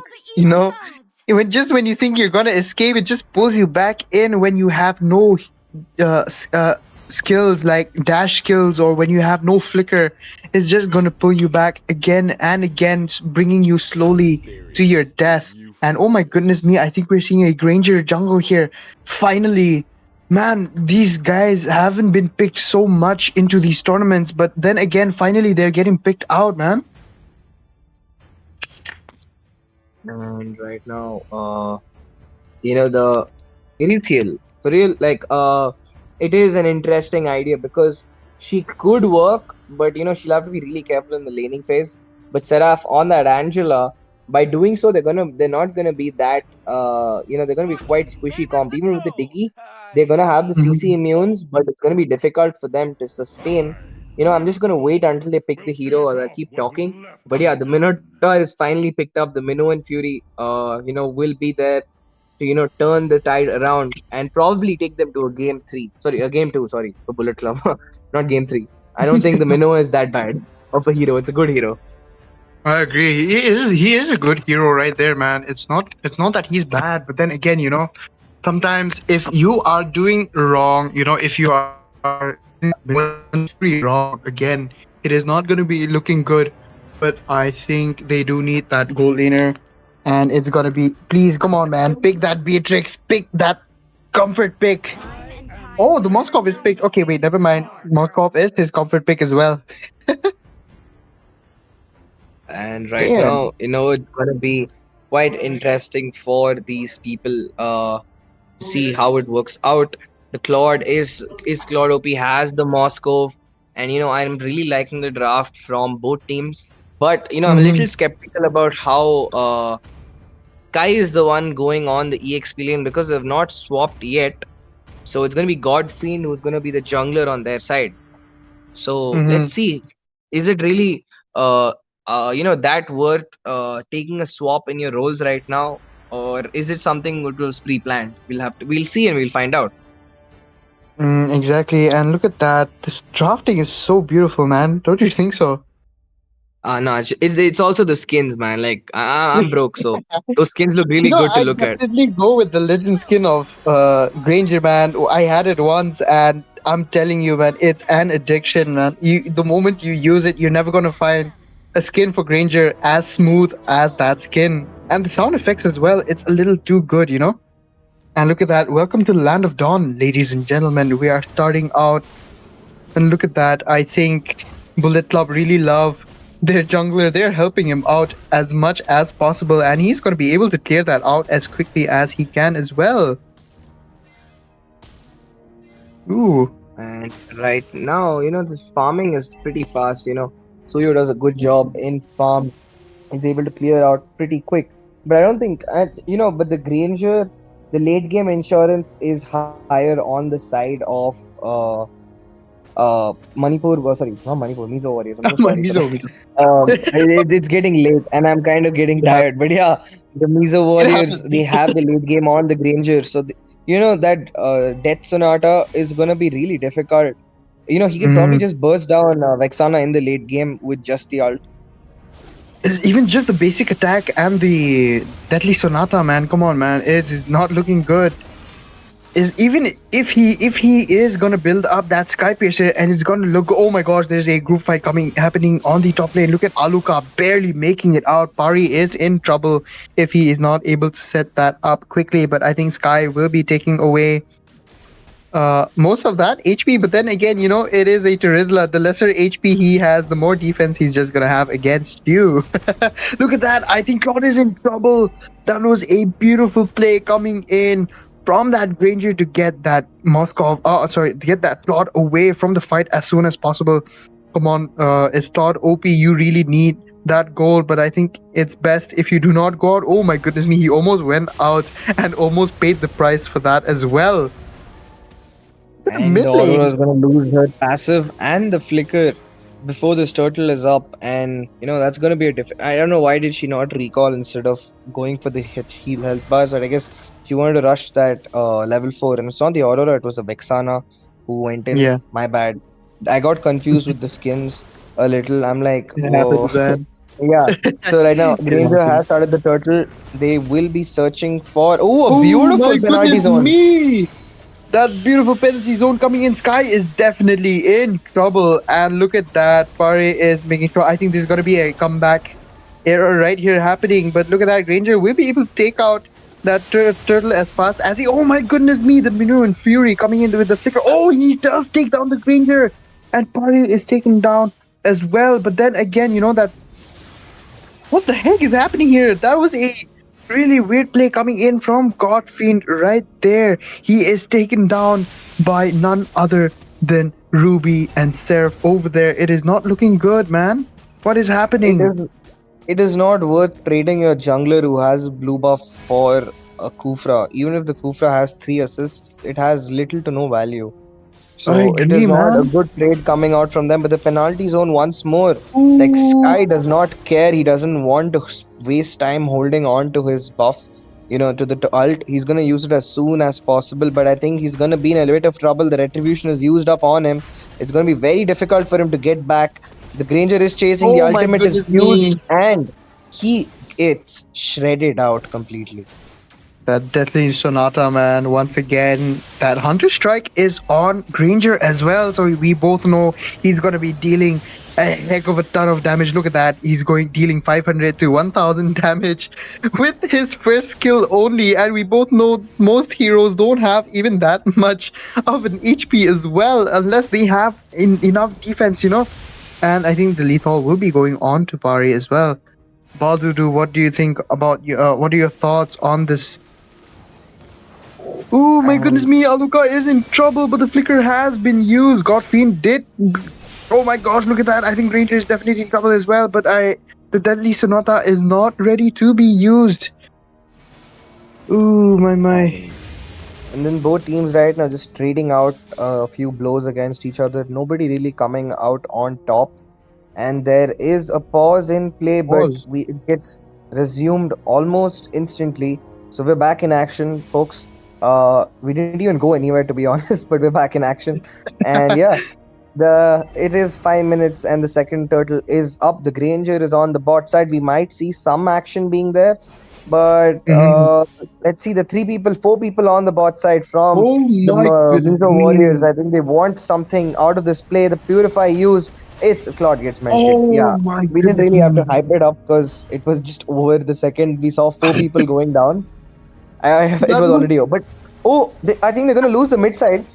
That was a Oh my really goodness me. expensive kill on the gold lane because you've left your mid Oh. turret, which is arguably the most important turret in this game. Minnow and Fury is not ready, and I think Seraph will be taken down again. The Granger is dealing so much damage from that crit hit of his ultimate Deadly Sonata. Once again, Godfiend is trying to get that red buff, but is taken away by Granger. So there's a lot of trades happening right now, and look at that charge once again. Sky had to be forced to use his flicker once again. It is not looking good. Oh my goodness me, look at that. I think Aluka is getting ready to charge in, but he will be going in. What is happening right here? Party is able to get away from that, but I think that passive will be costly, and Claude is OP is getting in as well. The mega kill going in, happening on to the Claude right there again. Claude is feeding a 0-3-0 right there from the beautiful play coming in from the last match. I think the Nathan ban had been, a little bit pricey on the side of Bullet Club. What do you think, sir? And right now, there is a lot of action happening, but I think so far the win is still conditions are in the favor of Mizo Warriors.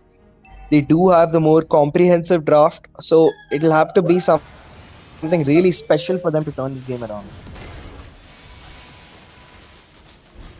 And oh my goodness me, I think this is going to be an easy kill once again on Aluka. There was a really bad play coming in, but then again, you can't really escape that Soyu once he has that charging in on you again. But I think this turtle will be taken down by Granger, quite relatively strong as well. But I think they're going to leave it this time. Oh my goodness me, Sky is in trouble. He has that penalty zone, and Claude is OP, is taken away. But then again, look at that. He was a beautiful kill coming in. Seraph is not really looking good right there. Oh my god, I think he is definitely down. No, my goodness me, that was a beautiful save from Godfiend right there. Look at that. Oh my goodness me, Seraph is in trouble as well. I think God Bolte is definitely in trouble once again. That was a beautiful double kill coming in from that Moskov. I think they definitely should take a Lord here instead of that, and I think they are going for that Lord because the Granger is out and he's not looking good. I think the Moskov is trying to get that turtle still. Baltu, what is that? And dude, the comeback is. I'm not sure if the comeback is there or not because they're getting kills, but at the same time they're losing out on the objectives. because they've only got the mid turret so far, and I feel like they're gonna lose the top and the bot side tier 2 anytime. So it is a difficult situation for them to be in. The inhibitors will also be exposed soon because the later this game drags on, the more the Moscow is gonna get OP. Oh And you just saw my that burst. goodness Look at the burst from me. that. That burst was too That much, man.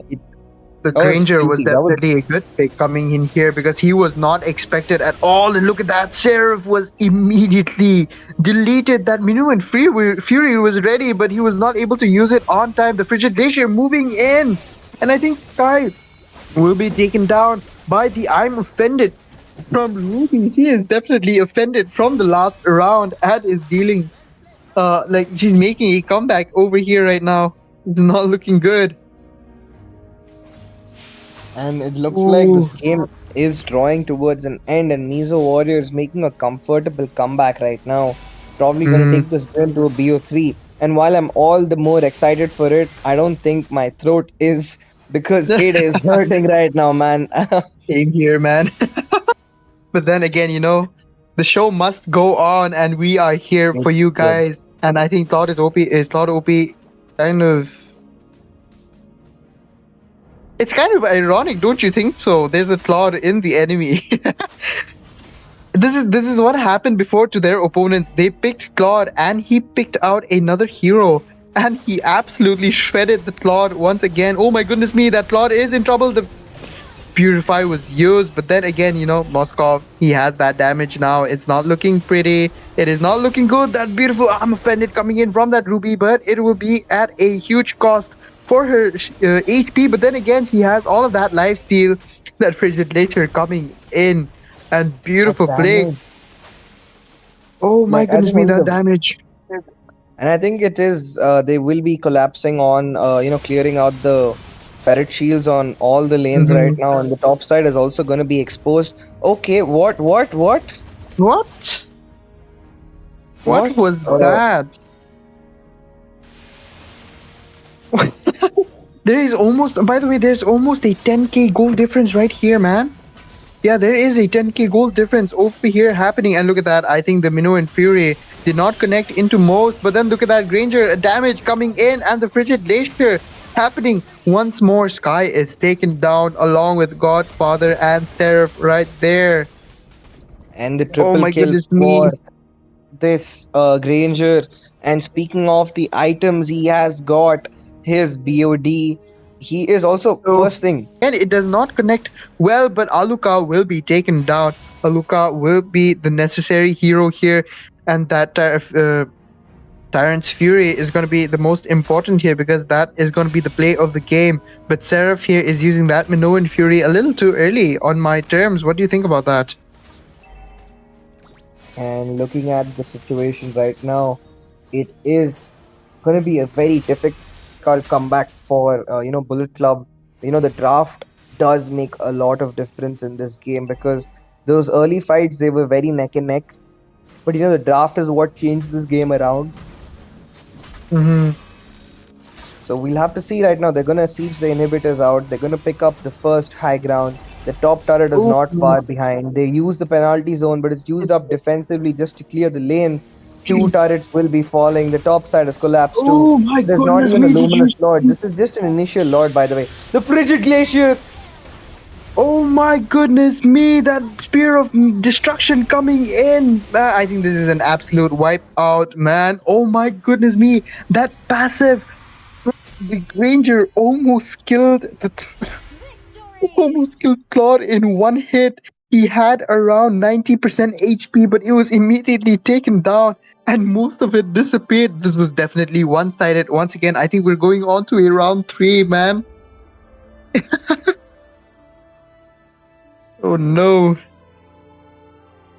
I think they really did kind of, fall into that trap a little bit, and I think Mizo Warriors here definitely took that chance and made a beautiful comeback with it, man. And ladies and gentlemen, we're going on to the third round, and I think, we'll be taking a tiny break. Otherwise, they will be able to start as quickly as possible as well. So please, guys, stay tuned.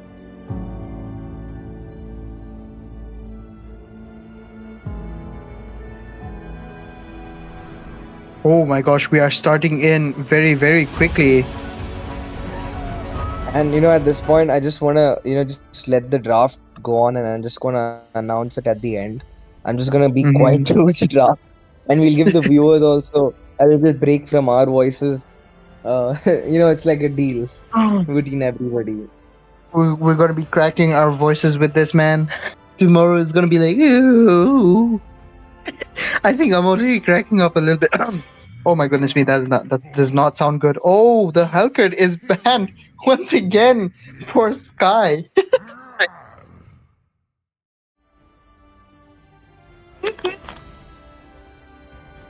I think if I do go up against them one day, I'll pick that Hellcat. I'll pick that Hellcat up just to like annoy with them a little bit. Yay. And the Helker taken out once again. The first pick this time to Mizo Warriors, and it might go either end this game. So we have to see how it ends up. Because I feel at this point both teams dominated in both sides, but I Mm-hmm. felt there were not as many mistakes in game two by Mizo Warriors. They kept their lead and they committed and they ended the game under 12 minutes. But the I agree, game man. did drag on for a while. It dragged on to 19 minutes, I think, in the game one because of the number of mistakes and misplays that happened. Mm-hmm. I agree, man. I think this is not gonna look good because it is a tie overall, and any one of these heroes can win. Once again, both the teams are strong. They have proven themselves in the first and second round as well. So it's the best that wins. So they can never be two winners, and it's so sad to say that. Ah, man, like my voice is just hurting. I'm trying to get some water in my system. But yeah, the chip Get has it, been get it. taken out.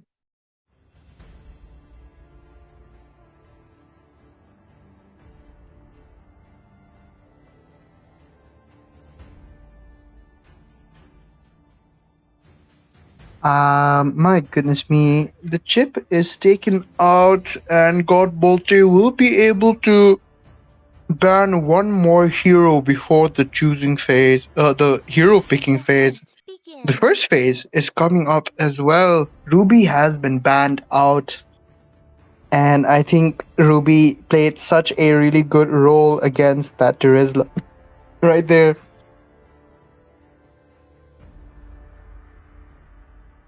The Selena pick coming in from Pari, I think they're just trolling around. They're just waiting for, picks to come up. Oh my goodness me, they're just showing up the Alucard as well.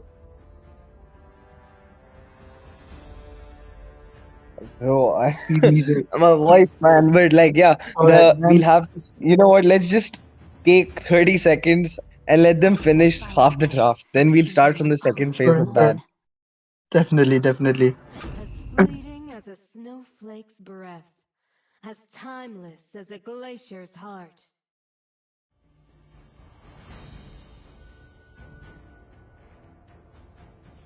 Uh, so yeah, like we'll take turns. Each one of us speaks for 30 seconds about random shit, and then we'll get back. So, guys, Aurora's basic skin, she wears shades of blue, but like in her other skins, she doesn't wear shades of white. So, that is something you should really consider, viewers, about which hero you buy, especially the ones who are new to the game. If you're downloading MOBA 5v5, make sure you have good access to the internet because ping spikes is something we all are aware about, and it's a convenient excuse for our poor gameplay, especially mine. I just blame my gameplay, and if my casting goes bad, I also blame the network. So don't be like me. Get a better phone, get a better sim. You can do better.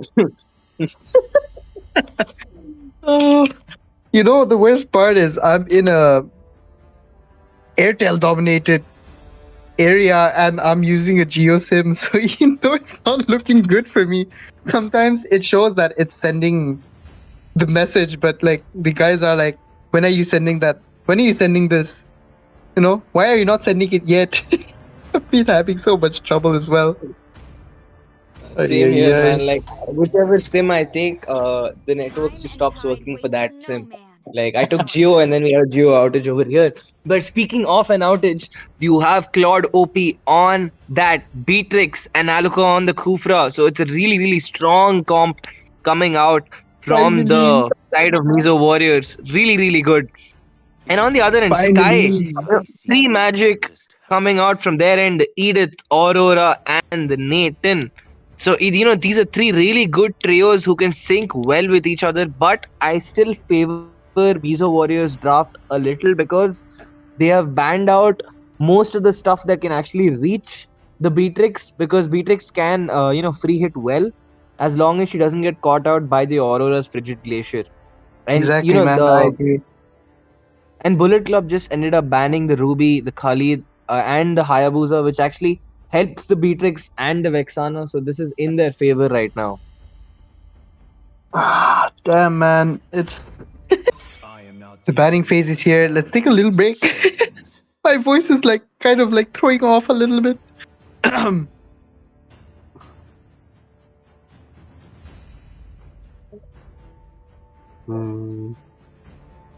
And right now, we'll have to see. Let's see what the second phase of draft. They have started off with the Fovius ban, and there's a response is the Suyo, not Fuyo. My bad. It's Suyo.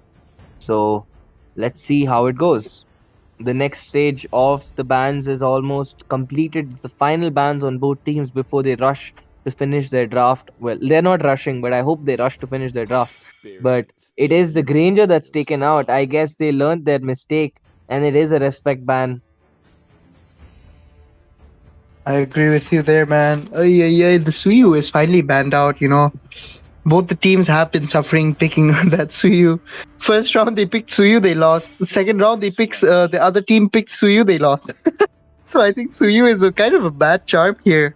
And they both eventually, I think eventually Mizo Warriors had decided to ban him out.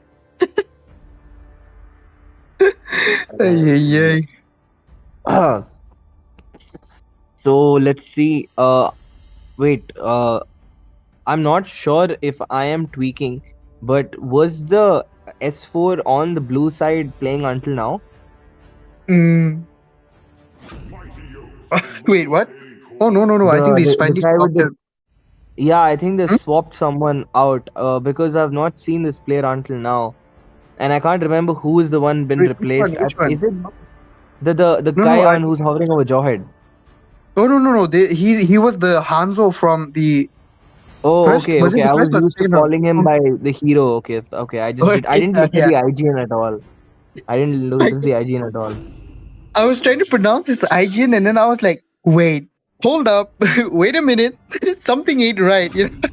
That meme was playing on my head non-stop every single time I was about to mention him.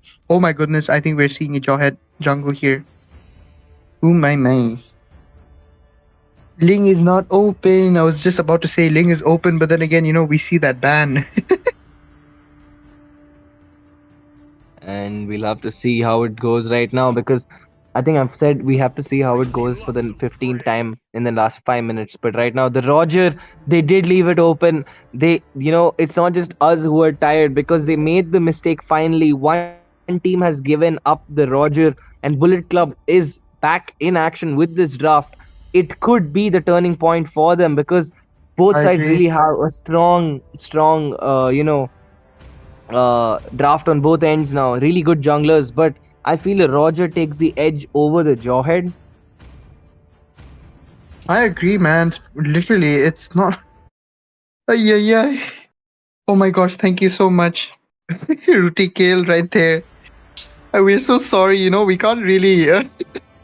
We're so tired, but then again, especially me, I was casting from 6 o'clock in another tournament, and then again now I came back, because Legend Unleashed is Legends Unleashed, the one and only. I love them so much. I love casting with Baldudu as well, Peachy. There's so many others, and I think we're in the land of dawn. I need to shut up a little bit. My throat is acting up. Oh. You know what, Seb? I will just take over for hype, because I feel like you do need a break. just help me out with the item calls once in a Oh, while. But right now, definitely. both sides are starting off with their buffs, getting the help from their roamers. Nathan also assisting in that gold as much as he can. And one good thing, viewers, because with the recent patch, you can take help from your roamers as long as they don't last hit the buff. You will be getting the Oh, EXP from the side. So yeah, what the heck was that right there? That jump from Aluka was a little bit, edgy right there. But then again, look at that. God Bolte is forced to retreat once again. Yay, yay, yay, yay. and right now we have to see how it will go. And it's almost the final ban, so not ban shit, it's the final game of the day. We will be going in. There's no more overtime. It's the final deciding match. But on the bot side, there's some more action as the first blood picked up. The jaw hits missiles locked down onto that Roger, and the junglers already facing off against each other. And we've seen the victor on the first end.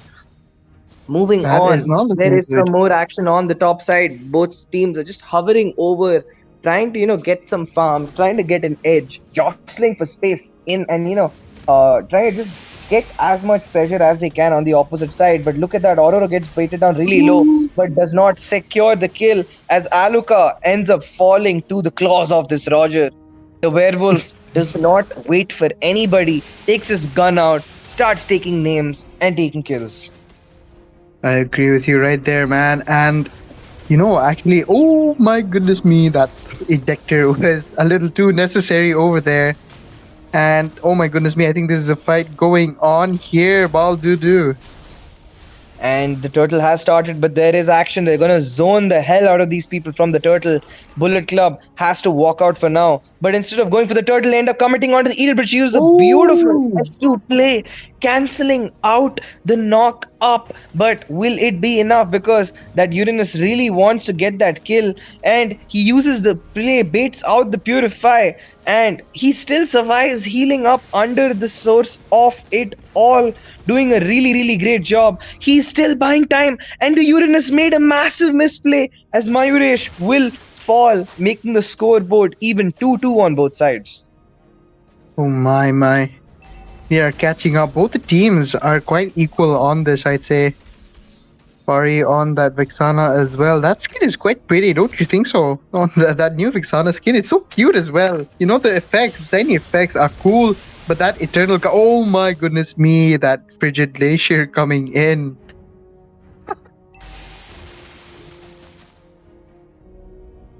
And right now, we'll have to see how it goes. There is some more action happening on the top side. Aluka dives on to Godfather. He does not have any mana. The snipe hits, but the damage is not sufficient to keep down that kill. But Godfiend is there to support his friend. All of them using that very eerily similar IGNs. I guess it's kind of a trio play. And I feel Seraph and Sky have been left out, but they are contributing with their gameplay right now. They're doing a really great job in the past two games.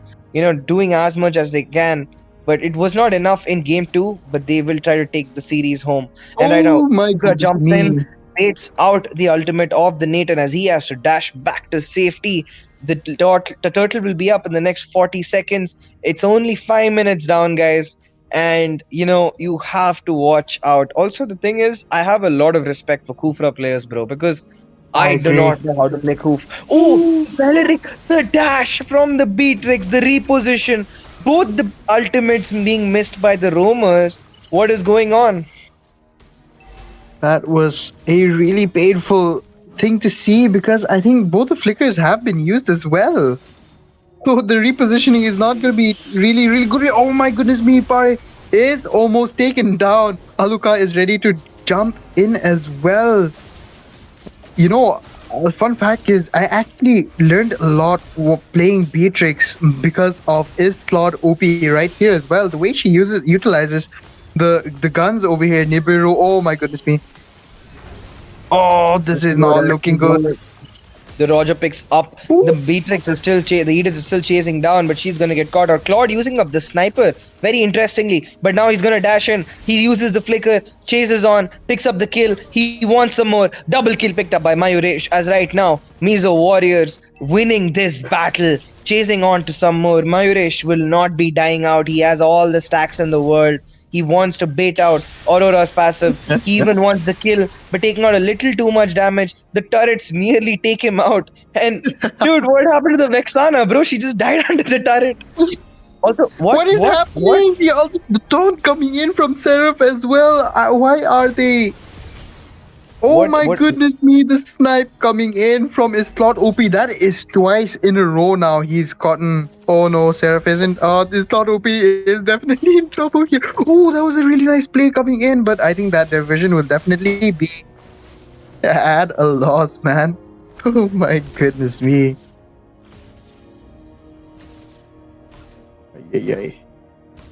And the action is still on the way. The score is 8-5, but there's just too much happening right now on the board. Both teams just not stopping to take plays. I feel like they could have just commented onto the Vexana, but Sky did not have enough wrath. Look at Mayuresh, man. I think he's still pushing his luck a little too much, and he will pay the price for it. He is playing the Uranus for sure, but he needs his stacks, bro. He did not even ult. He did not make magic defense, and he stood in front of an Aurora, a Nathan, and an Edith. So yeah, you will be punished for making such misplays. But right now, Aluka on the top side, the top tier 3 has fallen. And who do you think is, which team do you think is gonna win based on their performance and discipline so far? But oh my god, right as I speak, a beautiful Tyrant's Rage, catching 3, taking down 2. Both the main damage dealers are down. It's only the Nathan. A beautiful reposition coming from him. Also, I'm still confused as to why. Oh, the snipe! It misses! And I don't know why Claude was using the sniper instead of the SMG. Otherwise, it would have been a guaranteed kill for him. It was a really strong play. But Mizo Warriors are coming back strong, don't you think so? Oh my goodness me! That Earthquake Shatter did not connect onto Pari and will be able to escape with that flicker. I was so scared. I thought the Vexana was going to get hit right there. Oh my goodness me. I think Giants, they're going to steal that buff. And look at that Beatrix play coming in. As I've said before, his slot OP is so strong on that Beatrix. He is a menace to deal with as well. Good God, Bolte has picked up the kill, and in fact, he's doing a really great job right now. 3-2-4, got punished only in the early game due to some misplays in the team fight. Oh my god, the Jawhead nearly gets shredded out. Oh my goodness me, that is not looking good. For Mizo Warriors right there, the Nathan is so bloody strong, man, and that immune from Winchan is all it's gonna take to take down the Beatrix as well, but that double kill coming in is not I don't think this good. Aurora's gonna make it out, bro. There's no way she's making it out. Yeah, it's over for her. Finally gets picked off. Triple kill was stolen as well. Oh my god, look at that. It happens to the best of us. But yeah, Seb, just walk me through the items. My goodness me, I think we're gonna go with the one who has the highest gold here, Beatrix. She has that BOD and the Malefic Roar as well. The snipe!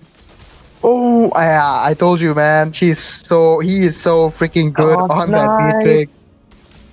The sniping, the flicker play, the setup, the catch, the combo. It's perfect. It's too much. And he will not escape the shutdown picked up by Sky. And the turnaround is here.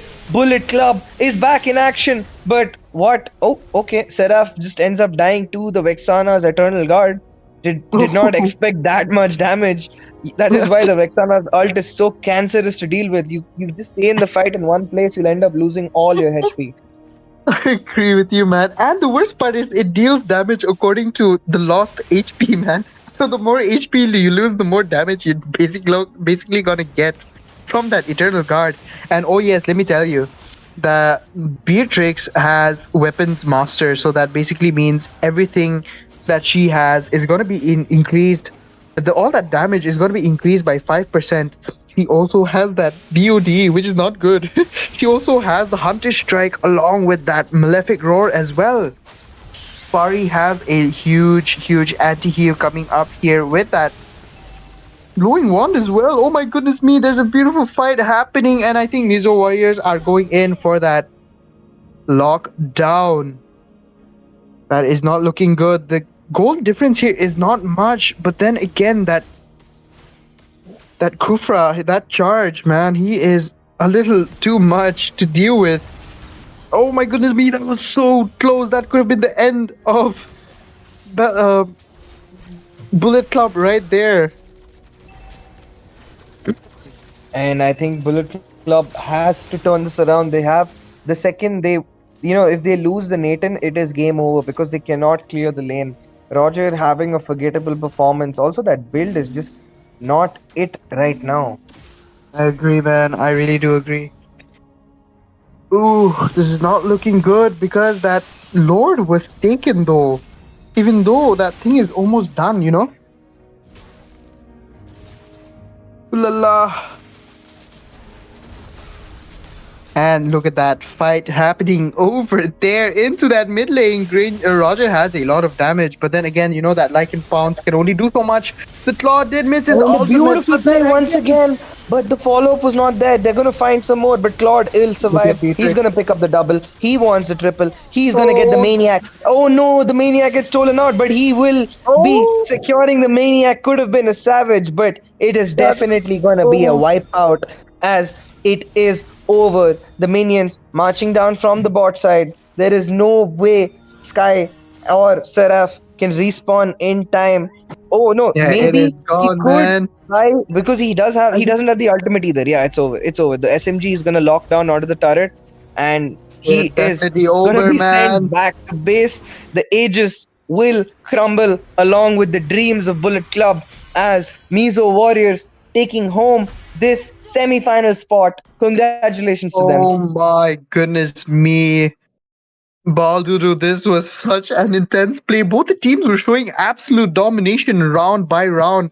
And I believe so. If this was a best of 7, I believe they would be going on tie for tie. Don't you think so?